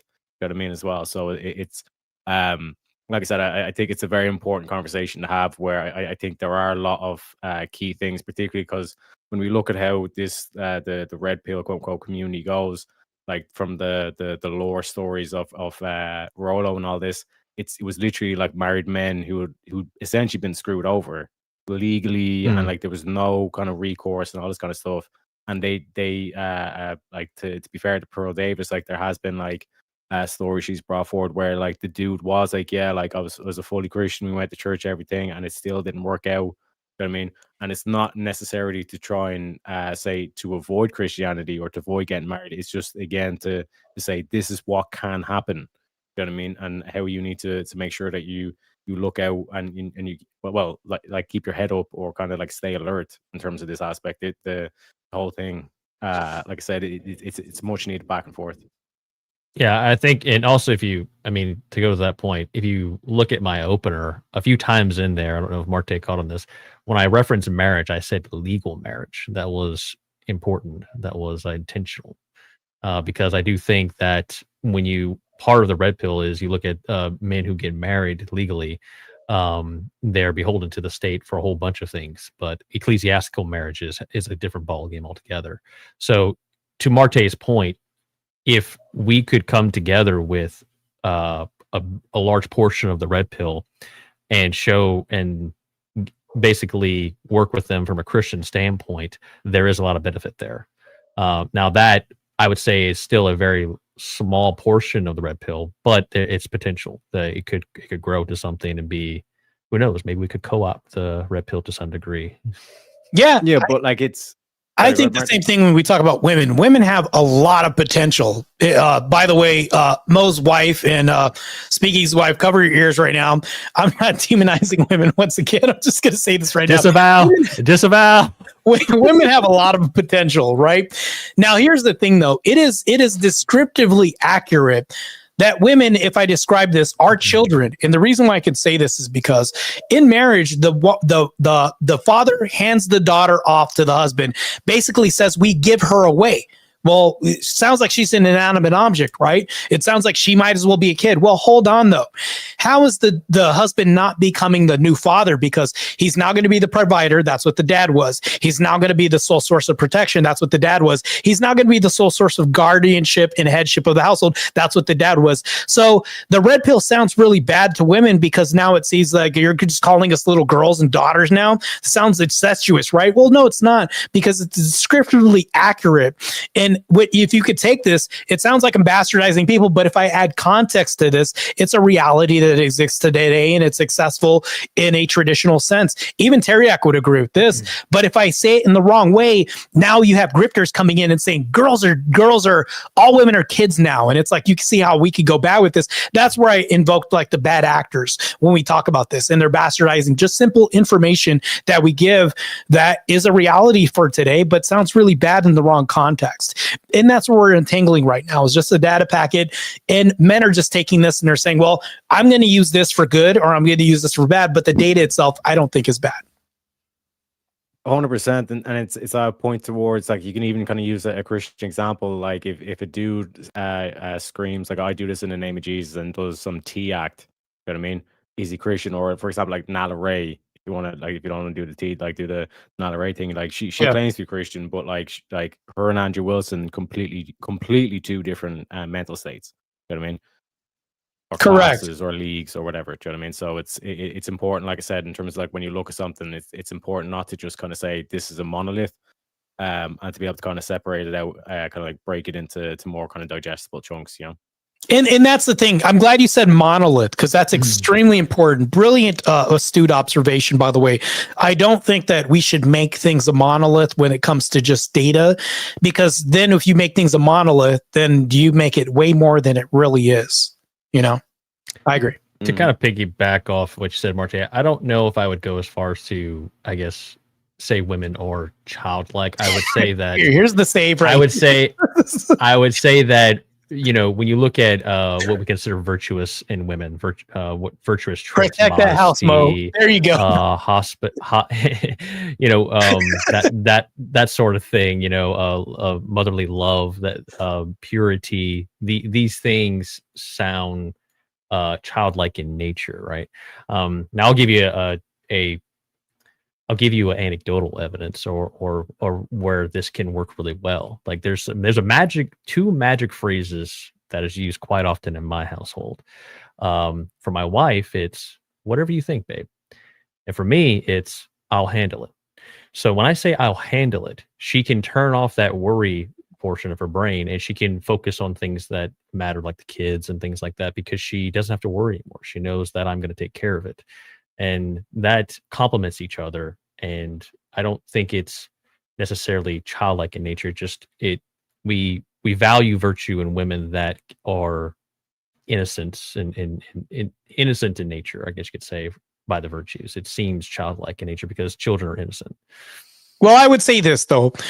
I agree with you for sure, but I also made the distinction of saying out of context, it could appear that women are reading this as children.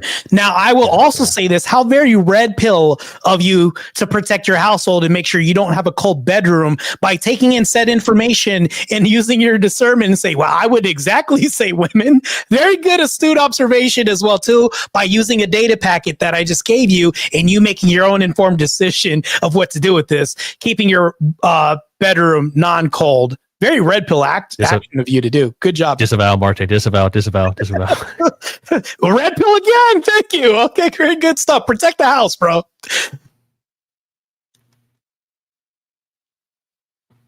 Speak easy with the crickets over here in agreement. Good job, Ed. It's good. I was just enjoying the convo. Yeah. Cameron said this. Speakeasy So, Marte, is the what host. is- He wasn't the what is billionaire, the- now he's the host now. There's a distinction there. There you go. Marte, what do you perceive as the path forward Sure. for the red pill to actually, because we went over the vast majority of the men who were in it and their outcomes. What do you think the path forward for the red pill is to kind of steer it in to give it more direction? I think we're on the path forward to doing this. We're going into red pill spaces and we're saying we agree with you guys. Andrew Wilson's done this. Matter of fact, Teriak brought up a brilliant example of Andrew Wilson going into red pill spaces by people who agree with the red pill adjacent communities, black pill, things like this. I do the same thing. I go into red pill spaces as well too, podcasts, things like this. I've done this in person, IRL as well too, as a pro athlete being interviewed, but red pill conversation is adjacent and happens all the time. Now, me being Christian, I'm going to bring up the Christian ethos, my Christian ethical system, and say, I'm going to push back. And what they do is they actually refine their data points and say, just like Andrew Wilson did, when Teriak's brilliant example of saying, well, you're saying you have to bang 50 people. This is why it's bad and inherently bad. You don't exactly need this for experience. Experience could denote experience in just, courting and making better decision-making abilities, surrounding yourself by men who've also been the path that you want to head to and say, no, we're going to dissuade away from doing this, all this. And it's like, yeah. And then you can have men in agreement change their mind in these red pill communities like Myron just did. And we're actually making impactful changes by doing this. Now, I think the trenches are empty. Mo, we need you in the trenches. We need people like Speakeasy in the trenches representing the Christian ethos. I don't know where Teriak is with this. He's a really amazing entertainer, by the way. But I think that if we can entertain these people and actually imbue this with entertainment, charisma, and be charismatic personalities and give them the truth, I think that we can be the change that influences the future for our children and the dynamic generations to come. Yeah, I do think that was a solid point when he brought up, okay, so you're going with these 304s in order to get experience, but if your aim goal is to have a virtuous wife, what exactly experience are you getting from them? Yeah. That is a very valid point. And I do think a lot of the prescriptors that come out of the red pill are riddled with a lot of these, issues that contradict what would be a better society, because in a lot of cases, the red pill says, well, these feminists, they're all, a bunch of whores and all this other stuff. It's like, well, okay, but the actions that you're taking in large is contributing to that. Someone was ground zero of game hide the pickle, right? So Yeah, I agree. can't really get away from that, and you don't put out an ideological fire by adding more fire to it. You have to come in with something and replace it with something better. Yeah, and that's what we're in the process of doing but here's the thing though. I don't think you can replace information with something better until you have something up to date. Information is constantly changing. So it's constantly evolving as far as like a data packet. I kind of sound like I contradict myself. So let me clear this up to make this more concise. If you have information that's continually evolving, stats are always evolving, and then culture is constantly changing. So all the red pill is doing is saying, we're taking a snapshot of the culture today. This is what the inclination of people moving. This is what they're doing. This is what the data shows with divorce rates. This is all this. And we're just giving you this. Now, next week, the data packet may be different from the next, which will be more optimal than last week's data information. So that's all this is it's like we do replace information with more optimal information, but it's like you can't replace this with anything else that's more accurate than current data that we have right now, unless it's like next week and then next week, and it's constantly evolving. That's why.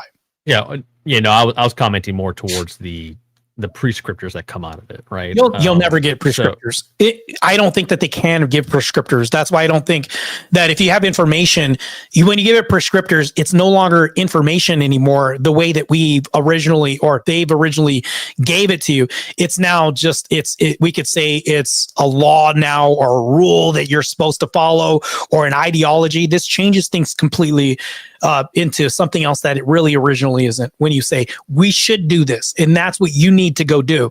Now it's no longer data. These are just like orders or marching order. Yeah, but Myron's original claim of 50 bodies, I mean, that came out of something, right? So he was injecting that prescription out of a data packet that he was using. Yeah, his own data packet, his own prescription into something where it never existed before, altering it, changing it. That's what I'm commenting on. Yeah. We have to combat the bad prescriptors. Yeah, I agree. I like this Russ. guy's avatar. That's pretty cool. The Reverend, who's the Lone Star gunslinger. That's what it looks Russ. like.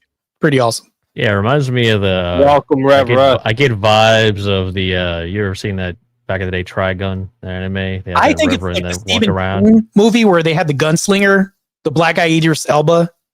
That's what I get. What was that from?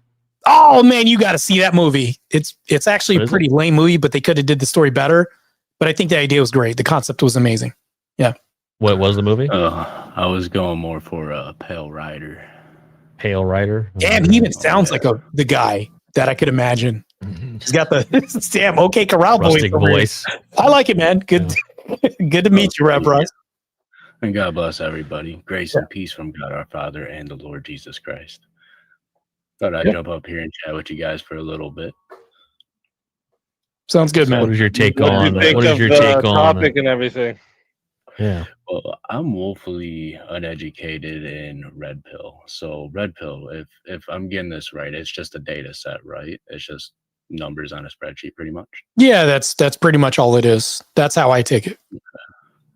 And then some people get a hold of this data and they misrepresent it, or they'll skew it to their own means and try to probably like you were saying earlier, right? Yeah, Yeah, pretty much. they'll take the data set and say, logically, if this is the reality, well then I should do this, and then they get the oughts from the is with the bridge principle. Well, And they this assert data their is- own agenda. It depends. So if you're a Christian, Reverend Russ, you would take this information and you would say, you know what? This is what I'm going to do for good. And if you're going to say there's a Christian organization or sect that only divorces 9% of the time, you would probably even use this for evil. And you could say, well, if they don't leave but 9% of the time and their divorce rates are low, then I can definitely see a congregate that I could take advantage of. You see how Wolf can infiltrate this with this.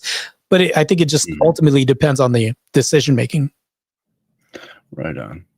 Thank you, Abby, for the $5 super chats and Kokomo for the $20 one earlier. Oh, and another one from Abby. Thank you very much.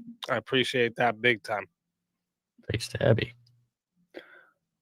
Awesome. So with this data, is there like a definitive source? Is there a study or something that comes along with it? Well, a lot of people reference Rollo Tomasi. I mean, I've heard he doesn't like this title, but he doesn't. He's the godfather of the red pill, basically, because the red pill, just to give you a brief history, back in like the early 2000s, it was the pickup community. That's where it got its origination from. It was a bunch of nerds getting together on online forums, trading what works and what doesn't when picking up women.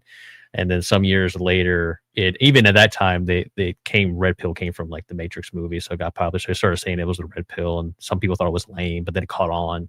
And then it was sometime in like the 2016 to 2018 era. That's when it kind of like solidified into this list of descriptors for intersectionality in the dating market. So that's basically where it came from in a nutshell. So that's why a lot of people reference Rollo, because he's even said it's just it's just a data list and so on. Well, So this, me and Andrew Wilson state it's a data packet for sure. I could say that. Yeah. So this. Oh, that's right. Rollo says something different. That's right. He doesn't say it's a data packet. He says it's a praxeology. Yeah. Yeah, I don't agree with that personally, but yeah. Yeah. So with this data packet praxeology, is there any like breakdowns for demographics? So a lot of the breakdowns that they get are evolving week to week. A lot of them are from crime statistics, from divorce cases, and they're going to probably say, well, where would Christians get like the natural ebb and flow from society? Because we definitely have to look at a snapshot of reality. We would say that for secular marriages, maybe divorce rates, I'll just make it up off the top of my head. Let's say that this week it's 57%, right? Now, we would definitely inherently know this by the information provided by court statistics and data. So we get all this from, I would say, polls of outcomes of society and things like this. This doesn't say like what you should do with this information. It's just saying, well, that is what's happening right now. What not you ought do with this information. Just currently, courts in marriage is not popular right now in society, especially with secularism. Okay, so it's more descriptive than prescriptive. in Descriptive, yes.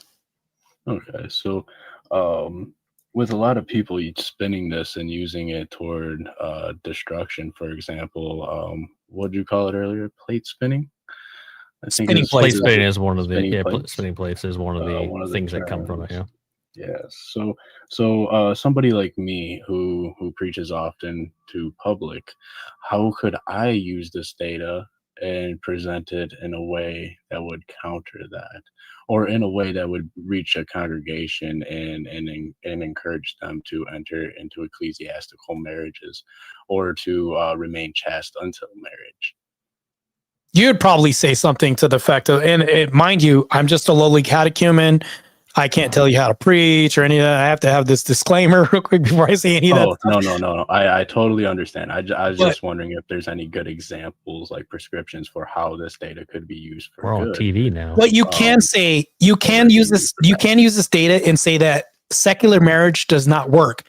Here's why without God, because Coach Greg Adams actually gave a really good point here to his own detriment. Actually, I can even say this. Everybody on the panel will agree with me. He would say something to the effect of, and he's uttered this, he's like a sloganeering machine at this point. He said that there is no God in divorce. There is no God in the courtroom. But I would then assert that if you look at the stats of outcomes of courts and things like this, 57% secular marriages end in divorce, right? That is because they're not bringing God into marriage. And I would then use this to say, because secular marriage is a failing, I would say percentage-wise by the data, the outcomes are really egregious, right? That happen. I would say this is why it's not a prescriptive measure. This is why ours is better. You can have an ought out of it is, right? And I would say to the congregants, you can even look on Google because everybody's on their phone. Go look on Google right now. It's 57%. Yeah, he's right. This isn't working because this is the trend right now. And this is like, I'm just, spitballing here, but I think that that's one good example that maybe you can use, but because it is true. Yeah, I think you showing the data sets on divorce in ecclesiastical marriages versus secular, like Marte was saying, would be a very hard-hitting point to make with them. And then you can also give the data packets and go through them and see how they line up with ecclesiastical order and Bible verses. True. Because to Marte's point, the Bible has Christianity has covered a lot of these topics. It's just the in modernity, the red pill has a lot of the same data packets and kind of made it more available to the secular group as a whole. Excellent. Cool. I just wanted to see if I could pressure test that on you guys a little bit. So we have inert data, and that data could be used for good, or it could be used inert data. Yeah. That's how I've described the data. And when you have inert data, I don't think it's neither harmful or good to men. I think that the reason why I brought up the gun analogy, it's what you do with the gun. Guns cause a lot of death, but death can either save a life or, take away life. And it's like, we believe in self-defense. I think that this is good. But I think that we would outlaw guns and say that guns are, inherently evil. But I think it's just what you do with said gun. It's inert by itself unless man's hands gets on this, just like the data, and decides what action they want to take, whether or not, whatever your belief system is, you add this on top of that if you want to do this. And that's when it's not inert anymore. It's actually mobile and active. It's like mixing two chemicals together that are inert, but actually have a chain reaction when put together. Yeah, you could also show the outcomes of the red pill community and MGTOW and things like this that take that data packet and run with it in the wrong direction. And then you can kind of bring it back to Christian values and saying, okay, you can use this data packet more effectively if you take this approach versus just giving into hedonism. Yeah. Because secularism have their approach that they can add on to it. But then Christians, we can add our approach onto that. But you see how it's no longer inert and it turns into now there's morals imbued in this. So it's like when you take morals and you add it to like gun culture, that was your example, is like we can have a marauding force, looking like Rev Russ over here with the gunslinger. It's like, and then, it just depends on, what you want to add on to it that changes this for good or bad, this inert thing that we have that I don't think is inherently good or bad. Excellent. So it's just basically like everything else in this world. In the hands of the godly, it's good, but in the hands of those who are defiled, it is not. So, and Correct. the same logic goes for guns. Yeah. I've known godly men who have had guns and never had to use them. They collect more dust than their Bibles. But then I know ungodly men who get a gun in their hand and has to use it. They're compelled to by the fleshly nature to commit heinous crimes and murder. So I think when it comes down to the red pill logic, it really just depends on whose hands it's in. And of course, once it gets into secular hands, you will have things like spinning the plates and Yep. stuff like that because they have no center. They have no moral grounding. And we as Christians do. You're right. You can't derive a moral ought or a moral good from anything that's just data unless you have a foundation which is unchanging as Christianity is, I believe, inherently in its structure, right? So I would agree. Yeah, you have to inject the moral value judgment in order to get your ought. True. Yeah, I agree. Mm-hmm. Well, Rev Russ definitely Wow. has. I have to say this. You definitely got the gunslinger's voice going on here. Like I could picture you at the OK Corral. Well, you know what? It's new. Marte, It's like, when oh he God, starts I'm whipping out crapping my the pants now. Like, Wiley starts whipping out the Latin. He was saying in numero padre, file. I you know, speak to the see it, saint, Rev you know what I'm Russ. saying? Oh man, please don't tell me I got to see you at noon. Soli Dio Gloria. See, look, already terrified already. There you go. No, you should yeah, hear I me haven't preach. heard him spit Latin or anything. Let me That's, ask you guys heard like him- a question for the panel. Everyone can answer based on the topic. You're gonna let me get a bite of your food? Yeah. Oh, I appreciate it, bro. Thank you. That's Do not break the spaghetti. But would you guys say that red pill is restoring masculinity or redefining it in a way that's actually harming men? I don't What think would it's you guys- doing neither. I think it's the men that are taking this and this inert thing. And actually, just because the majority of people happen to be secularist, they're going their own way. Not to make a pun with MGTOW, but I think that they're using it to their own devices. Either it's selfish desire falling prey to the flesh, their lack of discipline, and actually their failure of embracing some form of suffering for the abolishment of I would say progeny kids through deletion of babies that women are doing right now, and actually endorsing all this by sleeping around. I think this is inherently bad depending on who takes this. So I don't think it's inherently good or bad. I just think that the majority of people just need to convert and have a true foundation. That's where the fault is, and not the information or data.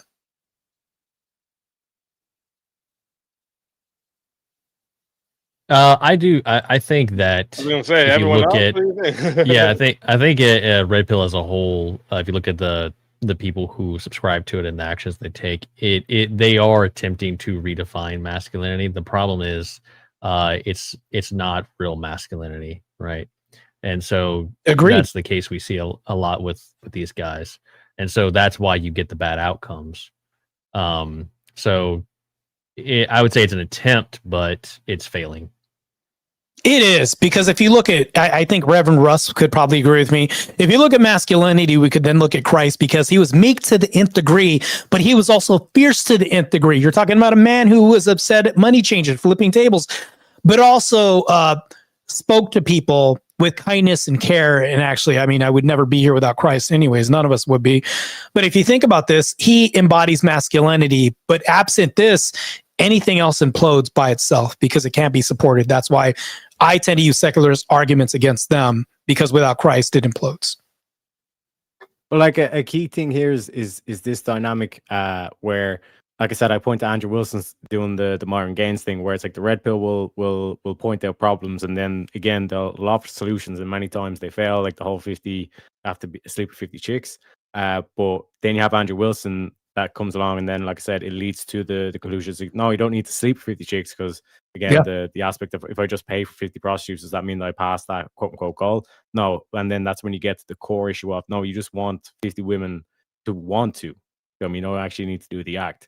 And then that's where it's like it points to something higher. But in terms of the like with Andrew Wilson, he would even say himself, like there's plenty of stuff with that the Red Pill has brought forward where it's like shit, man, like there's problems or issues that still need to be addressed. And I think if we're just to fall into just the one side and just everybody convert, there would be a lot of problems that would be solved. But I still think there's going to be glaring issues that need to be brought forward. You know what I mean? Well, you can still, I mean, the idea that having everyone convert, I mean, obviously that would be great, right? But realistically speaking, that's probably not going to be the case. So, but you can still have a society that has Christian values that people can live in and benefit from. I mean, we have that already, right? A lot of our value structure as far as laws and whatnot and rights comes from Christian paradigm. You go back all the way to like common law and things like that. So you can make the case that, okay, we're going to enact these things and it's going to benefit society as a whole because it's worked for generations before, and it's just the clearly better way of doing things because it is based on Christian values. I think people, they hear that and they think, oh, you're going to force me to go to church and that sort of thing. It's like, no, that's not the case. It's just you will benefit from being in a society that it has its morals grounded on a good foundation. But like, for example, one key issue, and again to put on the devil's advocate thing, that like Pearl Davis would point out, it's like there's plenty of chicks like Nyla Ray where it's like they know exactly what they're doing, that they're going to use up the social currency they have in their early years, and then all of a sudden in the later years they find Christ, you know, all this kind of thing. Do you know what I mean? So in terms of like that, there's a way that like the system can be abused, or the standard can be manipulated. Yes, the current system, but under a Christian, if we had Christian morals enacted, she wouldn't have even been a thing. She wouldn't have OnlyFans. So, like, even in terms of the black market, like that would still be a story, or that'd still be a pathway that they would do in terms of like the illicit way. Because like Nyla Ray just didn't kind of like that's not a phenomenon that just exists. Like even when you go to the Bible, plenty of verses that like warn of these types of women. I mean, it's the exact same description, like the ladies of the night, et cetera, et cetera. You know what I mean? So in terms of like that dynamic, there's plenty of women that will play their cards. Like they'll basically try to use the Christianity as like they'll come in. This is why you see like a shield. A lot of churches get subverted by like this kind of like feminism and stuff. These women come in. Sorry, real quick, my bad. Just real quick, we hit the goal. All right. So, oh yeah, I don't even have my things loaded up in this one. I'm gonna have to switch it over here for a second. Whoa, why'd we all disappear? What the hell? I turned into a bear. That's cool.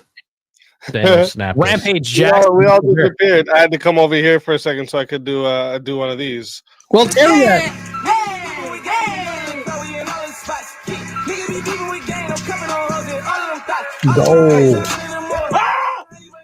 You ripped it!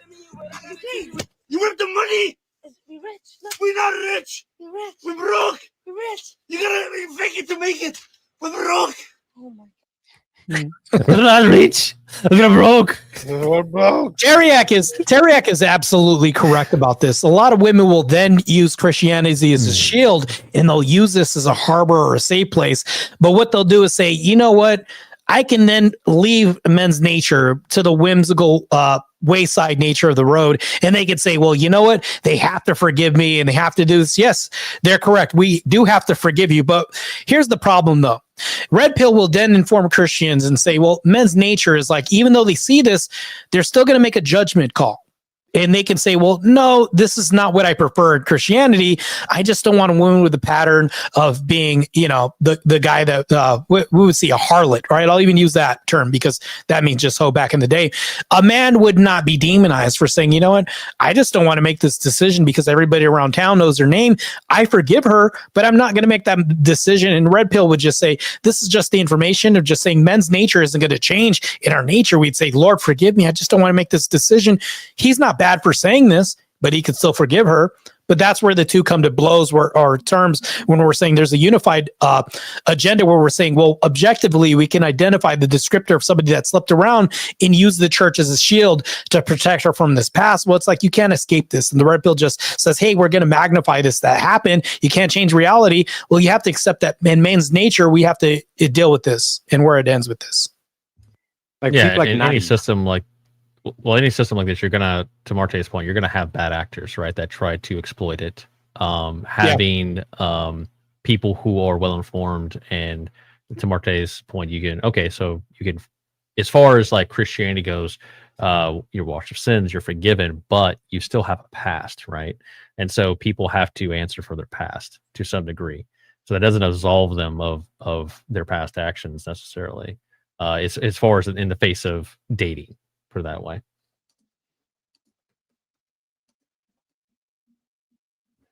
Yeah, I agree. I totally agree. You got no quarrel with me on that, for sure. You had something, Teriak, on that? Well, like, I mean, yeah, like the conversation with like autocorrect or Natty, whatever the fuck she calls herself. Like there's a lot of like those types of individuals and all. Oh, that. Natty is trash.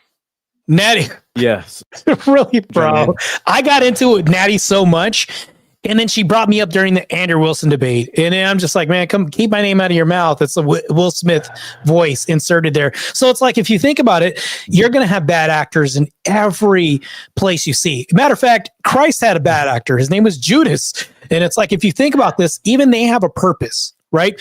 Bad actors are supposed to show the distinction between, recognizing a wolf in sheep's clothing, things that happen. But even then, he had a purpose, because guess what happened? Everything went according to plan. Christ was crucified. And of course, we don't have to sacrifice animals at the altar anymore, because he died for, guess what? Now we have salvation, and, that happens, Yeah, well, and also Teriak, you have to look at a lot of these situations, right? With these OnlyFans girls that find Christ. In most cases, they're going to like baptizeme.com and sprinkling some water on them, and now they're reborn and saved. So you have to make the distinction there between what I would say lower C Christians and more traditional churches, and what they require for you to go through to get baptism.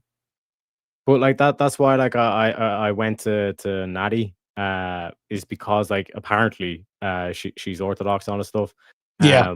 But like you're saying, like the whole kind of like shtick with her is like she just wants to publicly gossip about Andrew because of inflation numbers, etc., kind of thing. You know what I mean? I'm not familiar like, with her. Yeah. Oh, bro, you should check it out. It's some crazy. Sounds shit. like I shouldn't check it out. It might give me brain cancer, but okay. Sometimes I'd say it's comedy, you know what I'm saying? But it is what it is. But like the dynamic though, like that I'm saying in terms of the Christian thing and the red pill, I think there's a lot of like common ground, because if the truth that like the whole reason why they call it the red pill is because it's to wake up and actually see the truth. And then with Christianity, the way, the truth, the life, Jesus. You know what I mean? So in terms of the both aspect, like that's the commonality, where like I said, in terms of the back and forth, at least between like Myron and Andrew, like that's secondly Islam and Christianity. That's another way of looking at it. Do you know what I mean? Because Andrew wouldn't call himself Red Pill. You know what I mean? Whereas like Myron would, but then he's also has like Islam kind of thrown in there as well. I think there was a question earlier that brought this kind of up as well, where it's like, why so many Red Pillars going to Islam? And it's because again, it shares that aspect like with many other religions as well, when they pursue truth, and that's what they ground the truth in. It's this aspect of like, that's technically what the red pill is talking about, but there is that ambiguity where it's like, okay, where's the delineation? You know what I mean? And like that's why, like I said, it kind of gets us back to the original kind of like conversation of like the whole kind of thing. Is it actually a detriment or is it not?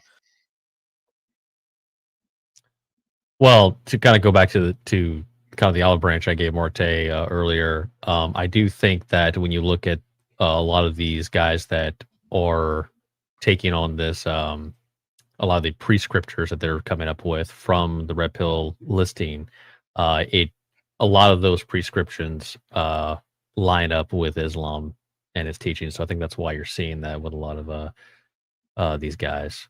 So that's why I think it's, when you go to the descriptors of the red pill, that's why so many of those will line up with Christian values because a lot of the descriptors are just red pill factoids that are makes it more readily available to the masses from biblical standards. True, but like that's what I'm saying in terms of this dynamic where there's something that's like outside of even the church. I'd say that's like that the red pill would point to. You know what I mean? Mhm. That's like I don't need the Christian aspect to kind of like point out that like because like fundamentally you could argue that the West was all Christian nations and all this stuff seeped in. You know what I mean? So it's like that's why you're seeing the emergence of red pill, where it's like let's just drop the whole Christianity and just focus on what actually is happening. You know what I mean? And like I said, you can blame like Disney is a large part of this as well, where it's like it's not only did it affect the princesses, but also the prince idea, where it's like you look at how Disney would characterize a man, he's just basically a simp, and like these women are like angelic creatures, can do no harm and all this kind of shit. Like that's not necessarily Christianity, and that's what the likes of Crucible, Jim Bob, all this kind of shit they point out, where it's like no, like this whole thing of like being a nice guy, that's the purity culture that they take the piss out of.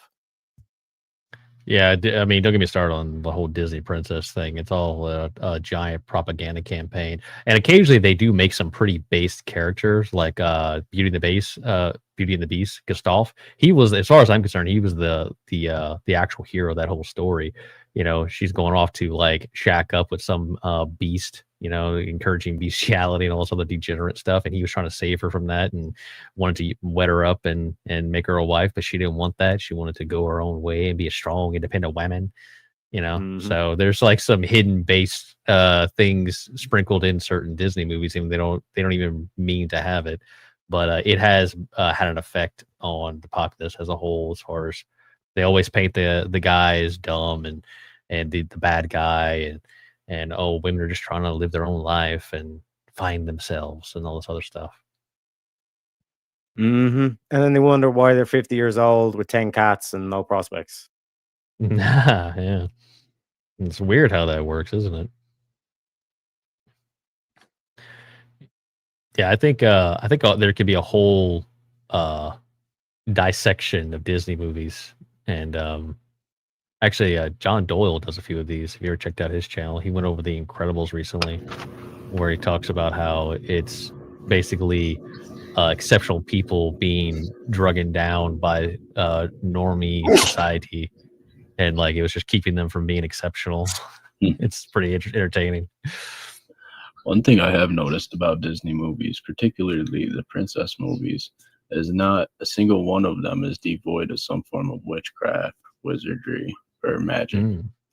Yeah, that's funny. That's kind of like a reoccurring theme that's kind of slipped in. I can see that now. Yeah. And you'll notice the lack. That's because the Disney is all one like universe. Like they have like a Disney verse, and the magic is the thing that attaches everything to each other. Yeah. Yeah, it's crazy how the Beauty and the Beast thing was borderline bestiality, that kind of thing. It was. The So Beast was weird. a simp. I never thought He about was that a when I saw freaking that simp. first time, but it's like really weird. So You go watch it, and it's like even him being turned into the Beast, it was just completely simp behavior.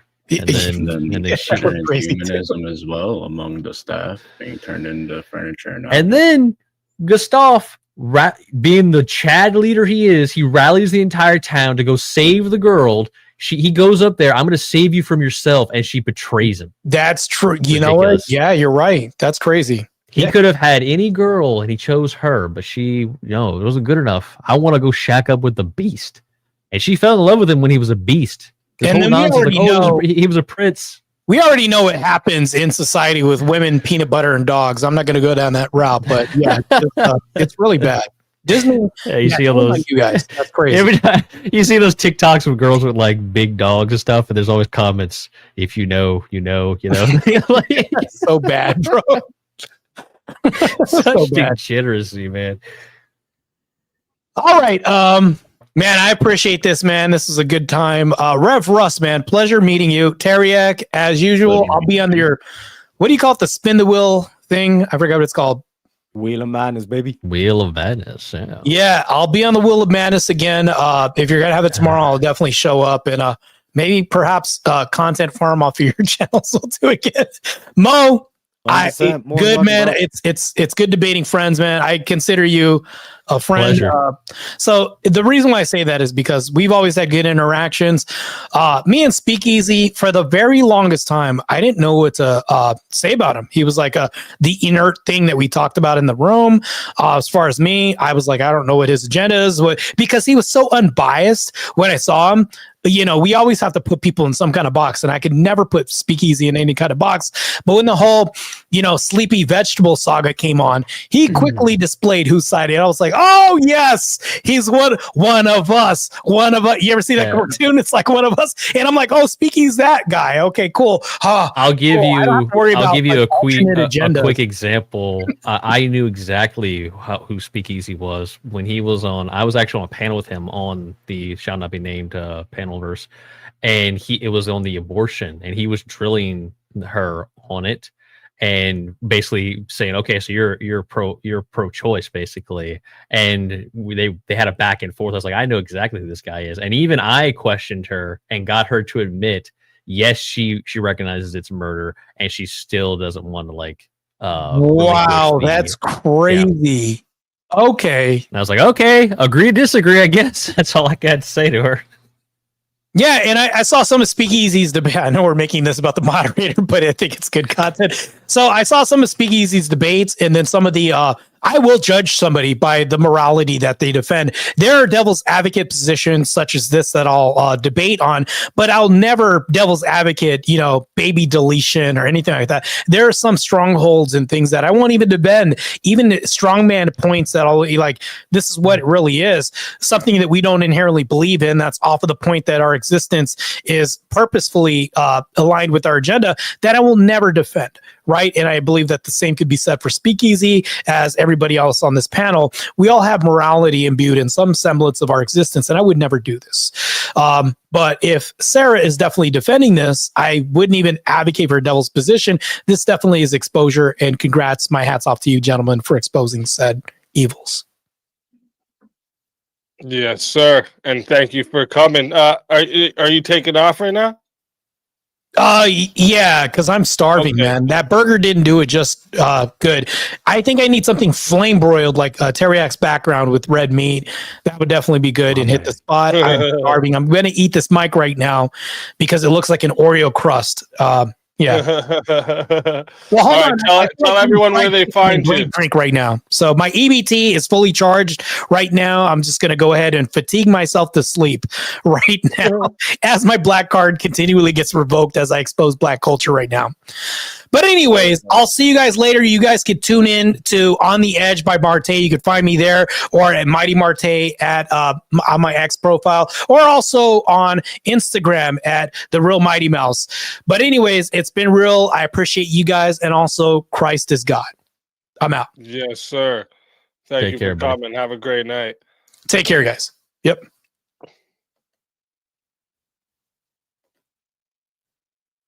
Okay, guys, here I am.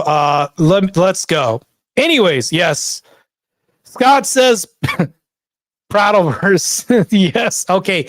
I am here now. We can have conversations if you want. I'm only going to be here for just a moment, and then that's it, man. That was a pretty good, I think that was like a pretty tame, calm discussion.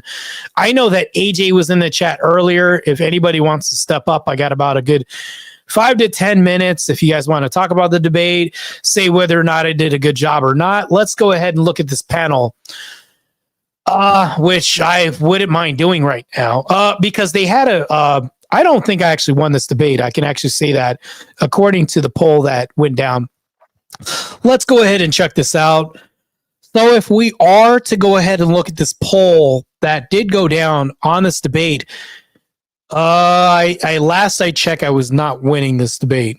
So needless to say, maybe I shouldn't be doing devil's advocate debates, but damn, that was damn near fun for all on everybody else's watch list. So anyways, that's it. We were renaming panelers. Yeah. Little Mermaid original cover art had a bunch of dongs on it. That's crazy. Really crazy.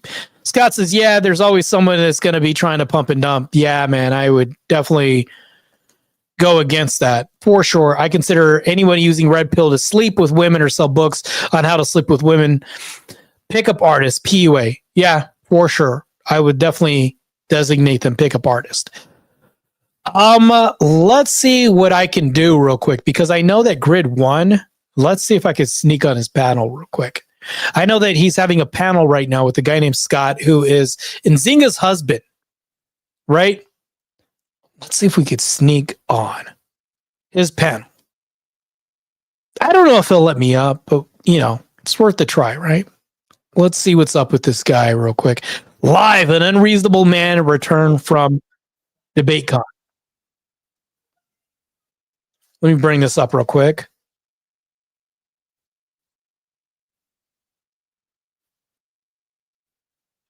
Here we go.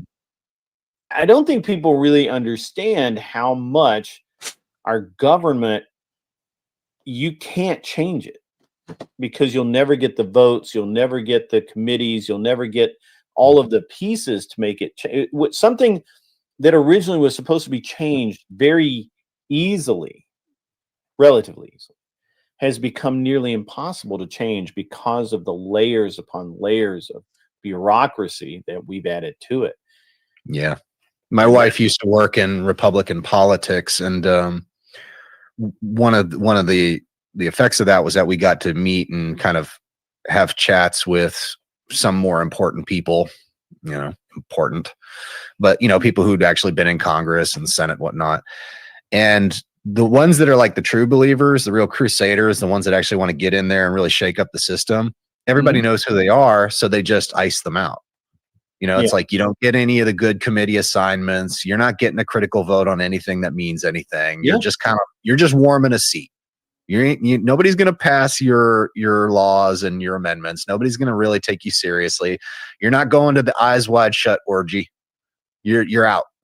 And that's the problem is they'll say, like they would tell us stuff like, I spent all this time up there and it was a waste of time. I literally did nothing because the system knew that you were not going to get to participate.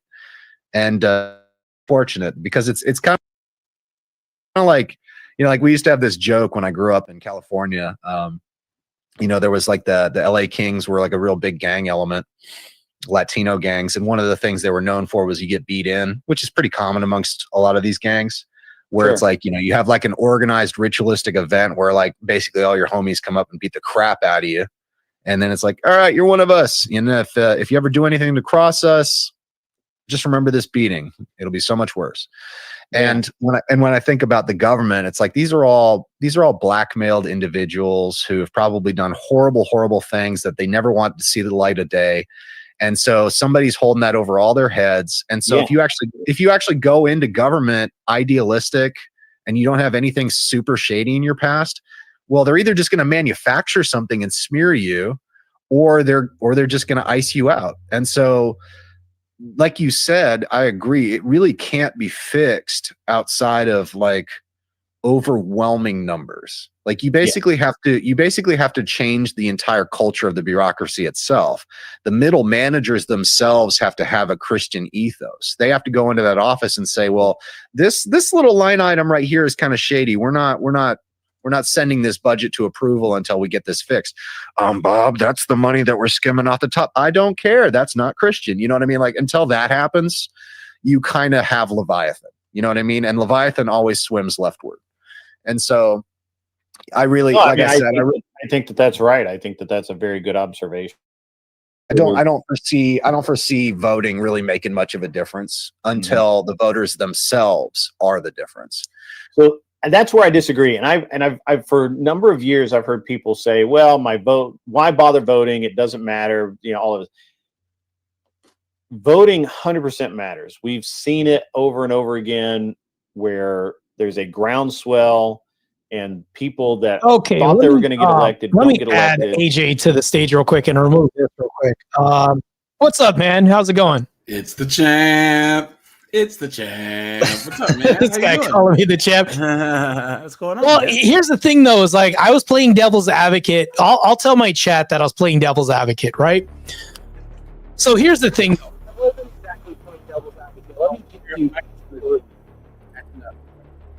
pill is a data packet. This is just my belief system.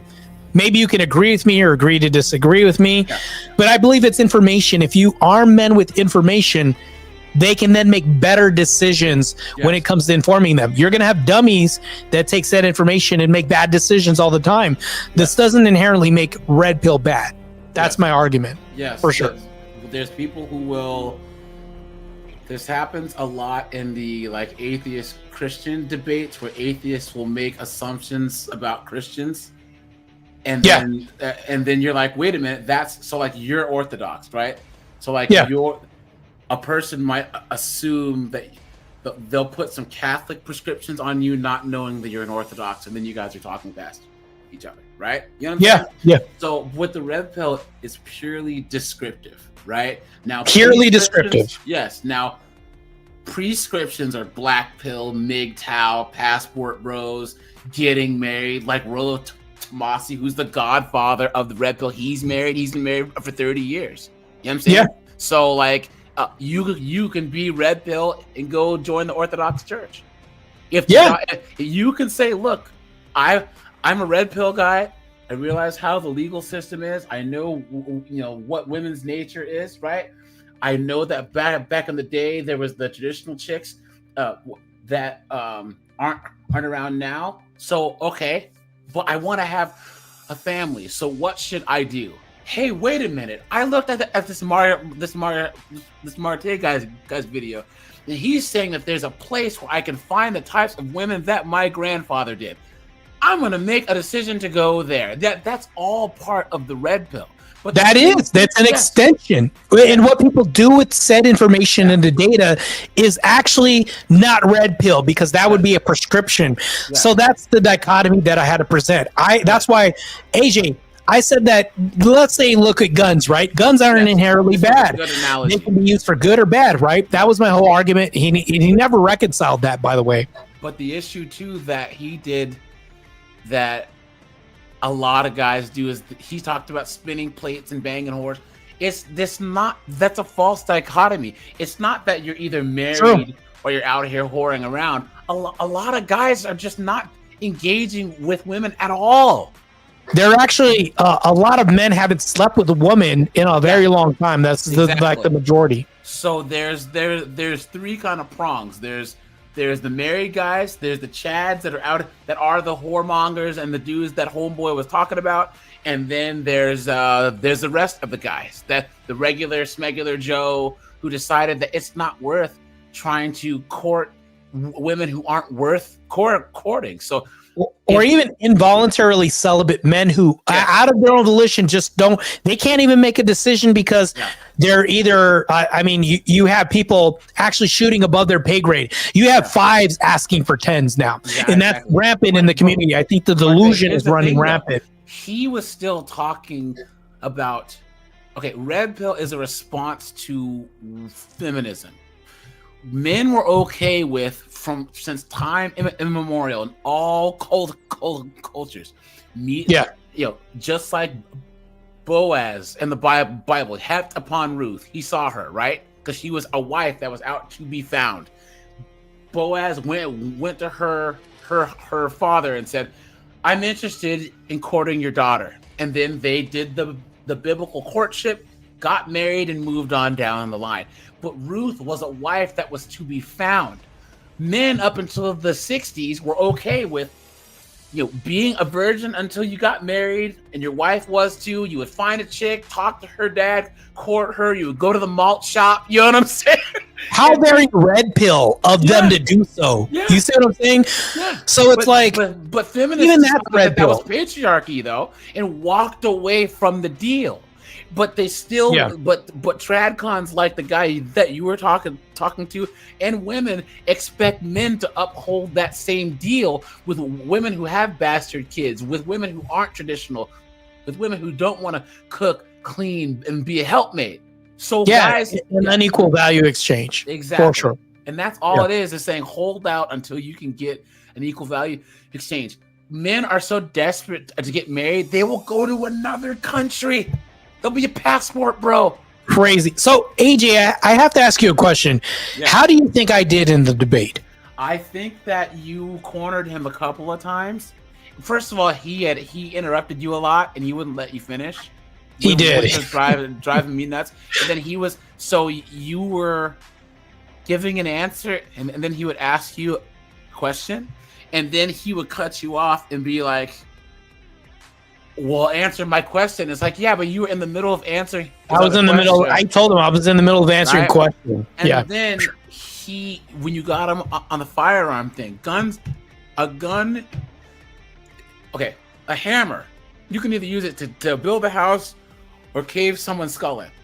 Yeah.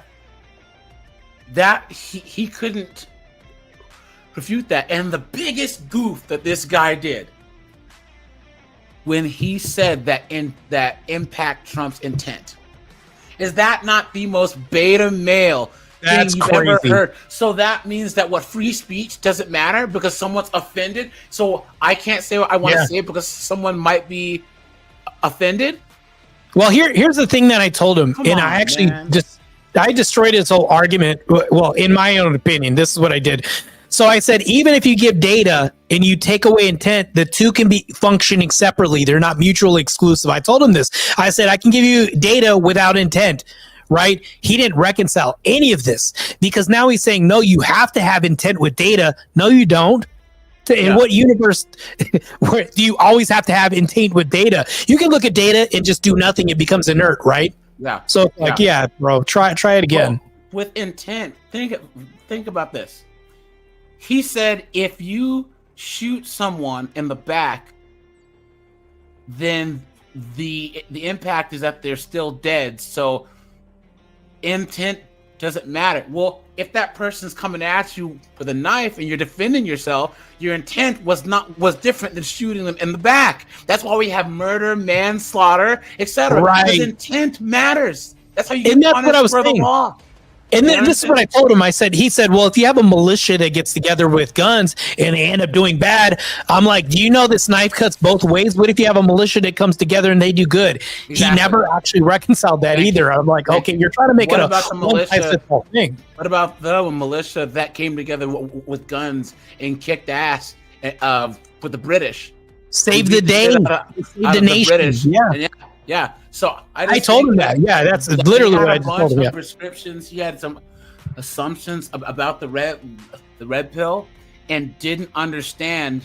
Like, he's one of those. It's all Jermaine's fault, and to say that red pill guys are contributing to fatherless homes when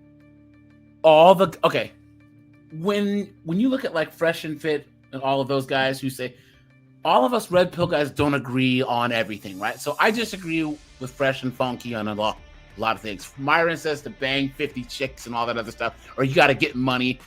You don't have to get money to get girls, or else all these single moms would be pregnant by lawyers and doctors. No, that isn't the case. Plus, I'm not cool with guys sleeping around. I'm not cool with girls sleeping around. I'm just not. Like, guys shouldn't be banging 100 chicks for your own health. You know I agree. And you have better things to do when it comes to getting money, right? Yeah. But he had assumed that because you were arguing for the red pill, that you were saying the same thing that Myron was, the same thing that Rolo is, the same thing that I say. And it's not. We make our own custom prescriptions per what we do with the dossier, with the file that is red pill. Yeah. They can never, ever dispute the facts. The facts exactly what I was telling him. And this is the thing. And this is the thing about your argument, because I thought about your argument when it comes to a religious marriage, and how you're saying that secular marriage is superior. I mean, sorry. When you have religious marriage is superior, and that the government should be out of marriage. On my channel, I asked guys, if you could take the government out of marriage, would you get married? The majority of the guys said yes. That's very red pill. Yes. That's very red pill. Right? The facts say that the government's gonna cook you. So we Right. just- So just like- Christians would actually say the same thing. So Thank that's you the thing, very though. much. But we If have a you would different say no to response. red pill, you're also saying no to Christianity. Notice how in the debate I said Christianity is a big ass red pill. Red pill. Yeah, it's He the most said, well, no, it's, patriarchal- you know, yes, he tried it's to the most weasel out of that. I'm like, oh, patriarchal I got you on Yes. this. It is the most pro male, pro traditional. That's why, like, I'm not Pro-patriarchal. religious, but I agree with. I would rather live under a system of Christian ethics than almost anything else as a non-religious guy, because my red pill views align with 90 your views, Andrew's views. We agree on like 99% of everything. How we want to see society. I would prefer that men and women be virgins until they get married. I would prefer that men and women get married and have kids. But practically right now, The world isn't perfect. Thank In you the very red pill much. says this. How are they wrong by saying the world isn't perfect? Yes. And here's the thing. Right. This is all about what men need to do. Men are doing what they need to do. They're either going to the church where you guys are, or they're checking out and saying, we'll just wait. You understand? But people like that guy, they're trying to judge men for our response to this feminism. Like, what else can we do other than, hey, Andrew talks about force doctrine. Look, Afghanistan's they solved their problem. So here's the thing I would say.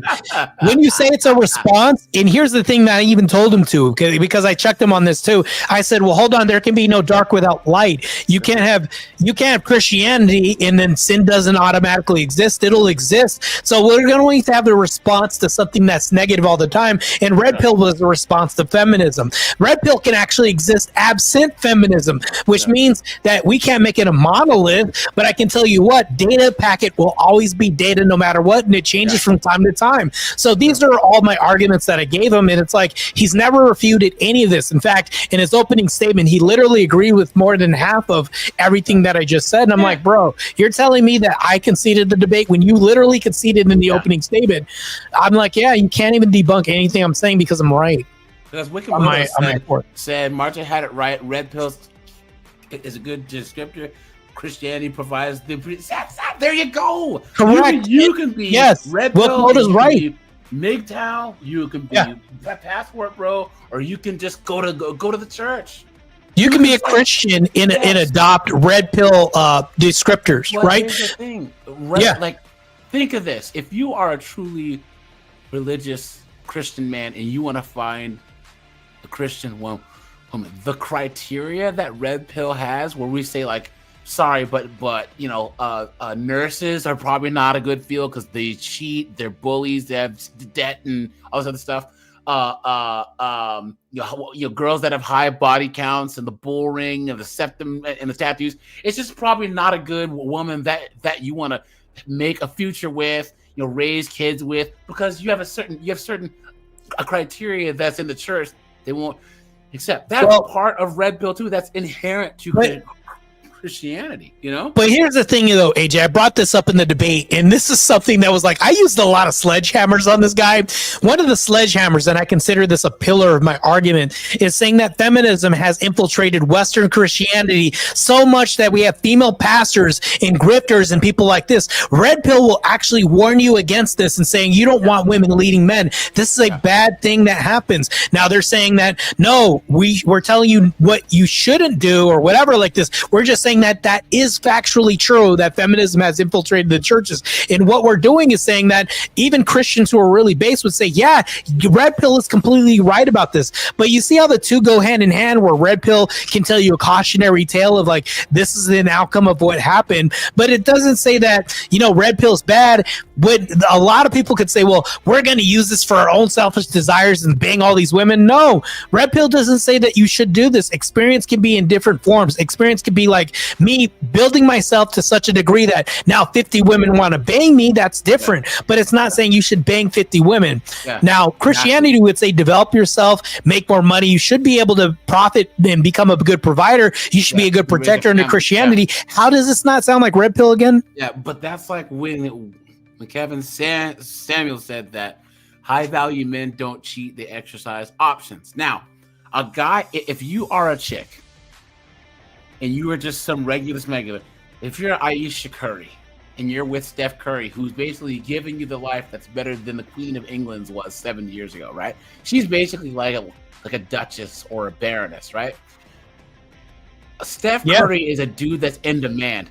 If he decides to step out, I don't agree with it. But what I'm saying is, all throughout history, rich, powerful dudes have slang dong. That it is what it is. If that's their marriage, how it goes, fine. What I'm saying is that Kevin Samuels was just saying that that's what you have to accept as a woman that has a high status guy. He never said that he thinks that they should do it. Do you see how people made that jump to say that you think that they should? And another thing too, how about this, Marte? We agree on these trad cons, on the Matt Walshes and the Lila Rose. Pearly Things just cooked Lila Rose about marriage again. She asked Lila Rose. She said, "You basically use the Bible to browbeat men into behaving a certain way." She said, it is not your place as a woman of God to tell men anything. So when she's on stage saying men needed this and men needed that, who are you? Where in the Bible is that? And of course, Lila Rose got mad. The reason why you, as an Orthodox guy, you can see these trad cons, these fake Christian losers who are basically these, pastor pork chop doing backflips down the pulpit to placate to the single moms, is because you're red pill. You don't believe in women being over men. That's a red pill thing. It's inherent in the Christian ethos and the real Christian. So here's one thing I'll say, and this is like the description that I'll give. And Wilkmoto says the solution to the inherent problems with the red pill are directly addressed by Christian morality and prescription. This is my whole rendition of descriptions. If I could inherently make this simple in second grader terminology, red pill is the war cry, the warning signal of things that are happening right now. Christianity is the castle, the stronghold that has to defend itself. And that's really what these are. And if I could give a descriptive measure to like a 2-year-old or a second grader, I would say, red pill represents a warning cry to society. It says, look at what's happening right now. Christianity is like, this is what we should do. And when you bring them together, they're very complementary. Matter of fact, Christianity is such a big red pill. Eve bit the apple, and it's showing that if you don't have a woman that respects you, guess what's going to happen? Red pill would agree with this. Samson actually caved into his woman when she said, tell me what gives you your power. And he said, no, this is what gives me my power, and just offered all these diversions. And then one day he got drunken in a super and gave her the secret power to his juice. And guess what happened? Female nature. So red pill, how is this not the same thing that we're talking about? So I'm like, so when they bastardize red pill, guess what? You're also bastardizing where all this data comes from inherently, because culture is downstream from theology. So I'm just like, it's not inherently bad, man. Yeah, not inherently bad at all. Someone said in the chat that red pill doesn't say you shouldn't marry a single mom, so all the hate towards Andrew is affordable. Guys, Andrew Wilson's not a red pill guy.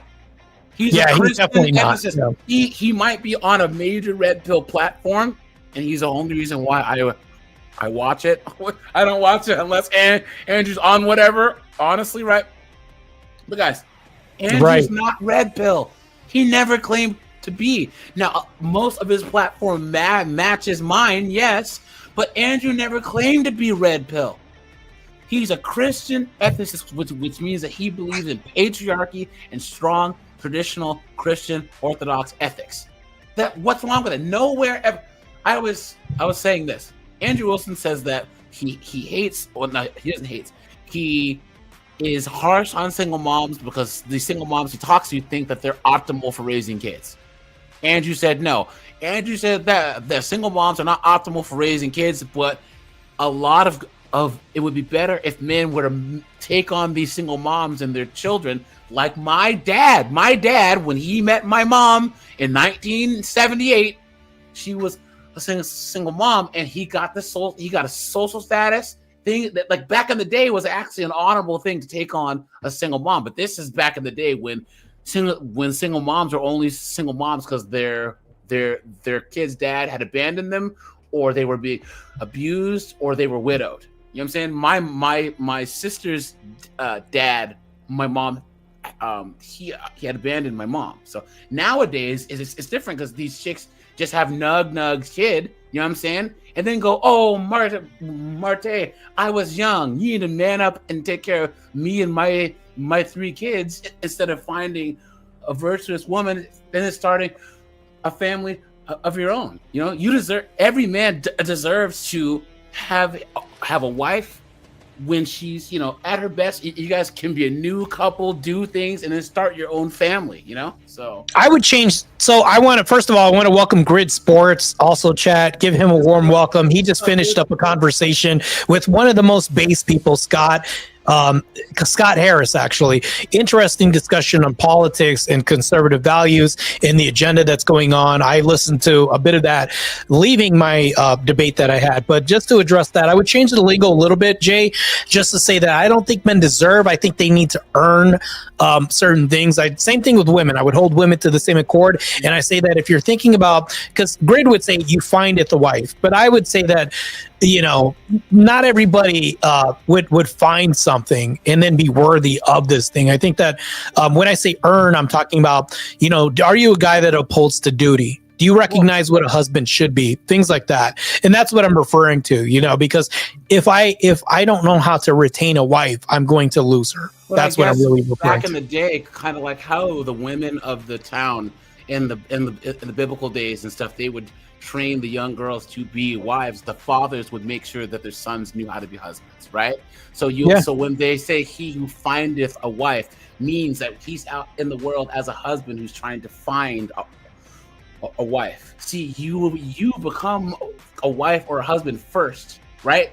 You have to become that husband and then findeth a wife. Whereas now, everyone thinks that, oh, I'm not a wife until I get married with a certificate, right? It's like, well, no, you have to be a wife to be found, and it's the same with the husband. So that's how I see things. What's up, Grid? How you doing, man? I'm good, man. I'm good. I just, raided over, and I'm getting ready to go to bed. Good stuff. Thanks for raiding, man. To have, we were actually talking about this earlier. Scott and I were. So I think that, this is it's a very unique. I have a unique perspective on it, obviously. Right, I agree. It's definitely unique, and we're a panel of open opinions over here. Not so open that we'll allow First Amendment to run rampant with his screaming. I mean, I think that I don't think wives are made. I think that's a fallacy. I think that's wrong. I think that human beings are designed to live together, and the idea that women can't fall into their role is wrong. I think that men, to be honest with you, if we take, if we take patriarchy, like actual patriarchy, not bullshit patriarchy, but actual patriarchy, and combine that with a good, solid Christian base. I don't care which kind, just Christian. It's fine. I care because the LDS say they're Christians. So, I mean, sorry? I care because Jehovah's Witness and LDS say they're Christians. So, yeah. But if you are patriarchal and you're Christian and you're actually a patriarch or have that patriarchal mindset, you don't need red pill. You don't need to attract women. Women will be attracted to you. But that's kind of red pill if you take the data and you say, well, because Christianity is a very big red pill itself, would tell you, well, it's good to improve yourself, it's good to work on your health, and it's good to show yourself approved and actually uphold the duty and things like that. Red pill would say that too. Yeah, but the descriptors are irrelevant in red pill. Red pills, I mean, literally that I said that long before anything such as red pill existed. I don't think they're relevant though. I used to tell young men to work, to work out a little bit, maybe do something kind of sporty. But I didn't tell young men they needed to work out every single day. They didn't need to be a bodybuilder. They didn't need to be. It was okay to have a little bit of a dad bod, just be healthy. Like you don't have to have. Well, that would be a prescriptor, though. Yeah, you don't have to have a 6-pack. But you do. You should take care of your health. You need to learn a skill of some kind. That. I think that's a good thing. I think, being well read, I think is important, but a lot of people don't. But I think sounds very red pill. No. Again, red pill it's not red pill. This is just shit that's been around forever. Wait, that is red pill. So a data packet is red pill, though. If you have information and data, that's red pill. And we agree, though, that women nowadays aren't the same as they were back in the 40s, 50s, right? We agree. Yeah, we can't agree with that. But the reason for that is because, we can agree that women are not the same. And that the secular divorce rate's really, really, really high. There's OF. Yes, that's why you should be Christian. There's degeneracy that both genders are dealing with, and all the red pill is information that's letting men know that this is an actual thing. Yeah, to look out for. Now, feminism has squeezed in the minds of and what red pill does is alerts men that this feminism is out there. Red pill is a response to the red feminism. Red pill cannot exist without feminism. Exactly, because it's a response. Telling women to open their damn legs and act like whores. Yes, red pill can't exist. And red pill is a response to that, saying, guys, don't look. Yeah, it's response, all right. It's the wrong response. No, wait. Red pill is descriptive. It's not a prescriptor. MGTOW, passport bros. You're adding more to red pill than what it is. Use passport bros. Use pickup artists. Use all of this. But red pill itself, Rollo himself, who touts himself as the creator of red pill, is married. Gives prescriptors and then denies giving prescriptors. Yeah, here's the thing. Yes, but those are his descriptors. The information that he gives as the red pill. Rollo's married. He's been married for 30 years. Yes, so and you know what?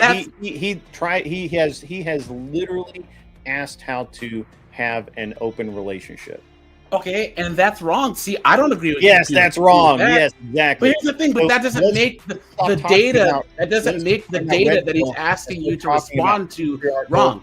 Norms and biblical norms and bringing the world back to Christ and stop talking about pills. But here's the thing, though. If a guy gets red pilled and he says, look, this is the facts and data and statistics about dating, marriage, relationships, and feminism, right? I need to have a solution. Wait a minute. I looked at the numbers and the church, they're doing pretty well. I'm going to choose the church.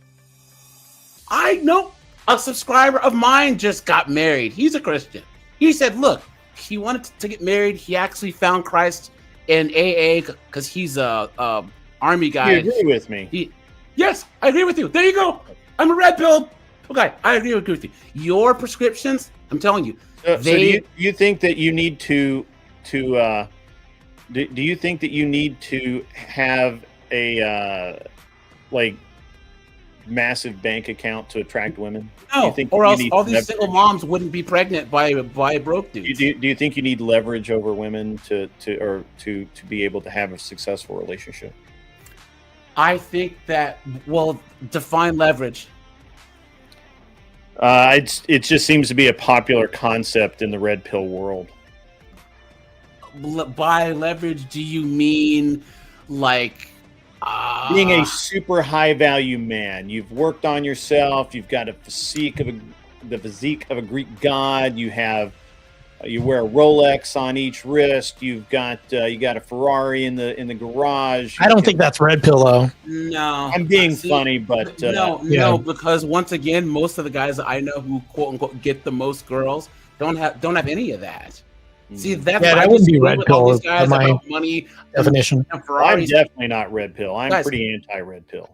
I'm patriarchal. I think red pill is a bunch but here's the thing, though, or a red pill believes in thinks that what if we were to get the women that, because I asked my subscribers, if you could get the woman that your grandfather got, would you get married? 99% of them said yes, because there was a group of women that believed in traditional gender roles, patriarchy and actually like men doing men stuff and women doing women stuff.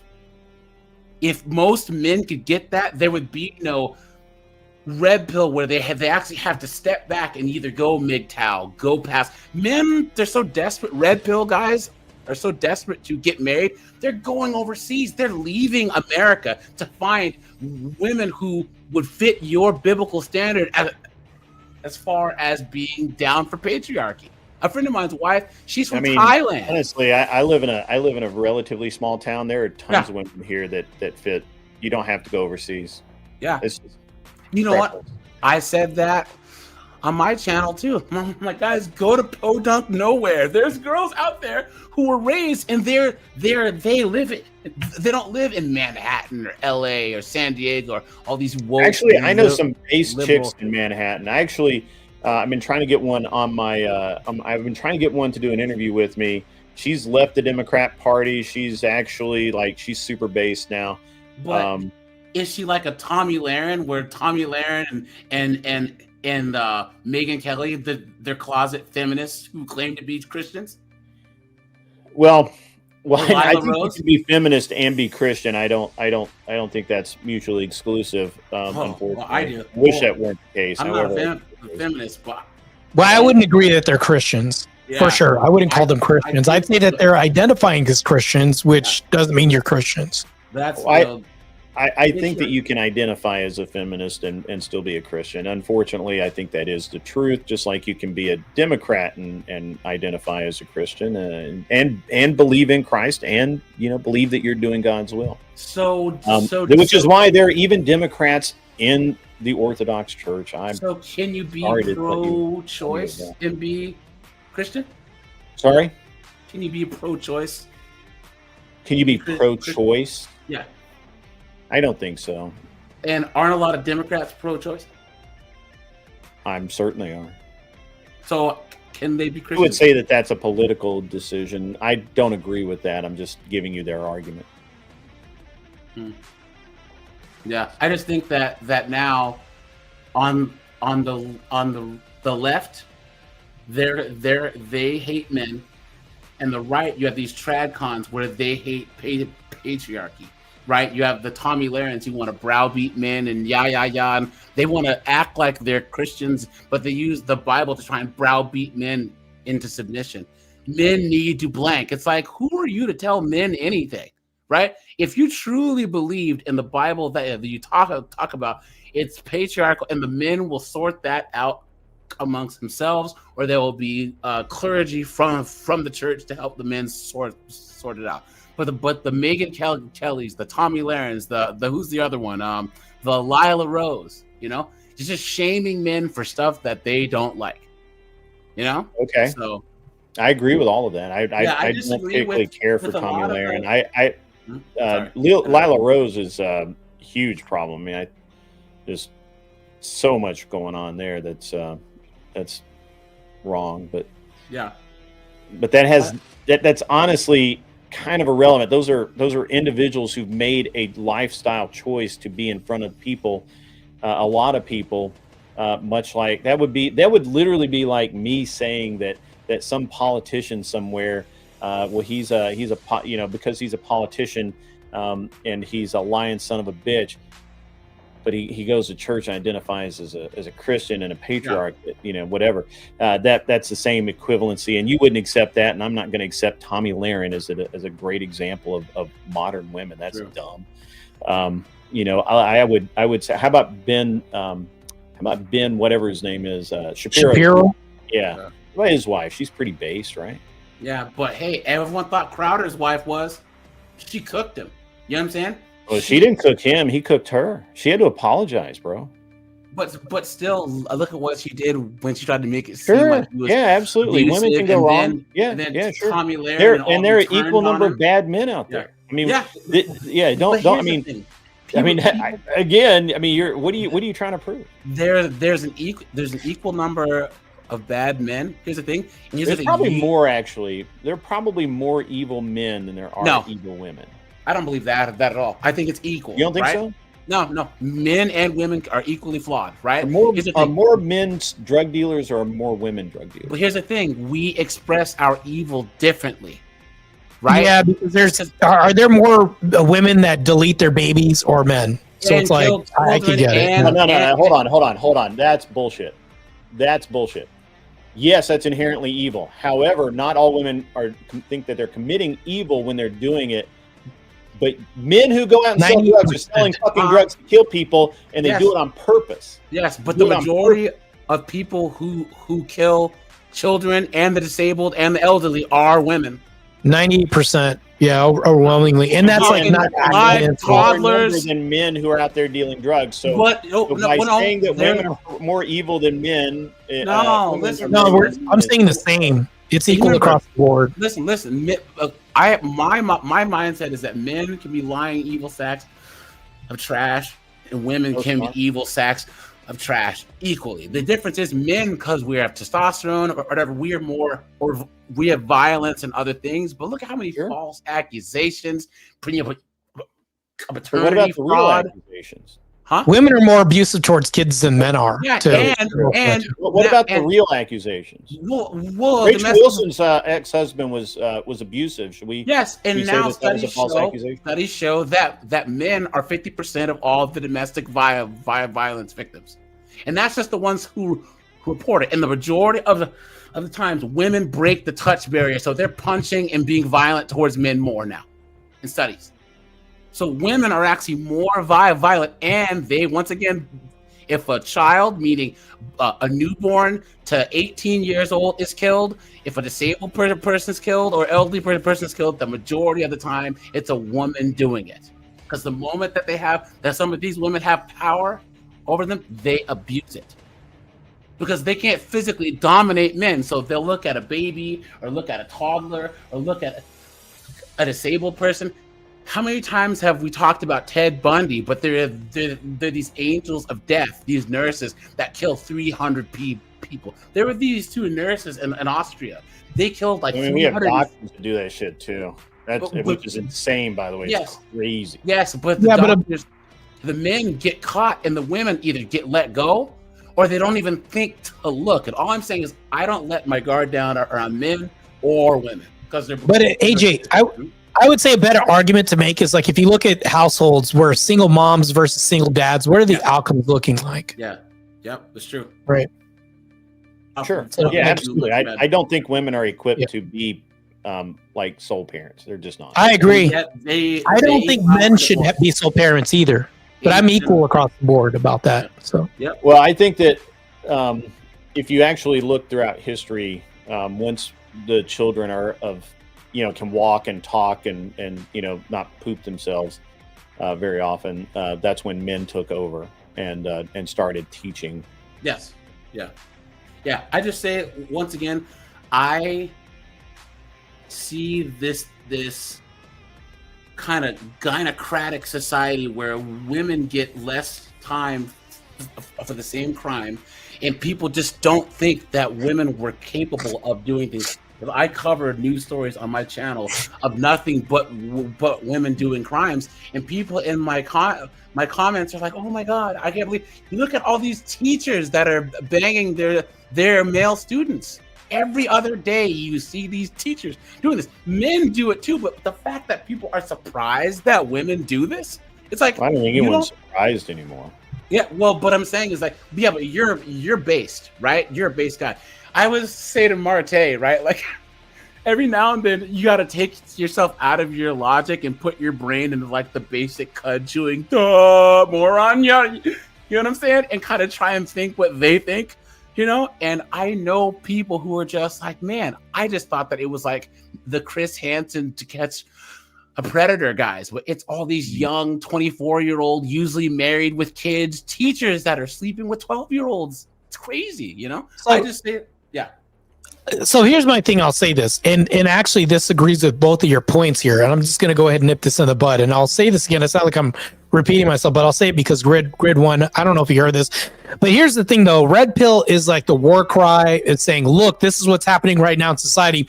I don't think we should make prescriptions out of this. That's my belief system. I believe that when I look at this, Andrew Wilson looks at this as a data packet as well too. We'll see this is information, but we'll never say that like this is a gun. This is the argument I used in the debate tonight. I said guns aren't inherently evil. It's just a gun. Now, with the person with their intention, they could put intention behind the gun. They could save a life or actually, kill a life or take a life. But it's what you do with the gun, what you do with this data packet and information. You can have MGTOW, you can have black pill. Well, all this is just prescriptions, right? Take all the prescriptions out of it. If you just look at the red pill as a data packet, it's good because I can take this data packet, I can go to my priest and say, hey, priest, this is what the marital rate's looking like with secular women, this and that. He'll then tell me, okay, well, in the Bible, it says this is what happened with Ruth. This is what happened with this. I would then take this information and do this. And actually, it pairs pretty well if we think about this, because Christianity is probably the biggest red pill that we could think of right now, saying, hey, this is happening with Delilah, things like this. What's that? Christianity is not red pill. Well, no, when you think about red pill, think about it in terms of this, how it's always been used. Red pill with Matrix, with Neo, it's awareness. If we think about the awareness of saying, this is the data right now, this is the divorce packet. So when you look at Christianity, it's saying this is female's nature. Yeah, I would rather live in the desert than a quarrelsome house with a woman. That's a data. I didn't have to wake up for that. I didn't. But you know what? Some of us did insane. though. That's Red insane. one. No, I grew up in Seattle, Washington. I don't think it is. A black person in both Seattle, Washington. So I was totally like super liberal, because conservatives are stupid, not communists, but all about open borders. And then I had my aha red pill moment. I'm like, well, maybe these conservatives have something to say. Like it's like your whole worldview changes. Like, I've been lied to as a black person, thinking that I'm a victim, and you white people are all bad, and white men and the white devil. Slavery, yes. My whole world changed. I was like, I'm not. It literally felt like taking an 80-pound weight vest off, because I'm not carrying around this victimhood anymore. Well, it was like, and I think that when you talk about the red pill when it comes to relationships and dating, there are guys that are swimming, that are trying to ice skate uphill. They're not successful with women. They want to get married. They want traditional outcomes, but they're doing things the wrong way. So what'll happen is you give them the statistics on, feminism and all this other stuff, and they're like, huh. And then they have to make an informed decision. And that decision could be to go to the church and say, wait a minute, there's a place where they actually say that women are traditional and that men need to be held accountable. They could go to the church using the red pill dossier. Matter of fact, I recommend I agree. So they do. So this is what happened, and I'll even tell you this, Grid. How would I be wrong in saying this, because this is objectively true? Andrew Wilson red pilled me to Christianity. Would I be wrong for saying that? Yeah, you would, because all Andrew did was lead you to Christianity. No, he didn't. What he did was he gave me awareness. Red pilling, if you look at the term red pilling, red pill is just saying this guy, people could say this, I got red pilled through my divorce, right? What does that mean? It means I was aware of the nature that I'm now less ignorant because of the data that was presented to me. I could then say that Andrew Wilson, by his presence on podcasting, either you're talking about red pill as in the Matrix, which is you've been part of a machine and all of a sudden you're disconnected from that machine. No, that's not what it means. You see reality for the first time, or you see red pill as a set of descriptors for how descriptors, men live their that's lives, what made you aware. which I disagree with the red pill as a set of descriptors for how men ought to live their life. While the descriptors no, that's an ought. That's not a descriptor anymore. You're making it an ought. While the descriptors themselves are no. You made an is not though. Yeah, we're talking about it is not an ought though. Yes, this is. So, for instance, my twin brother got divorced. He was working 2 jobs, putting his wife through school. He was doing everything that he thought that he should do as a man to be successfully married, right? He was even doing her college homework for her. Caught her cheating, took her back, caught her cheating again, and then got cooked and divorced and had to take on all of her debt so that he didn't have to pay alimony. He didn't know that could happen to him. If he would have known that that could have been an outcome, because the courts are incentivizing women to leave, and it's a whole machine that there's a small group of men to use his government and women to redistribute wealth from us to them. If he'd have known that, he would have moved differently in his marriage, or who How he would he have decided moved to be differently? married. How? Huh? How would he have moved differently?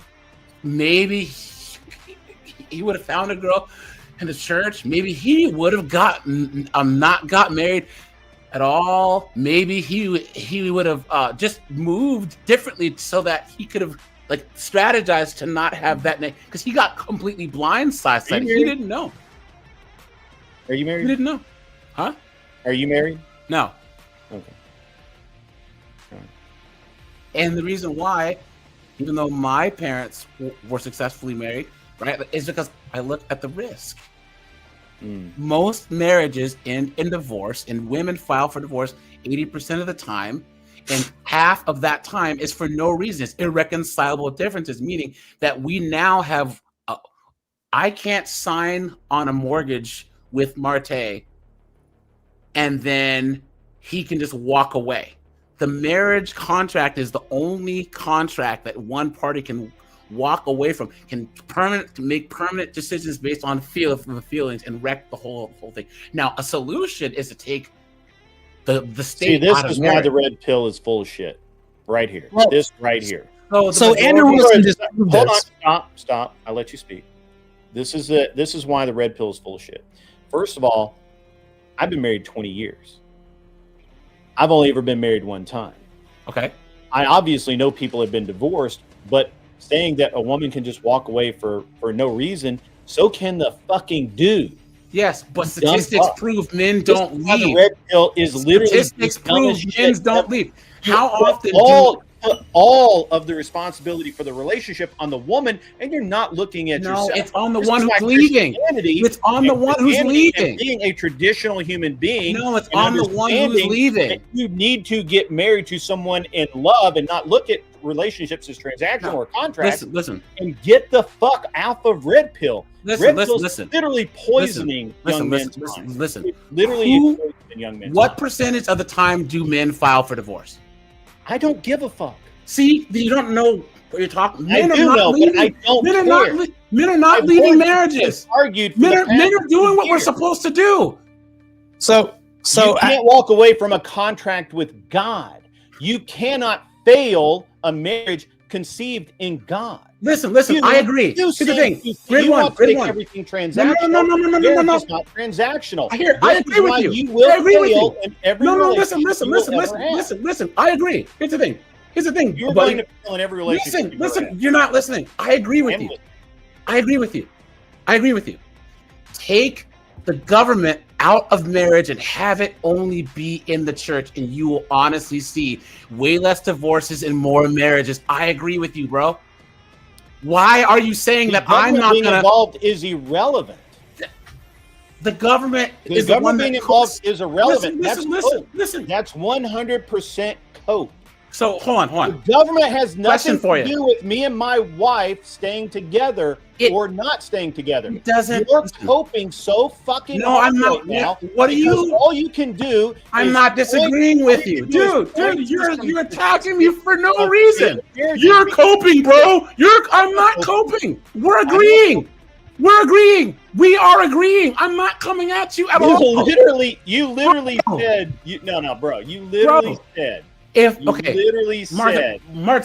that If the there was government shouldn't be involved. It's Yes. irrelevant if the government is involved. no, because here's the thing: in secular marriage, which is inferior to godly marriage, correct? Secular marriage is inferior to godly marriage, correct? Correct. I don't think you. I Hold on, don't hold know on. why secularists would even bother getting married. Exactly. I agree with you. I'm not coping. I agree. Let's keep going down the rabbit hole, right? In secular marriage, women file for divorce 80% of the time. Men file for divorce 20%.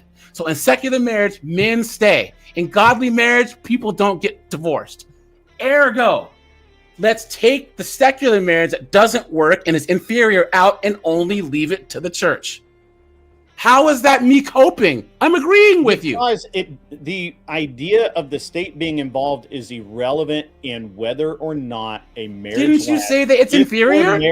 If you are marrying in the church and you are literally marrying someone from your church or another church or whatever, if you are marrying a traditional human being, I agree with you. I agree with you. 100%. Nothing to do with this. Red Pill Let's tells go. you that- We agree. Woo!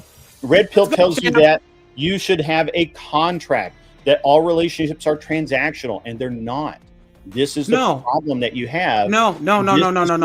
Once again, I honestly don't understand. Look, I actually would have no problem. We if agree. We agree. Just We came out agree. and said We agree. that if I would have no problem if people just came out and said, I'm a secularist. I don't want to get married. I don't want to have the burden of marriage in front of the state. Although, married or not, if you have kids, she's getting, she's getting child support. She's gonna, and maybe even get not spouse. They don't call it spousal support anymore, but the court will award her money, right? Whether or not you're married. That's how our courts work. Until we change that, we're fucked. It doesn't matter, married or not. Doesn't matter. One night stand, bitch got you for life. So I'll say one thing though. Andrew Wilson was on the I think what is it, Fresh and Fit, I would say, on the podcast, and then Myron was the only one that made the claim that you should bang 50 women. I and also him believe that he's wrong. I also spoke with Myron about this. Andrew Wilson actually spoke to him about this. Yeah, Myron walked that back. Well, right. The reason why is because Andrew Wilson gave him a data packet and said, hey, listen, if you want to be the guy that 50 women want to bang, wouldn't this be more preferential to banging 50 women for experience? And what he did was he took this data packet and gave more optimal data and said, you know what, that actually makes sense because on the scope of things, the information is more optimal, right? Yeah. Now, he didn't tell Byron what he should do. He didn't give a prescription. He just said, wouldn't this make more sense as a claim, right? The data that I gave you. And what Myron's done with he refined this red pill information, this data packet that he's gotten. And this is what we're doing as Christians. As a Christian, I'm going into red pill spaces and I'm actually telling them, hey, I'm giving you prescriptions to use with your data packet that you can have. I can then go to my priest and say, hey, this is what's happening. My priest would say, hey, this is the information that's happening in the digital age of dating. Now I'll take this and complement what we have. This is what scripture says, as opposed to reaction of what's happening right now in reality, which is the data packet that he's given. How would he be wrong for giving me prescription from using just this data, but complementing this with Christianity? Well, I'm all for informed decision. If I'm not really sure. I mean, I understand you said a lot of things there, but here's the thing. Andrew's prescription or packet had nothing to do with red pill. He was pointing out that red pill is a problem. Red pill, as defined by Rollo, as written about, as all the people mean it to mean, not regardless of whether you want to say, well, it's just like an awakening. I don't think that's what it was. But he was saying the prescription's a problem, not red pill. That's how I saw it. Not the data. Red so pill's red pill is saying that so the data is the problem. That secular marriage doesn't work is a red pill. Stats and police data is a problem. Stats and data that's a problem. That's crazy. Yeah. What? The stats are a problem. I don't informing people on these are the crime statistics. Women is a problem. No, that's a prescription. That's not the data that I'm talking about. That is red pill. So if you take statistics on average and you take data like crime statistics, if it's more likely for you to walk down with your wife in an alley saying, no, this is bad part of a neighborhood because statistically more people got robbed on that, I would say, well, that's red pilling the person. I would. For instance, no, that's that's no, come on, you're reaching, man. No. If you no, it's not reaching. Red pill's just a data packet. That's all it is. Giving a data packet is not red pilling someone. Yes, it is. Yeah, you are red pilling. That's red pilling somebody. You're trying to define something in a way that it diffuses the objections to the red pill. No, when it's here's used the as thing. descriptors. Okay. You're saying that a gun is bad because it's people die from this. Well, you can use it for good or bad. It's like using a fire gun or anything else. That's absolutely incorrect, and that's wrong.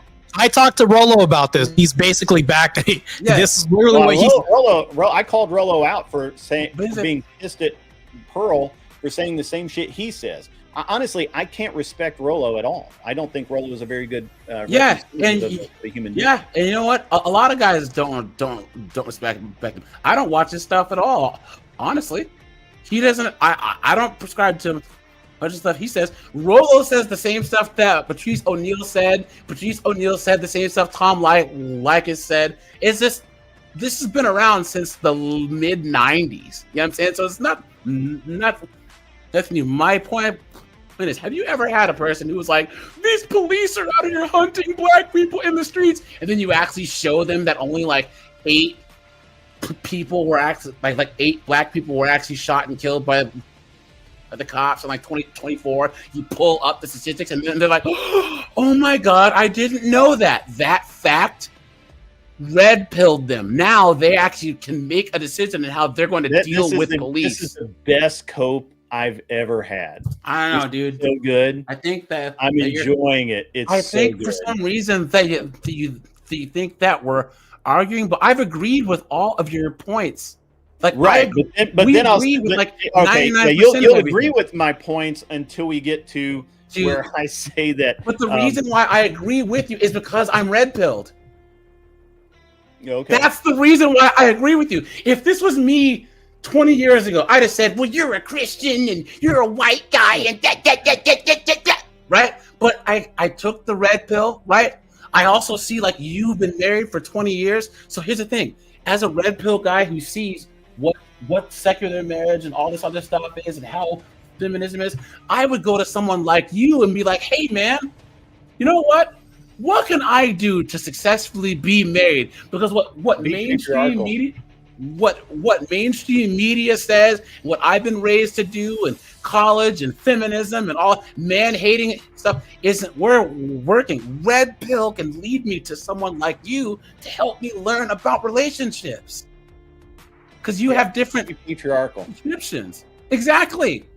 What I'm saying is this feminist, degenerate society now, something, especially when it comes to dating and relationships, something has to give you that smack in the face to realize that the way that men and women are interacting in relationships and quote unquote marriage is wrong.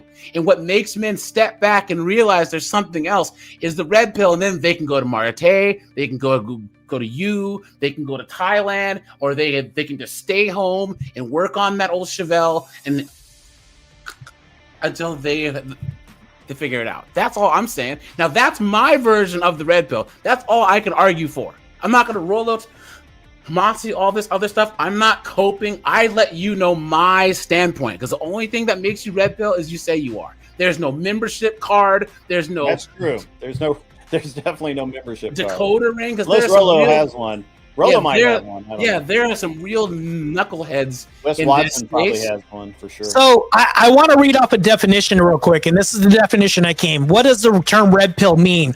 Red pill, when someone is red pilled, they believe that they have been awakened to an unpleasant, often truth, while also being blue pilled means to remain unaware of truth, accepting status quo without questioning it.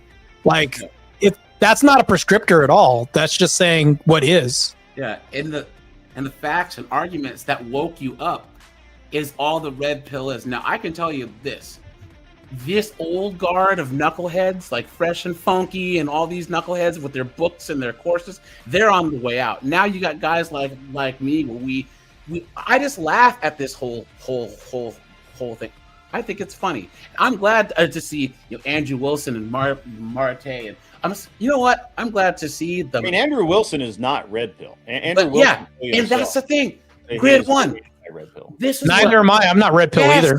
I was getting pushback on my channel because I was defending Andrew's marriage. Where's the marriage of a single mom? He never claimed to be red pill. You dunderheads. Andrew Wilson never claimed to be red pill.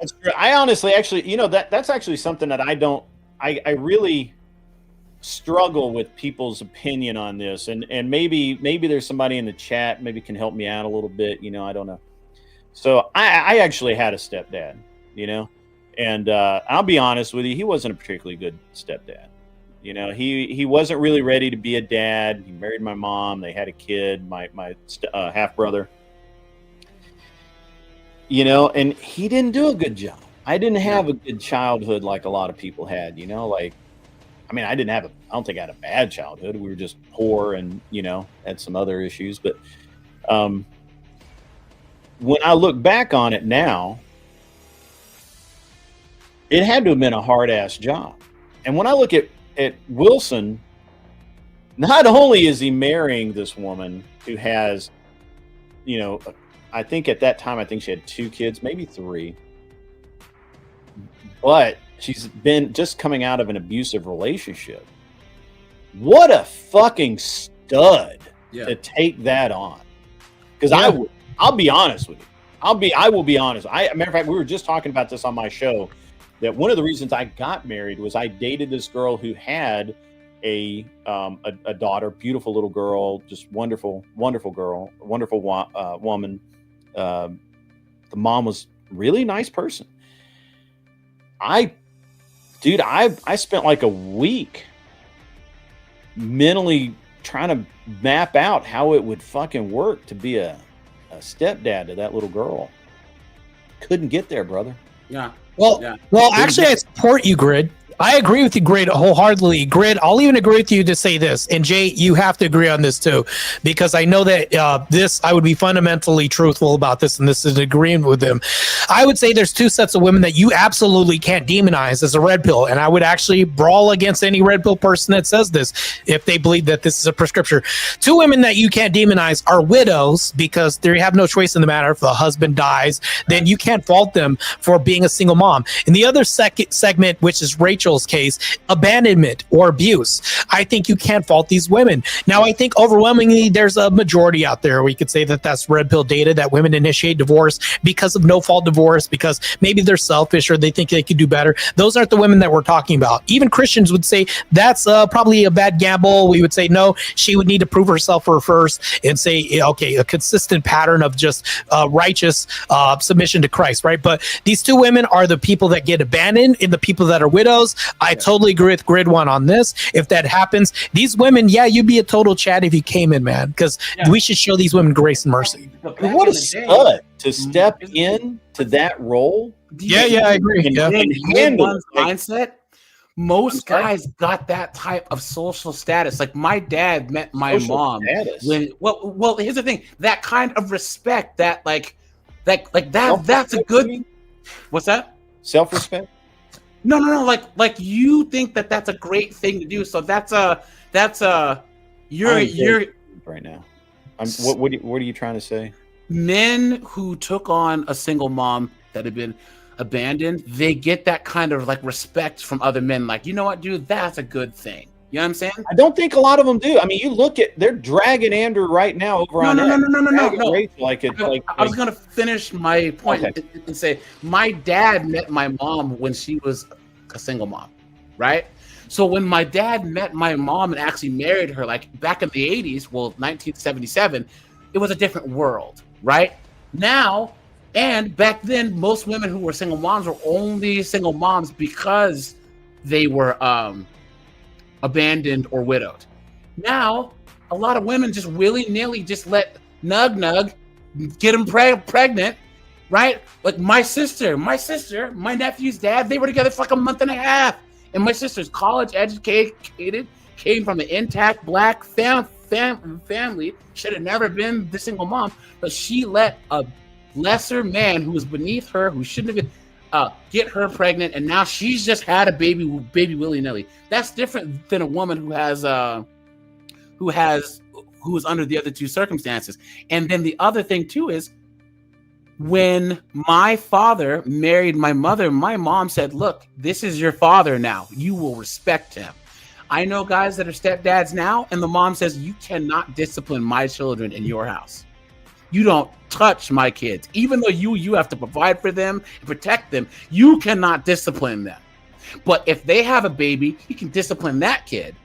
So he's a toothless lion in his own house. So, you know? So that's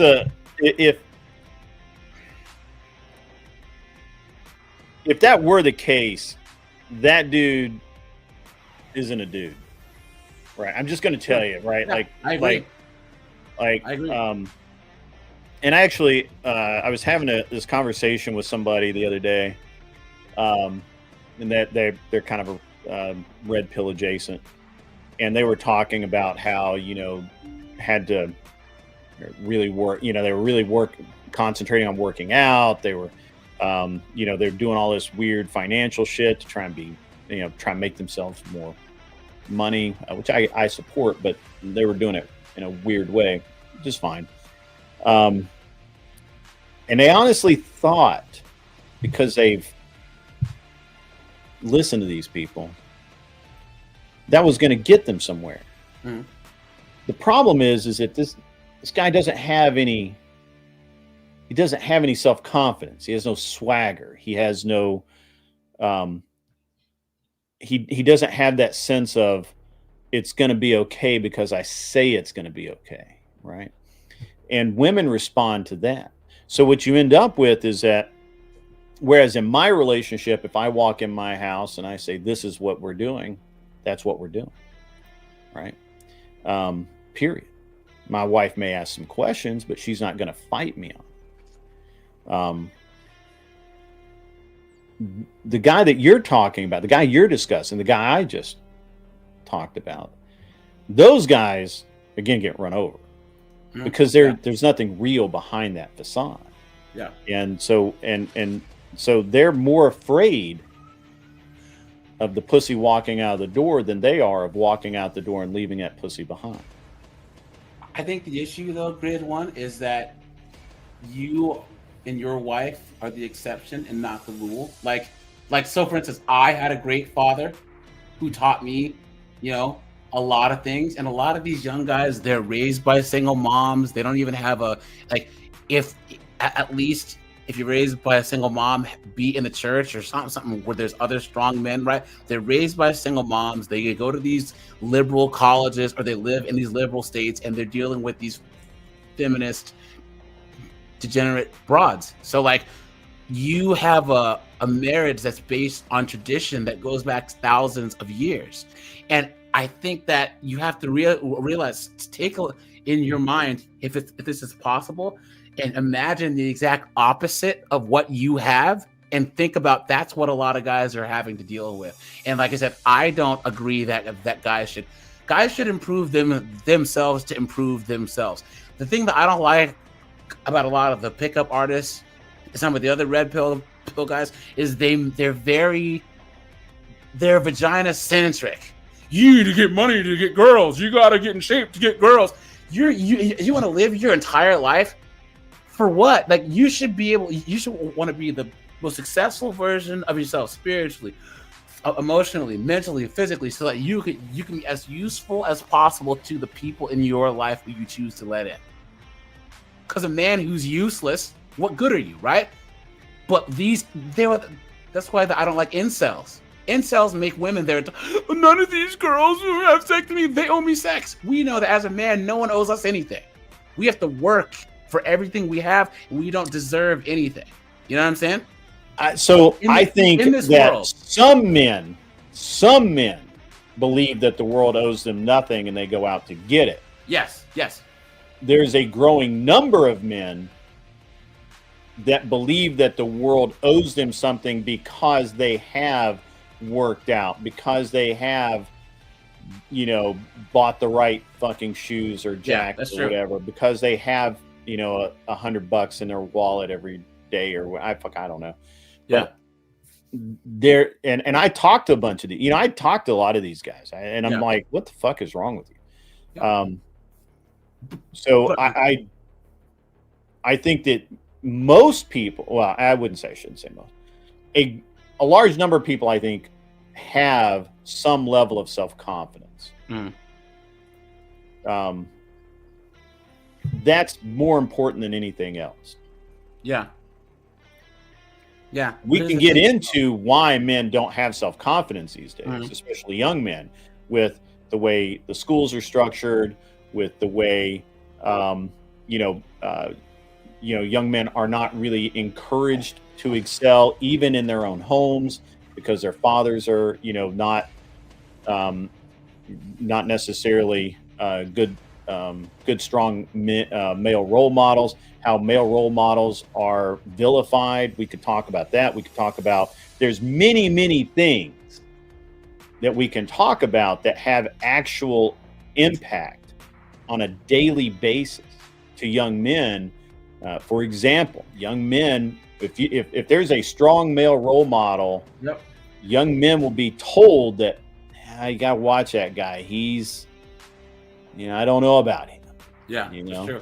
I agree. And I think that- a lot of times, my personal experience has been that even not necessarily strong male role models, but just male role models in general will be vilified by weaker men and by women who will literally say that they are womanizers, or and in some cases they are. I'm not gonna they'll say these things about them, which undermines what their overall message to young men, and corrupts everything they ever did, right? So, and this is one of the things where I don't get behind a lot of the popular rhetoric, because it's very often not.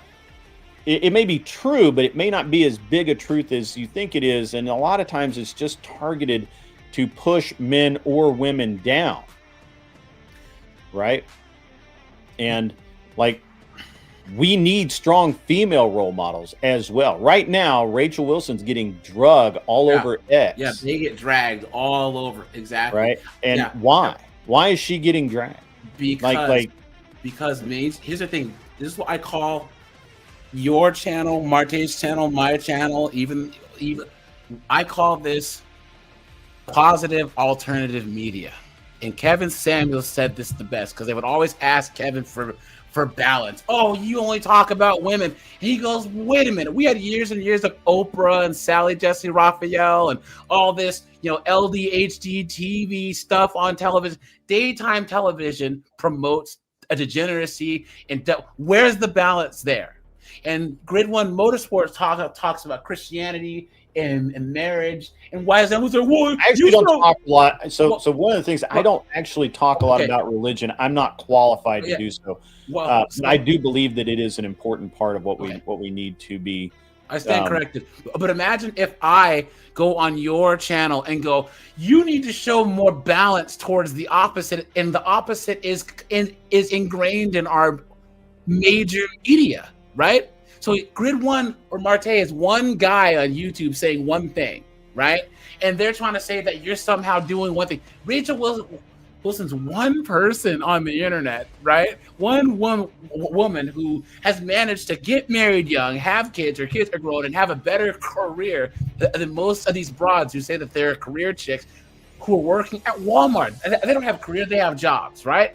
So what's happening is that when media like Rachel or Andrew or anyone else, Kevin Samuels, they come in, they hold a mirror up to people, and it makes them realize that, wait a minute, something's wrong here. Something's rotten in Denmark. And instead of actually thinking, hey, this is like me being black and being conservative, right? I am basically a pariah.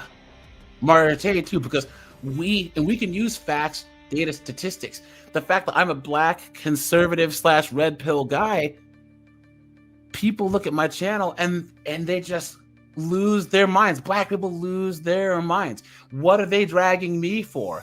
It's because I'm not part of this made media machine that promotes this, transformer, boss babe, a degenerate mentality. So I think it's wrong what they're doing to Rachel, and it shows once again that social media works on clips, because Andrew Wilson, he's not a red pill guy. There's nothing. But it's the red pill. I mean, I'm sorry. I just gotta. I want to make a couple of statements, and I gotta go to bed, man. I'm an old guy. So people like Andrew and Rachel get drugged not by the liberals or the feminists. Oh, yes, they're They're getting drugged right now by fucking red pillars that are like, I can't, I can't believe he married a woman with kids that weren't his. Like he's living and he's providing a home for another man's children, right? And I mean the comment, and I'm obviously paraphrasing because I'm not a fucking asshole. The comments are just fucking stupid. Right? The good one. Do you know why there was such a backlash to this in this particular case? I've seen a bunch of different things. I've seen that. We thought people are Andrew claiming was that one of us. We thought Andrew was one of us. No, I didn't. But the there are general people public, that think that, right? Yeah, there are only people sees clips of Andrew on whatever talking to these 304s. So when it shocked people. They were like, "Wait, what?" And people were angry because a lot of red pill guys had exalted Andrew to a space that he didn't ask for. In fairness, Rollo did claim that Andrew was red pill. Yeah, I was on a panel one time with Rollo. We were talking, and I'm like, and he's like, "Yeah, Andrew's red pill." I'm like, "No, he's not." Yeah, and he very specifically said he is not red pill. Yep. And he's like, whatever. Rollo he took offense to that, but that's okay. But when you have guys going out that are counting, and obviously he was just on Access Vegas with Rollo, with Myron, with all of those guys just a few weeks ago, and I'm certainly not going to speak for Andrew. I'm his friend. I'm not his confidant. But I think there are several reasons that he's getting drug, and Rachel is too. Yes, the red pill sense of betrayal for sure. The red pill guys are also really pissed because red pill guys and girls are really kind of pissed because somebody has started a rumor. I don't know how much truth there is to it. I don't care. It's irrelevant to me.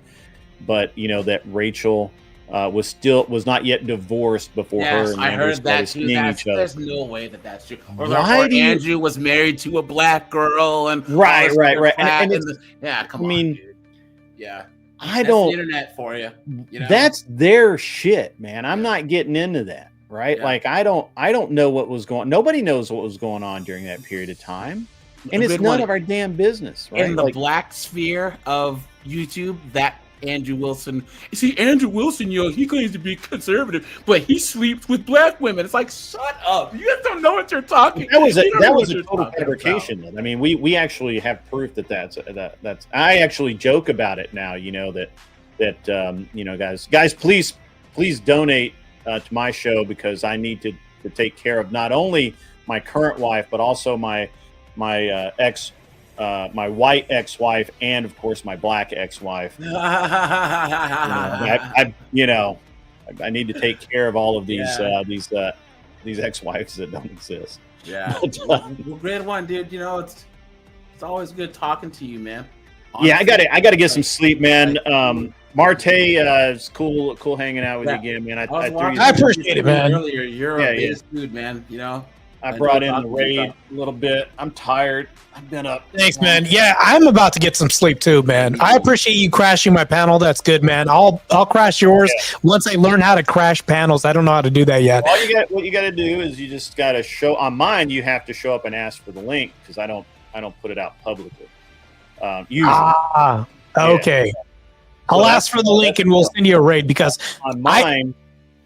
The way I normally do things is if I'm having an open panel, I'll put the link in my mod chat.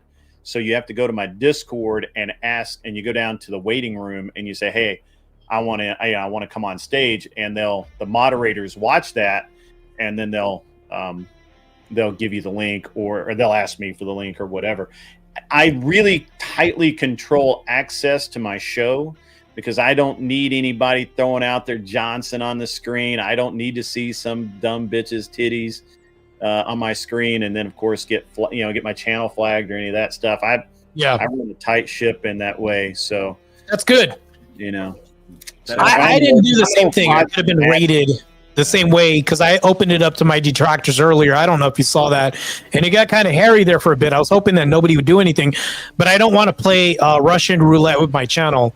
You would even agree that that's smart. It really doesn't. It doesn't do you any good, and it's so easy to control. Either they've been on before and you know who they are, and you can kind of predict how they're going to act, or they haven't been on, and you can't predict how they're going to act, and so then you have to be a little bit more careful. I also generically I try and keep my panels fairly small. 4 people is perfect. 5 or 6 pushing the envelope. Every now and again we'll make a bigger panel if I'm just if I just want to have a little chaos in my life. But I've been this way since the beginning. I don't know how I don't know how people have like 10 people on a panel and don't go fucking insane. So yeah, I don't like being a moderator. I'm always going to be a debater or the showman that shows up. I don't want to. That's not my job. I don't want to do it. It's too much responsibility. I'm good. I like moderating. I like moderating a lot. That's good. I'll stay a debater. I respect your moderation, by the way, too. So, all right, you guys be cool and do stuff. Take it easy, appreciate it, Greg. Get some sleep. I'll do the same. Yeah. Yep. Yeah. So that was a pretty good interaction, man. The interaction. I was just letting you guys pop off and I have the this same conversation. interaction with my dad, because he hasn't been out in these streets. You know what I'm saying? So like Grid One's awesome because he won. Grid One has the outcome that the majority of men want. He has a godly marriage. He has a traditional wife, right? He's the patriarch of his home. I think just a lot of men see that and they're looking around and be like, why can't I get that? And there's different types of prescriptions, but there is one thing that Grid One rightfully pointed out, and props to him for this. He did say that there are these guys, these weaselly, they're like Scar from the Lion King, these backstabbing bozos who are in the red pill that are trying to like take advantage of dudes, and these are the pastor pork chop at the black church that's Jesus, taking all these single moms' money, all these dirty, swiney dudes. You know what I'm saying? And when you have young men that are looking for guidance, the worst thing that can happen to them is them fall into the clutches of one of these bozos. Look at you. You're a bodybuilder. How many of these fitness guru bozos do you see where you're looking at them like, you just want to scream into the phone, don't follow this guy. Don't pay for his workout plans. He's full of it. You know what I'm saying? Yeah. That's how it is in every single space, from the Christian church to the red pill to the dating coaches to all of that stuff. So I think that was a good thing that he pointed out. But I honestly think that if you get rid of no-fault divorce, right, and that would make it so that the 80% of women who want it would just get rid of the 80%. The 80% of women of people leave are women, and 40% are no reason. So that would make it would basically get rid of secular divorce because they would be in parallel. In the church, I agree. Have a third party say, give me your reason for breaking your covenant. And you'd have to have a damn good reason. If they did no-fault divorce, it would be a judge who would say, I don't think that's a good enough reason. So yeah, I agree. Me and Grid, we disagreed on one point, and I think that he's wrong about this. He thinks that I'm wrong. So when I say, how did I not red pill Andrew Wilson not red pill me to Christianity? He says, well, no, that's blatantly wrong. Well, if you talk about a label, that's literally how people use red pill as a term. Is that not true? Yeah. Right. So it's like he's saying, no, that's not true. That's fake. And I'm like, oh, man, come on, bro. So I looked up the definition, and what did it say? It said everything that I said. So I'm like, oh, this is crazy. Yeah. So. I think that you have a feeling that something's wrong. Something's wrong. This is like a person who, like a lot of people, the term red pilling, a lot of my friends that have come to Christ in the last 15 years, they knew something was wrong, and then they met the right person, or they sat down, read the Bible, and all of a sudden it's like, oh, no way. They see the data that's in that source, and it completely just changes their worldview. That's why uncomfortable truths. It's like an individual awakening, and that's what I told him. He said, "No, that's not what it is." And I was like, "So you're disagreeing with the definition that Google and AI come up with? That's crazy." But belief is not a choice. That's why when someone makes a really good argument, and Marte, you've done this, where you made a good argument, and the person's like, you can see in there. Are we going to get into this again, AJ? No. I believe belief is a choice, but it's. Here's the thing. There was a recent Andrew Wilson clip where, do you remember where he talked to that stupid Charlie chick about black on white crime? I destroyed her in a debate two times already. Once with Andrew Wilson and once by myself. But you brought up the statistics, and you see her face. She had to stop a smile because she knows she got. Her in that shattered because she saw the data right there, and she was trying to hide it. And then there was another one where Andrew had talked about force doctrine and how is that going in Iran, where you try and hold your feminist signs up and they chop your effing head off. Look at the smile that chick tried to, because she knows her worldview got destroyed, and your body has an involuntary reaction. You know what I'm saying? Like you can't. It's not a choice. You know what I'm saying? Okay. Hold on. Well, I got to ask you a question. You have to. Can you? I just want you to answer this. This is me. Yeah. People say, "Well, you're going into debate mode." Well, no, I'm just doing a fact-finding question right now. I'm just very curious. I'm going to present you with this, and I want to see how you answer this, because you say that belief is not a choice. If I present Islam in front of you, Christianity, Judaism, and then a Baptist religion, and then some, I would say something else, right? And I would say witchcraft in front of you. Yeah. These are all beliefs that I've given you. Did I give you choices?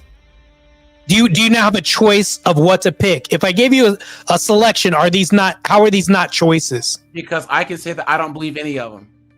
You just chose not to believe in any of them?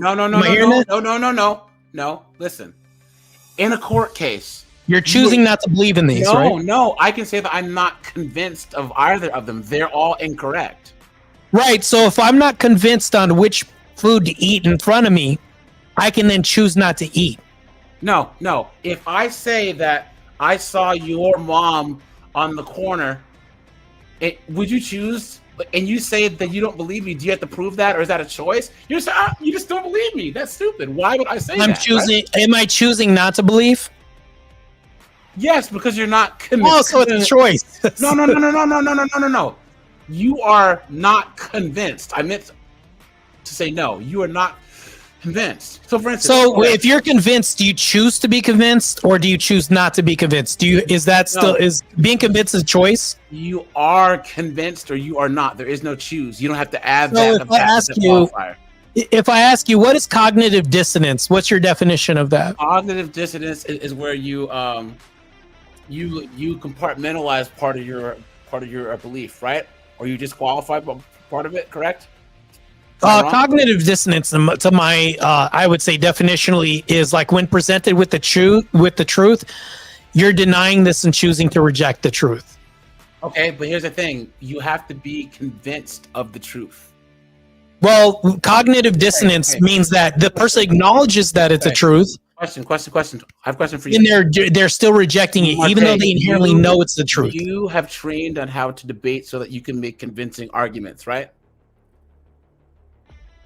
Correct. I didn't train to do this. I think a lot of this is just. Hold on. Why do you practice debating someone and making really awesome arguments if someone, no matter what, can just choose to not believe you?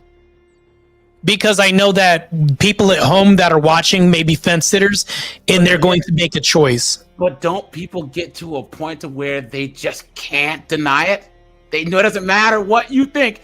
It's there. But that would be an assumptive claim you're making. You're assuming that we can't presuppose people's minds. Have you ever seen someone get boxed in where they're like, and their brain short circuiting because they don't have a choice? Their brain is the logic and reason. It's consistent no matter what.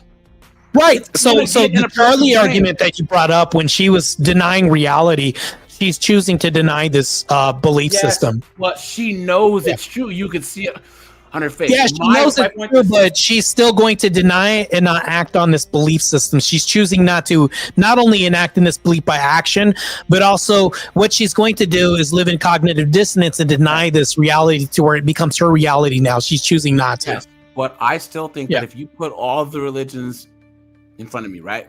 Like, Yeah. because I don't believe in any religion now. It's not a choice, right? Like, So- I can't choose to believe in. Oh, AG, that's you, right? But let me speak for me. Let's say that I had all these religions because I was going to lean towards Islam. Believe it or not, Chad, I was going to lean towards Islam because it was more patriarchal based, and my belief understanding was they're more disciplined and all this, and Christianity in the West appeared weak to me until Orthodoxy came, right? Because I saw this, I said, well, I compared the two, I made a choice. How am I wrong for saying I made a choice to Orthodoxy? Because orthodoxy is the one that made the most compelling argument and made you believe in it. Right, so it provided a better choice for me. No. Your logic and reason reacted to it more. So look, Ken says, can we be tricked into believing in something? If we are tricked into a belief, then can we say that it's our choice? That's a really good question. If I trick you into believing that I have $1,000 that I'm going to give you, or I trick you with something, you believe it, even though it wasn't true. I've convinced you that it's true. You can believe in something. Like I got like, let's say I have 5 products in front of me, hence 5 religions, right? I can be tricked, like I almost was tricked into thinking Islam is the truth. But you didn't choose to be tricked, though. But right, we cannot choose to be tricked to some degree. But here's the problem with you this. believed it, so it wasn't your choice. But hold on, I'll ask you another question. Can being tricked and also a truth exist separately? No, because they can. No, if it's the two are not mutually exclusive. If it's true, then I wasn't tricked. So they can exist separately, though. You can agree with that, right? No. I can't be tricked if it's true. You can. So here's the problem with this. Christianity and Orthodox, we would say, is truth compared to Islam, which, I would say the PDF file would be Muhammad sleeping with this person. They all know that inherently that's wrong, but they still choose Islam over this. Why would that not be a choice for them? To them, the claim that Islam is true makes the most sense to them. They've been convinced. Right, because they denied Christianity when they know that a PDF file isn't their prophet.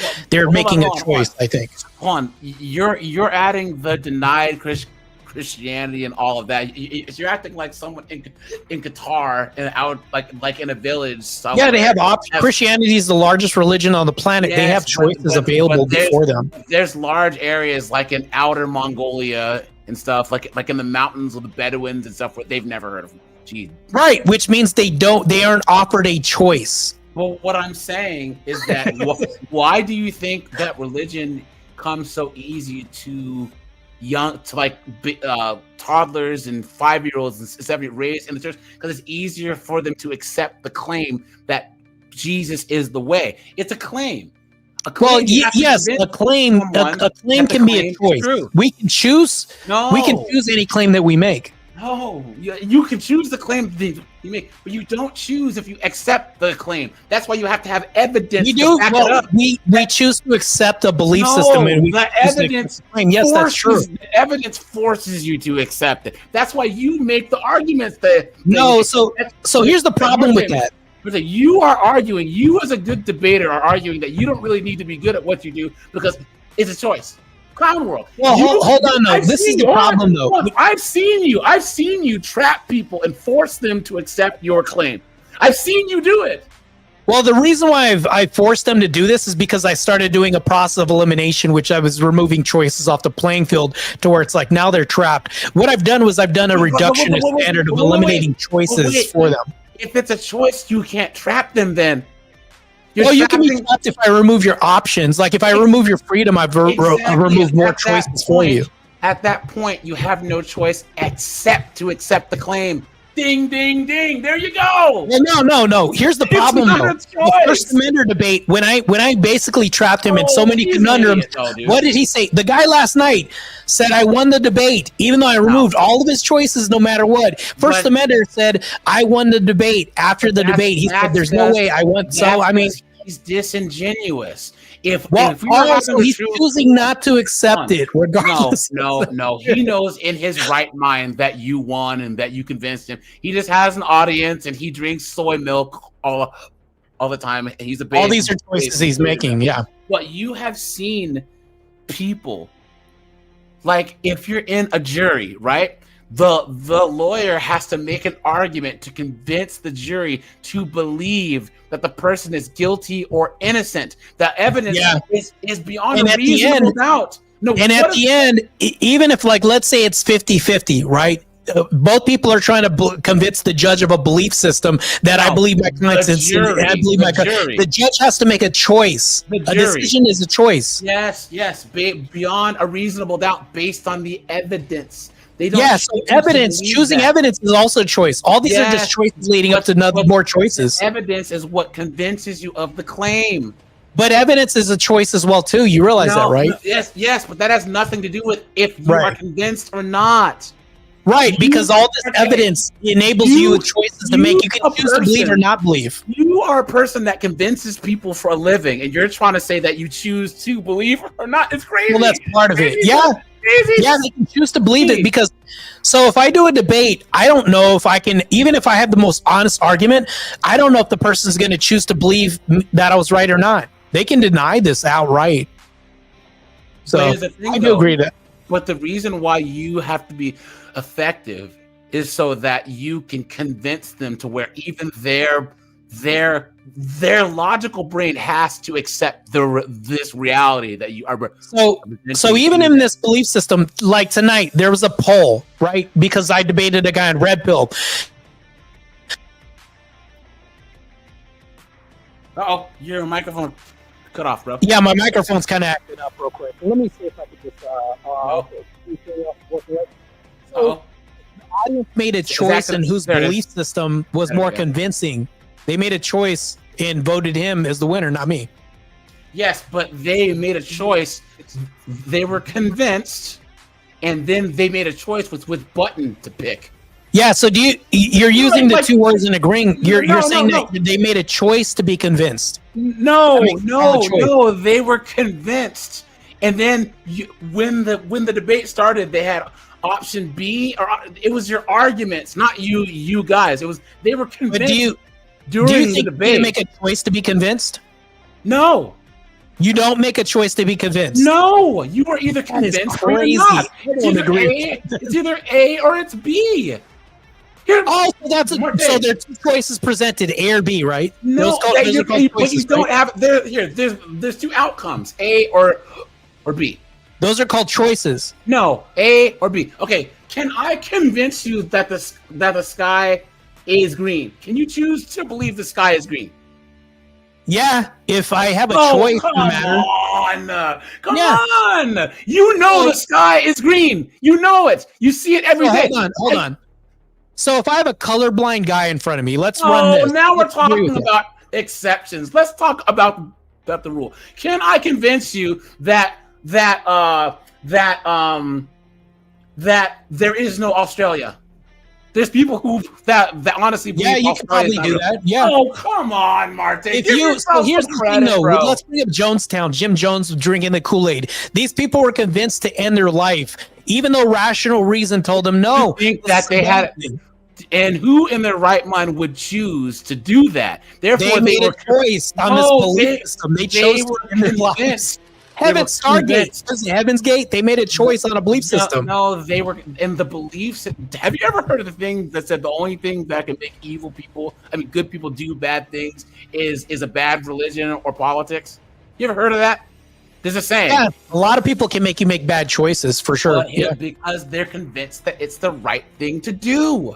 Yeah, but I have to present you two different choices in the matter. No. Yeah. You just say, I'm right, believe me, and do what I say.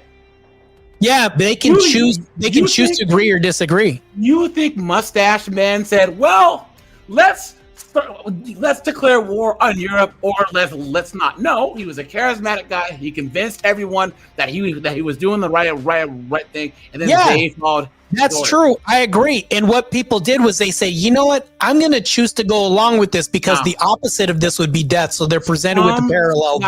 No, they enthusiastically did it.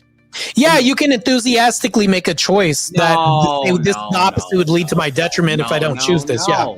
You cannot just snap your fingers and just make a choice to believe something that's irrational and not true. Your brain just won't do it. People do this all the time. Look at millionaires. All of a sudden, they have a long list of women that would have never chose them. They switched your choice because they were convinced to make this choice because they're like, oh, this guy would never sleep with them. Oh, he's a millionaire. Let me be in his DMs now. But that would mean that they were convinced that they shouldn't do that in the first place. Your choices will change, right? Depending on how juicy the solution is or the outcome would be. Is not a choice. Yeah. Because I used to believe in Santa Claus when I was young. I used to. I cannot believe that. No one can convince me that there is a Santa Claus. You can't do hold on. So nobody can convince you that there's a Santa Claus. If you saw somebody, if you saw somebody flying in this age of AI, right? We could believe that a lot of things are false, right? People are easily convinced, right? But they have to make a choice whether or not they believe that AI is real or not. What does that have to do with a magic man flying in the sky? Right. So the reason why I say that is because if I showed you a video and this looks so accurate, I want to see it in real life. No, but if you remember, right? Do you think people could be convinced because of this? This could change your choices. Maybe they're less educated. I couldn't see this video. Extraordinary claims require extraordinary evidence. If somebody tells me that there is, it would be simple for you. No, it's not a choice. Their choice. Yeah. It's not here, Marte. I'm going to end on this. You have an ability to back people into a corner and make their logical mind accept the evidence and the arguments that you do to where they have to believe you are correct. They don't have a choice. They are convinced by your evidence, your arguments, and your reason. And you, as a person that's practiced at this, that does well at this, somehow thinks that they're choosing to believe you instead of you shoving it down their throats. Yeah, because hold on. Is doing yourself a disservice, and it's actually giving credit for these. No, seriously, Marte. I watch how you do things. You're very, very skilled at this, and you back people into these corners, and where they might cap and say, "Well, I don't know," but you know that when they get off the line, they're like, "Damn it, he got me." You have that feeling of he got me because deep in the recesses of your brain, the evidence and the arguments is there, and they have been convinced whether they like it. I'm hoping they would be convinced, but I'm hoping because I presented them a choice other than the one that they brought to the table. The reason why I say that, and here's the reason why I say this, is because flat earthers exist. And the fact that they exist proves my claim that they have to make a choice against the logical conclusion. By the flat earth evidence, they've been convinced. Well, if they have round earth and a flat earth, would these two choices exist? You either agree that the claim is true or that it's false. So would truth and false be a choice? No, because you're convinced false is not a choice. Is true or false, not when it comes to accepting a claim. It's not. So if I have a test and it says true or false on the test, I'm not making a choice when I mark one or the other? That's asking a question, not making a claim. Well, I'll make a claim. Did you know that if I have a test that says true or false and I mark one, I'm making a choice? That's not a claim. That's a claim. You can say what's a good claim? That's a pretty good claim. If I have a test and it says true or false, I'm making a choice when I mark one. No, you asked me a question. That's not a claim. Claim is... No, that's not a question. I'm just saying that that's what is true. I'm making a choice when I mark one. Marte, on November 20th at 1:17 p.m., Marte walked into a Best Buy and deleted someone. And I'd be like, prove it. And then that's your claim, and now you have to give me evidence and convince me that it's true. There is no. Yeah, I have to I have to present evidence that would be a different choice in the outcome. No, Yeah. you are trying to convince me if it's true or if it's false. Yeah, because I have to make you. I have to affect the outcome, which is the decision. And when you make a decision, you're making a choice whether or not somebody's guilty or I not. don't decide if it's true. Is it true? I'm convinced. If I make this claim, if you make this claim, I either believe you or I don't. So if I sell you on a choice, that's basically what you're saying. You're saying you're just good at selling a choice. No, because you have to use real facts, data, and statistics. It's not selling. Well, hold on. You said that somebody can be convinced of a lie. They can be convinced to make a bad choice. You can be tricked. You can use a false claim. Yes. Yeah, somebody can. Basically, this is just upselling a choice. That's basically what this amounts to. If I can just dumb this down a little bit. Marte, do you ever want to believe something that's not true? Do you want to have as many true beliefs as possible? Because that's a good way to live, right? You cover a lot of women that are delusional that want to believe something that's not true, right? Back to my question. They're making bad choices with their lives and decisions, right? Leading to bad outcomes. If your beliefs inform your actions, then it's good to believe as many things that are true as possible, correct? Yeah, it's better, but you would also agree that it's better if you make better choices. It sounds very familiar, right? True. Yes. So you're one and the same, I believe. Hold on. So if you, as Marte, want to believe as many true things as possible and don't want to go through your Rolodex of beliefs and think that anything's false, if you could be tricked into believing that something's false and going against your way of life of believing things that are true, you didn't choose to believe said false thing. Yeah, I've been sold. Have you ever heard of people being sold a lemon before? And that's what I'm saying, is that you didn't choose to believe that. It was so you. They did. They chose to believe a lie. So if you choose to believe a lie, you bought a lemon, and you find out that you made a bad. No, you find out. Hold on. Would it be accurate if somebody said, "I made a bad decision when I bought that. I should have known better. I made a bad choice." Would that be accurate?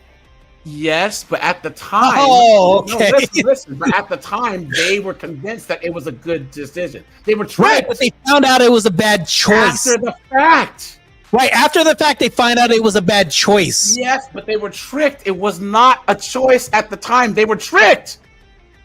Right, so they found out that really inherently it was a choice. They didn't know it was a choice. They're using the word choice incorrectly.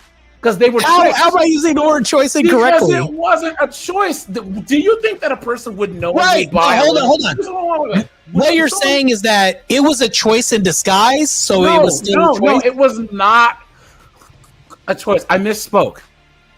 If would a person knowingly buy a lemon? No, nobody would knowingly buy a lemon. Ding. So it's not a choice. But in the end, they would agree. They would say, "You know what? I made a bad decision." And they would be mistaken for saying that because it wasn't their choice to buy the lemon. They were tricked against their will. They were convinced against their will to buy something that was wrong. Yeah, so if you have a bad salesman, these bad salesmen would agree. You would even agree that they're helping people to make bad decisions, right? Would you agree with that? No, they're convincing people to do an action. What is the action? Is the action a choice? No. They are convincing them of their sales pitch. What is the action? Is the action a choice or no? No. So when they make a decision, that's not an action? When they're accepting when they're buying the car, that's an action. But if they accept the sales pitch, that is not true. Car, is that not a choice? Them buying a car, the action, but not the accept of the belief. Well, no, they're accepting this by action. Now we're talking about belief and actions. That's two different things. Your beliefs inform your actions, so they're two different things, right? Well, hold on. You don't have a belief if it isn't exhibited through action. I do believe that the two can exist here differently. But here's the problem that you're going to run into. If you buy a lemon from somebody and you realize that you made a bad decision or a bad choice, would that be inaccurate for me to say I made a bad choice? But you to buy, but the belief you were convinced to do the buy. So, for instance, I believe that you should be able to punch that First Amendment guy in the face, right? Now, if I actually get him in the same room and get you to go and do it, that's two different things. If you get me to do it, that means that you've made me. I made a choice because I'll either accept this or not. Ken says that if you can be manipulated or coerced into believing in something, then in that case you are not choosing the belief because you didn't choose the belief because the agency to believe was removed from you. Yes, that's what I'm saying. Well, no, I actually disagree with what this. I'm saying. I actually disagree with this because in the end, in the interim, think about it, Ken, in the long run. If we find out that we were manipulated, we would then say, damn, I made a bad decision to believe his lie. Decide to be manipulated. You can choose to be manipulated, but here's the problem. No, you can't choose to be manipulated. Hold on. People do this all the time. Men know that they're being manipulated all the time, but will still go to dinner with the girl knowing that they're just losing a free lunch, but hoping maybe that they won't be manipulated. I'm talking about some of the most important questions ever asked. Where do we come from? Religion, politics, those things, right? You cannot choose to believe certain things like you can choose to believe in certain things. With Ken's argument, he says that if you're manipulated or coerced into believing something, well, here's the problem with this. At the end, you will then say, okay, I was tricked. This was a bad decision on my part. I've now learned a lesson. I will no longer make bad decisions in the future because now I will see the trick in the future. If the belief has informed them of an action that went wrong, they can say, I chose to do something wrong. But you can have an incorrect belief that's a product of the mind, right? And it just sits there in your brain. Then you didn't choose to do anything because it just sits there. I can say that I believe that I've been convinced that vanilla ice cream gives people cancer. Do you believe that people can refuse a belief? If they've been convinced, no, they can't. If the argument's good enough, absent convincing, do you think that let's take away convincing from belief, right? Then there is no belief. No, hold on real quick. There's a lot of people that believe in things even though they haven't been fully convinced. They just do it hoping for a good outcome. Like I haven't been convinced that I'll win at a casino, yet I keep gambling all the time. To me, it's like that's where you can see an exclusionary example of this. But that's irrational belief, addiction, and other things, right? You know what I'm saying? Well, right. So that shows you that people can believe in something and also say that this is a choice I'm making. But here you go, though. The gambling and everything is informed by their belief. They must have been convinced that they can win. Therefore, guess what? That's what I'm saying. Someone convinced them that they can beat the casino. So Long Live Liberty gives a good point. You can choose to be manipulated or not. Example, you can, if you want to keep watching propaganda TV ads or not by changing the channel or not. I think that this is extremely true because you ever had a song that got stuck in your head? Yeah, you keep singing it the whole time and you're like, I don't know why I keep singing this. Now all of a sudden you just bought something.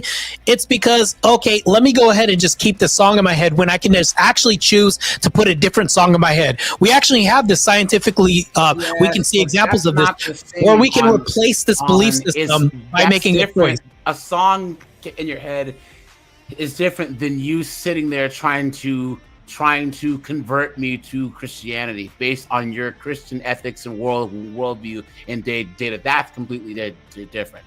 I don't think it's different. If I show you the data and the data is compelling enough, once again, you now have a choice on your hands. Well, then you are trivializing your role as a debater, your skills as a debater, and then the level of debating that you can do. Because I've seen you crush people's worldview, and I can see in their face they don't have a choice. You crush them. You put out the data, the statistics, and you demolish people.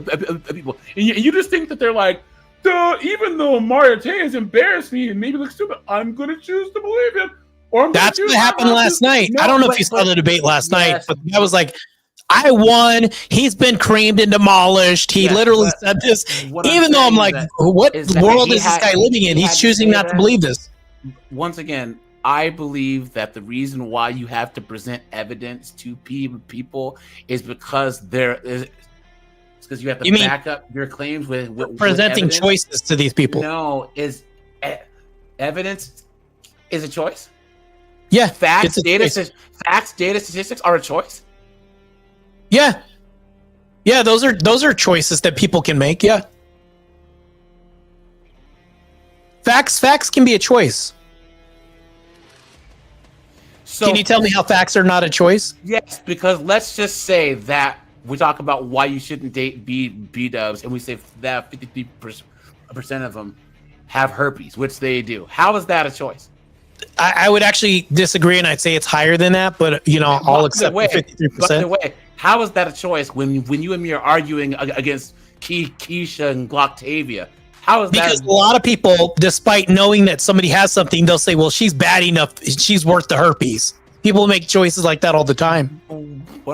But that's once again, if we're debating two people, and they're trying to say that like B-dubs are the most attractive chicks on earth, and we bring the facts that they're the least wanted on dating apps, that they have the herpes, that they're the most single moms.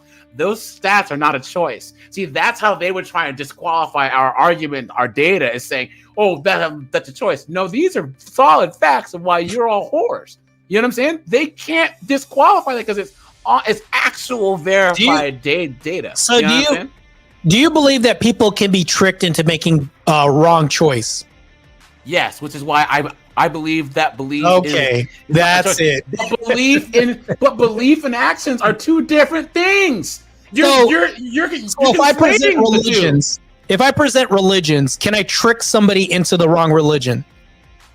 Yes. So I can trick somebody into making a bad decision, a choice. No. Listen, because if the religion calls them to do something, if you trick someone into being a Muslim and then say that you have to go bomb this place, then you're making them make a bad decision. The belief informed his actions. The belief itself in the decision to act are two different things. We cannot conflate those two things. No, because so I can choose if I live in a house that's people said is haunted, and I'm scared because wind blows and I see leaves, all of a sudden I think ghost, right? Well, I'm choosing to believe these people's rhetoric, even though I don't see a ghost, I just see nature. I'm making a decision and a belief. No, but here's the thing. What? Because do you believe in ghosts or not? Yeah, I believe in ghosts. Yeah. I don't. I would need some pretty good data or evidence to convince me to. I mean, the whole idea is just silly. But if I had an experience, I could be like, whoop, and it would shock me to where it would make me believe it. Like it wouldn't be a choice if I saw a ghost in my house. Ah! I wouldn't sit there and be like, "Gosh, golly darn, I guess I'll believe that." Your brain just it short circuits and it just believes it. Yeah, but so here we go. Here, do you believe that you have a spirit, Jay? No. You don't believe we have spirits? No, I'm not religious. I don't believe in like. No, I'm just asking. I'm not trying to convince you or anything. No. I believe that we are here. I don't know anything more than that. Maybe one day I'll find out. You know what I'm saying? But right. Until then, okay, so you're gonna choose not to believe. That's okay. No. I just haven't. There hasn't been any evidence to convince me yet. I haven't seen the evidence that you've seen. Yeah, because I can't convince you of this choice. Hold on, but you've never tried to convince me because it's not a choice. Here's the thing. It is a choice. I can stand this argument to try to convince you even more and actually become better at this. But I'm just kind of like not that interested in trying to convince you of ghosts. But I'm just saying. But why do you think apologetics is a thing? Because apologists want to convince people to come to Jesus per their religion. They make these arguments these existential and all these arguments for God that were big, like the tag, was it transcendental argument for God or whatever, all this tag, stuff. yep. Why do you think that was a thing? Because it was people trying to use logic and reason to make people accept the God claim. You don't choose to accept it, you just accept it. Because the evidence is so overwhelming that you have to accept it. Because here's the thing, though. They weren't presented this choice. So, like, let's say if the evidence was never presented to you, you were never given a choice. Because it's not a... You see how this goes back to it being a choice? No, here's the thing. I would be very hesitant to say that every belief that you have, you chose to believe. That's a very frightening thing, because that means that on a whim, you can just choose not to believe it. That's a very that's scary true. way. I can choose not to believe this. So here's the thing: you can just willy-nilly tomorrow choose to not be a Christian tomorrow. Yeah, I don't believe you. I do, because it just took one day. So something happened, which I'm not going to describe, but it happened one day, and all of a sudden I was like, you know what, screw this. God doesn't care about me. Just took one day, right? Even though I don't see anything, I didn't see any evidence or anything like that. I just said, no, God wouldn't allow this to happen. I'm cooked. This is done. All right, off into doing solo content I go, things like that, whatever. But then something happened, right? You know what happened? What's that? What happened is I chose to tune into whatever, and I saw a guy named Andrew Wilson, and then he was talking, and I was like, this guy sounds like he's talking about some Christian stuff here, and then me and him just started talking, right? Because I was on other podcasts and bottles. And guess what? Andrew's really, really good at doing. Andrew presented choices. No, he convinced you of his argument. No. See, the fact that you said Andrew Wilson did this proves me right. Andrew, no. What Andrew Wilson did was like, you can either choose this route right here, which ends in these outcomes, or you can choose this, which is like, I'm not telling you what to do. Yes. You can make your own decision. But no, he made the claim. He made a claim that you're on this path and you can do this or this, and you believe that claim. He never gave a good or bad, actually. So what he did was he never gave a good pat. He said, hey, guess what you can do? You can go check out a parish. I'm not telling you what to do. Just check it out. And I was like, well, I don't know if this is good or bad, but I'll go and make my own decision. And I went to a parish and I was like, this looks pretty. All right, I'll just make a decision because this guy makes a lot of sense. But even though he wasn't talking about religion, he doesn't lead with religion. I went to a parish and said, this is beautiful. All right, let me stick around for a bit. And guess what happened? Propaganda, church. Yes. I was like, okay, well, I'm going to make it true. It might have taken you longer. You didn't have that aha moment, but it was a series of things that actually built up in your series mind. Of decisions that I made that led to that. Yeah, that finally made your brain accept that God claim. Yeah, if I made different choices, that wouldn't have happened. And what I'm saying is those choices led to the point to where you could not accept the claim. Choices. So all of this is just a pattern of choices that led to the final choice. No, that led to a bang, a moment in your brain. That wasn't a choice, buddy.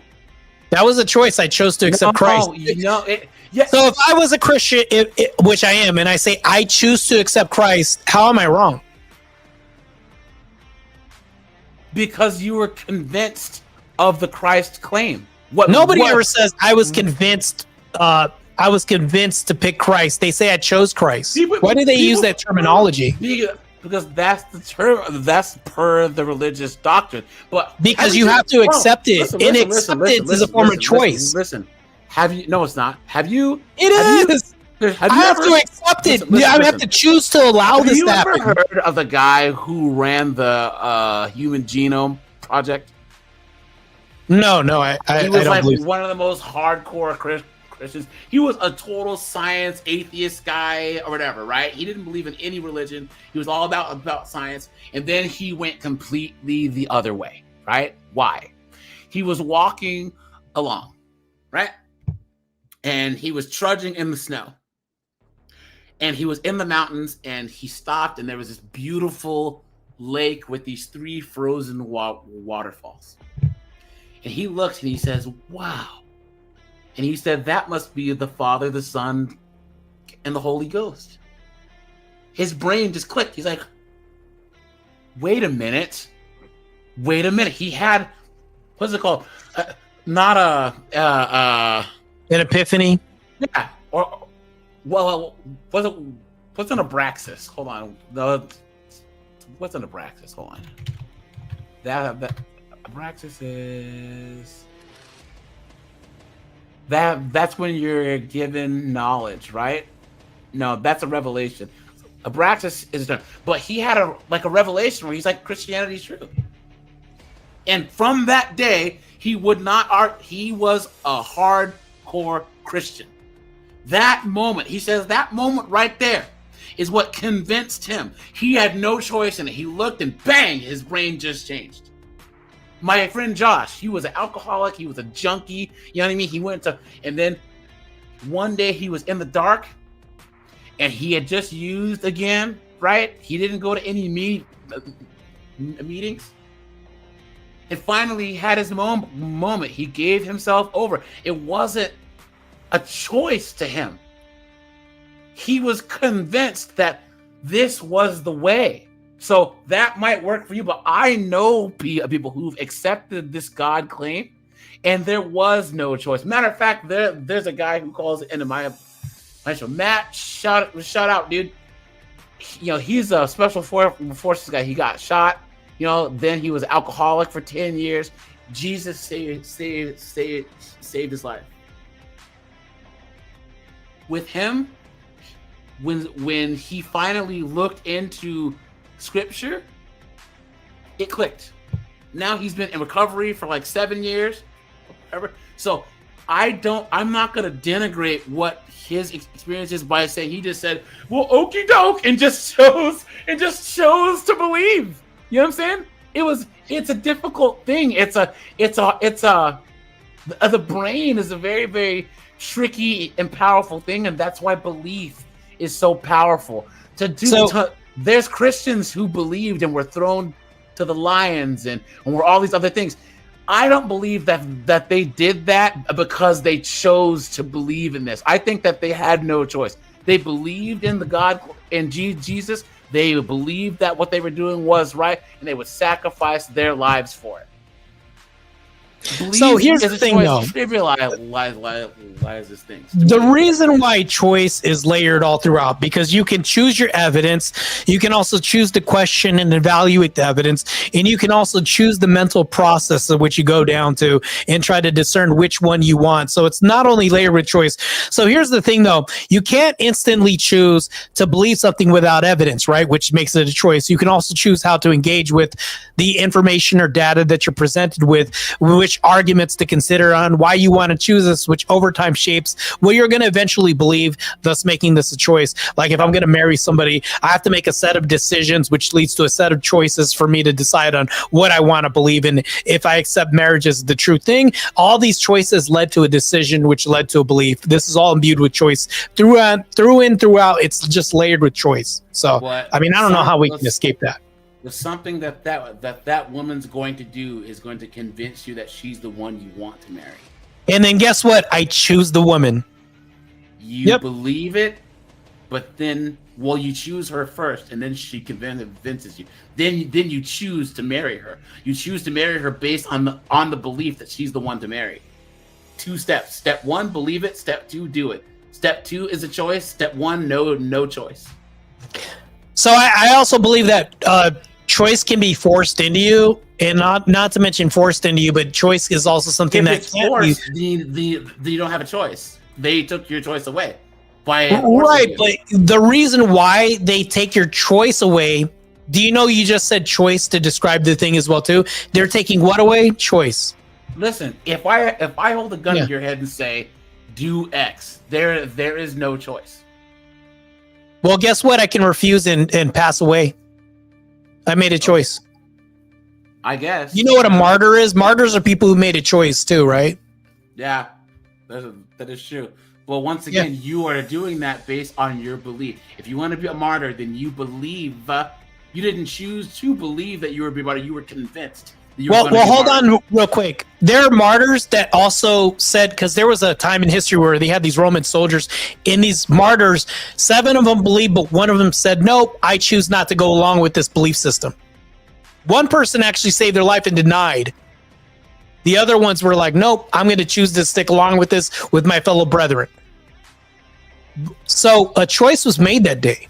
I just think that you are minimizing your abilities to debate by saying that people have a choice, and that also you are minimizing your experience with your religion by saying that you choose to believe it and that you could choose to not believe it tomorrow. I honestly don't believe you could.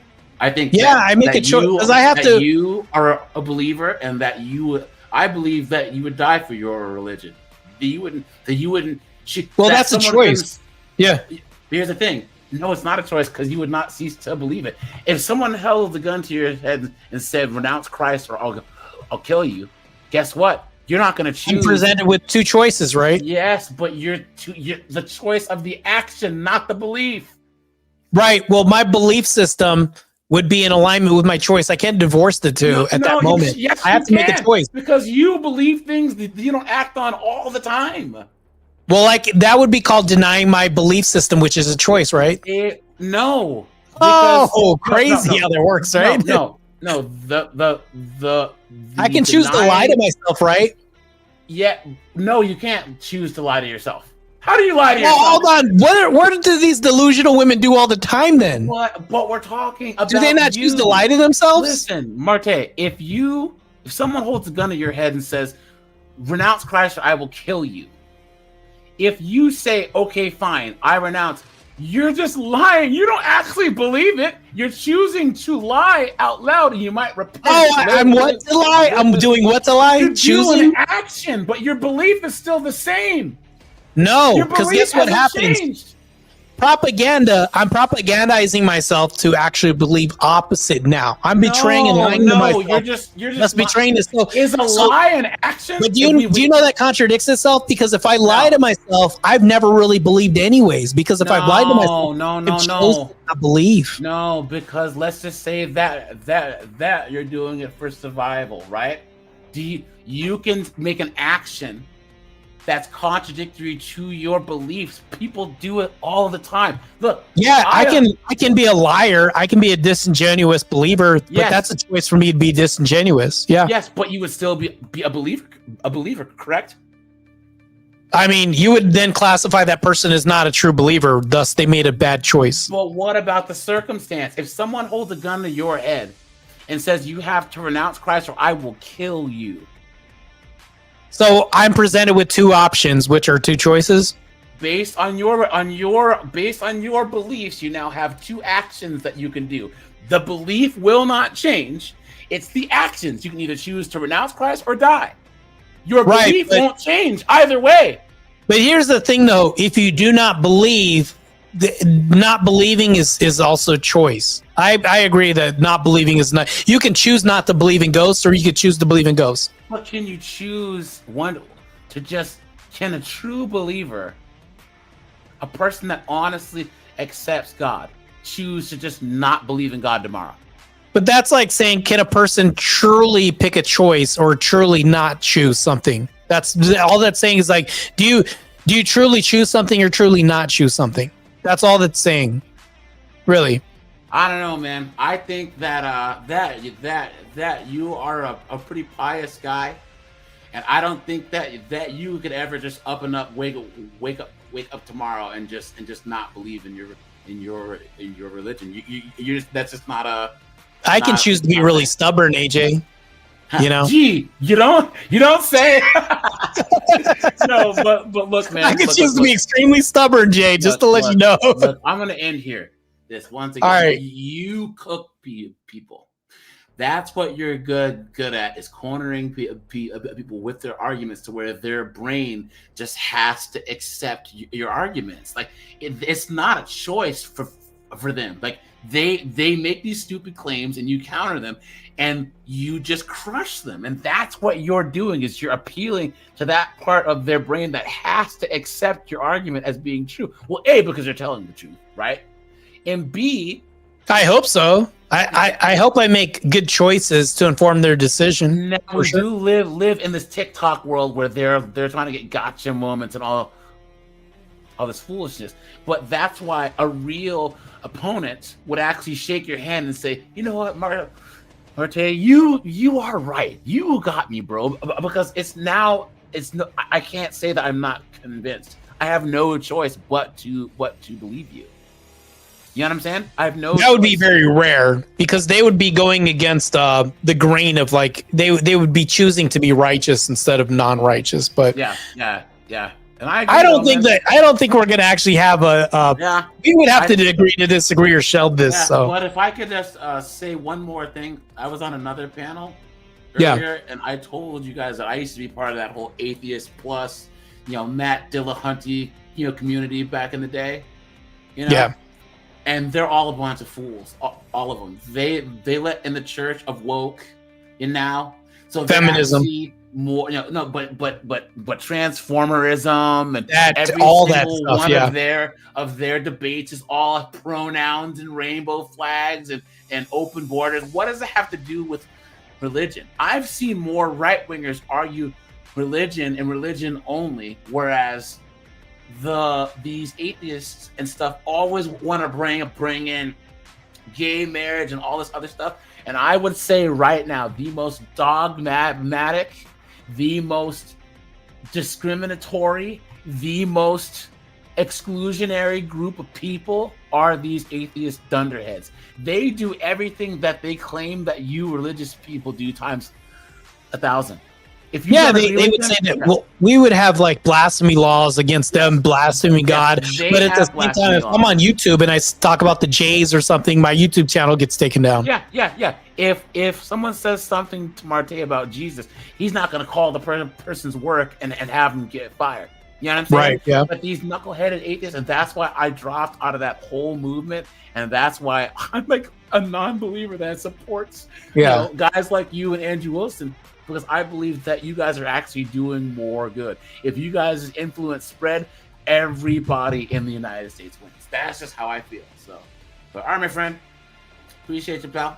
Sounds good, man. I appreciate the back and forth, man. It's very interesting, man. I don't know if we'll ever have an answer together or agree on something because I can't convince you on a choice one way or the other. So here's the thing. What did I say? I don't agree just because I disagree with something that someone says, which is what I told people about Greg Adams and Andrew Wilson. I said, just because you might disagree with either party, don't disqualify them, right?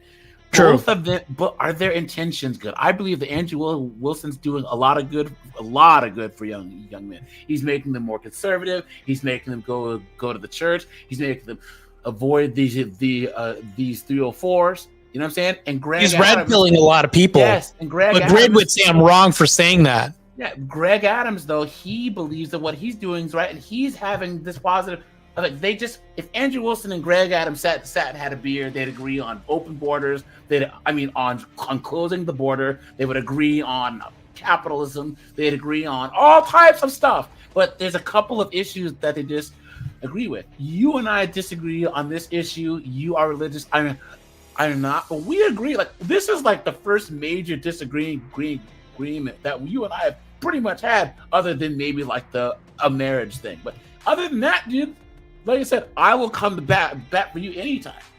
You know? Yeah, I mean, likewise, because I don't see you as like as one of my detractors or opponents. Yeah. Like if you were like AJ, I'll be honest, if you were a liberal, as long as you're professional, respectful, I can coexist with something I disagree with. Now, I do have my lines drawn. If you were a transformer, or if you were a B-dub with fake wigs, and you wanted to be, Shaniqua times 2, I'd be like, yeah, I'm a little bit cautious, and I can't have that on my panel. This is why our space is always going to win. Because guys like us and everyone in this chat can come together, share info, and then Marte, you are your age.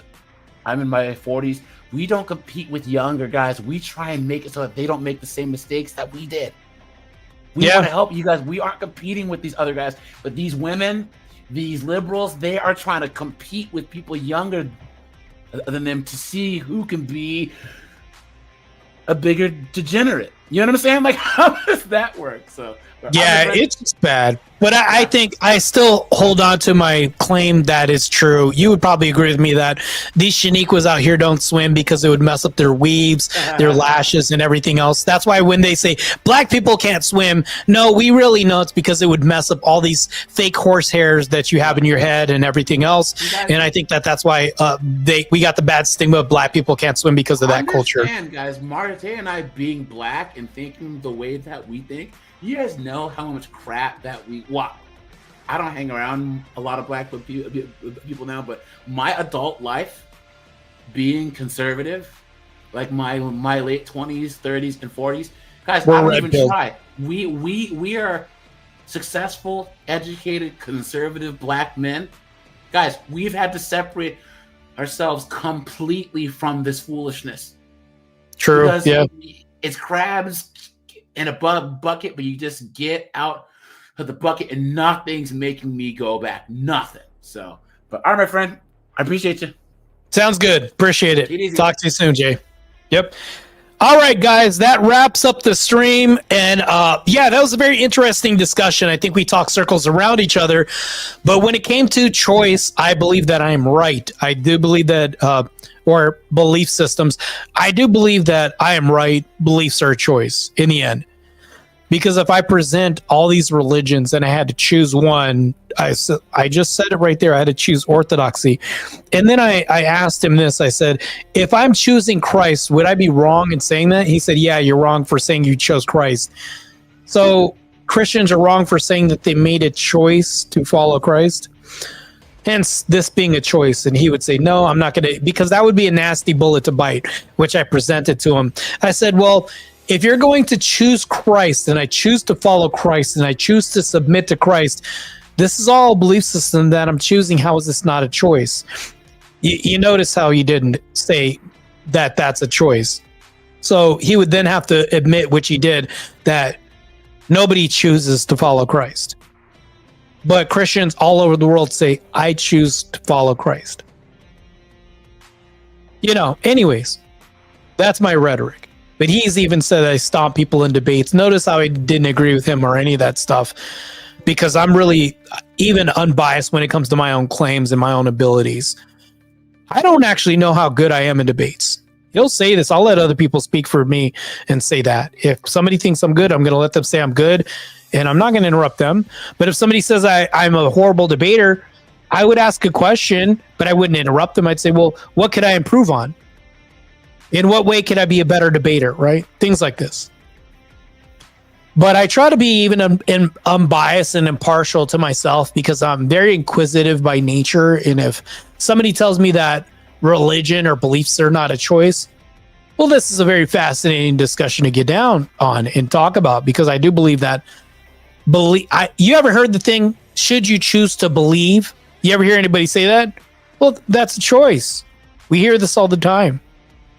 Crazy stuff, right? You know, I choose to believe this. I choose to believe. People say this all the time. They're self-admitted choosers of beliefs. Hence belief being a choice. So, I mean, I could probably go circles around him all day with this and we can have conversations, but all good stuff. I like having these conversations. To me, this is just mental chess. I like working around logic and trying to figure out how people think. Almost like debugging a program in somebody else's head that you don't have control over. And in the end, they have to make a decision whether or not they even acceptance of a belief system is a choice. Should you choose to accept her for sickness and health? You know, they're making a choice in whether or not I believe in what you're saying right now. Whether or not you're not going to take half of my inheritance and then run off of this in some divorce scam. I'm choosing to believe in what you're saying. Even when saying I was lied to, I'm choosing to believe a lie. Even if I believe it to be true, I'm choosing to believe this is the truth. If I got sold a lemon, I'm choosing to believe that the salesman's right because of what he's presented to me. The evidence. I'm making a choice based on these decisions. Oh crap, I found out I bought a lemon. I made a bad choice. Inherently, I was wrong. It's all a decision. What are decisions? Choices. Crazy stuff, man. But me and AJ, we're going to have this lifelong, it's probably going to be a lifelong debate. We're going to debate, and I'm not going to move in my stance. I remain unconvinced, which means I'm refusing to choose in his belief system of saying that beliefs aren't a choice. So when you say this, it also implies that humans don't have free will. If beliefs aren't a choice, what does that say about free will then? Crazy concepts. I like discussions like this. These are really good discussions to have. Anyways, I've been at this for 6 hours? Oh my, I am a madman.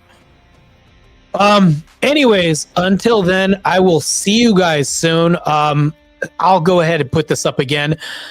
The Cheap Chimp. Good name, by the way. Great job. I had no idea you were arguing devil's advocate. I wasn't. I think the red pill is a good descriptive data packet that Christians can adopt. So, but anyways, to the 11 watching on YouTube and 18 on X, I will see you guys later. Peace out. Christ is God.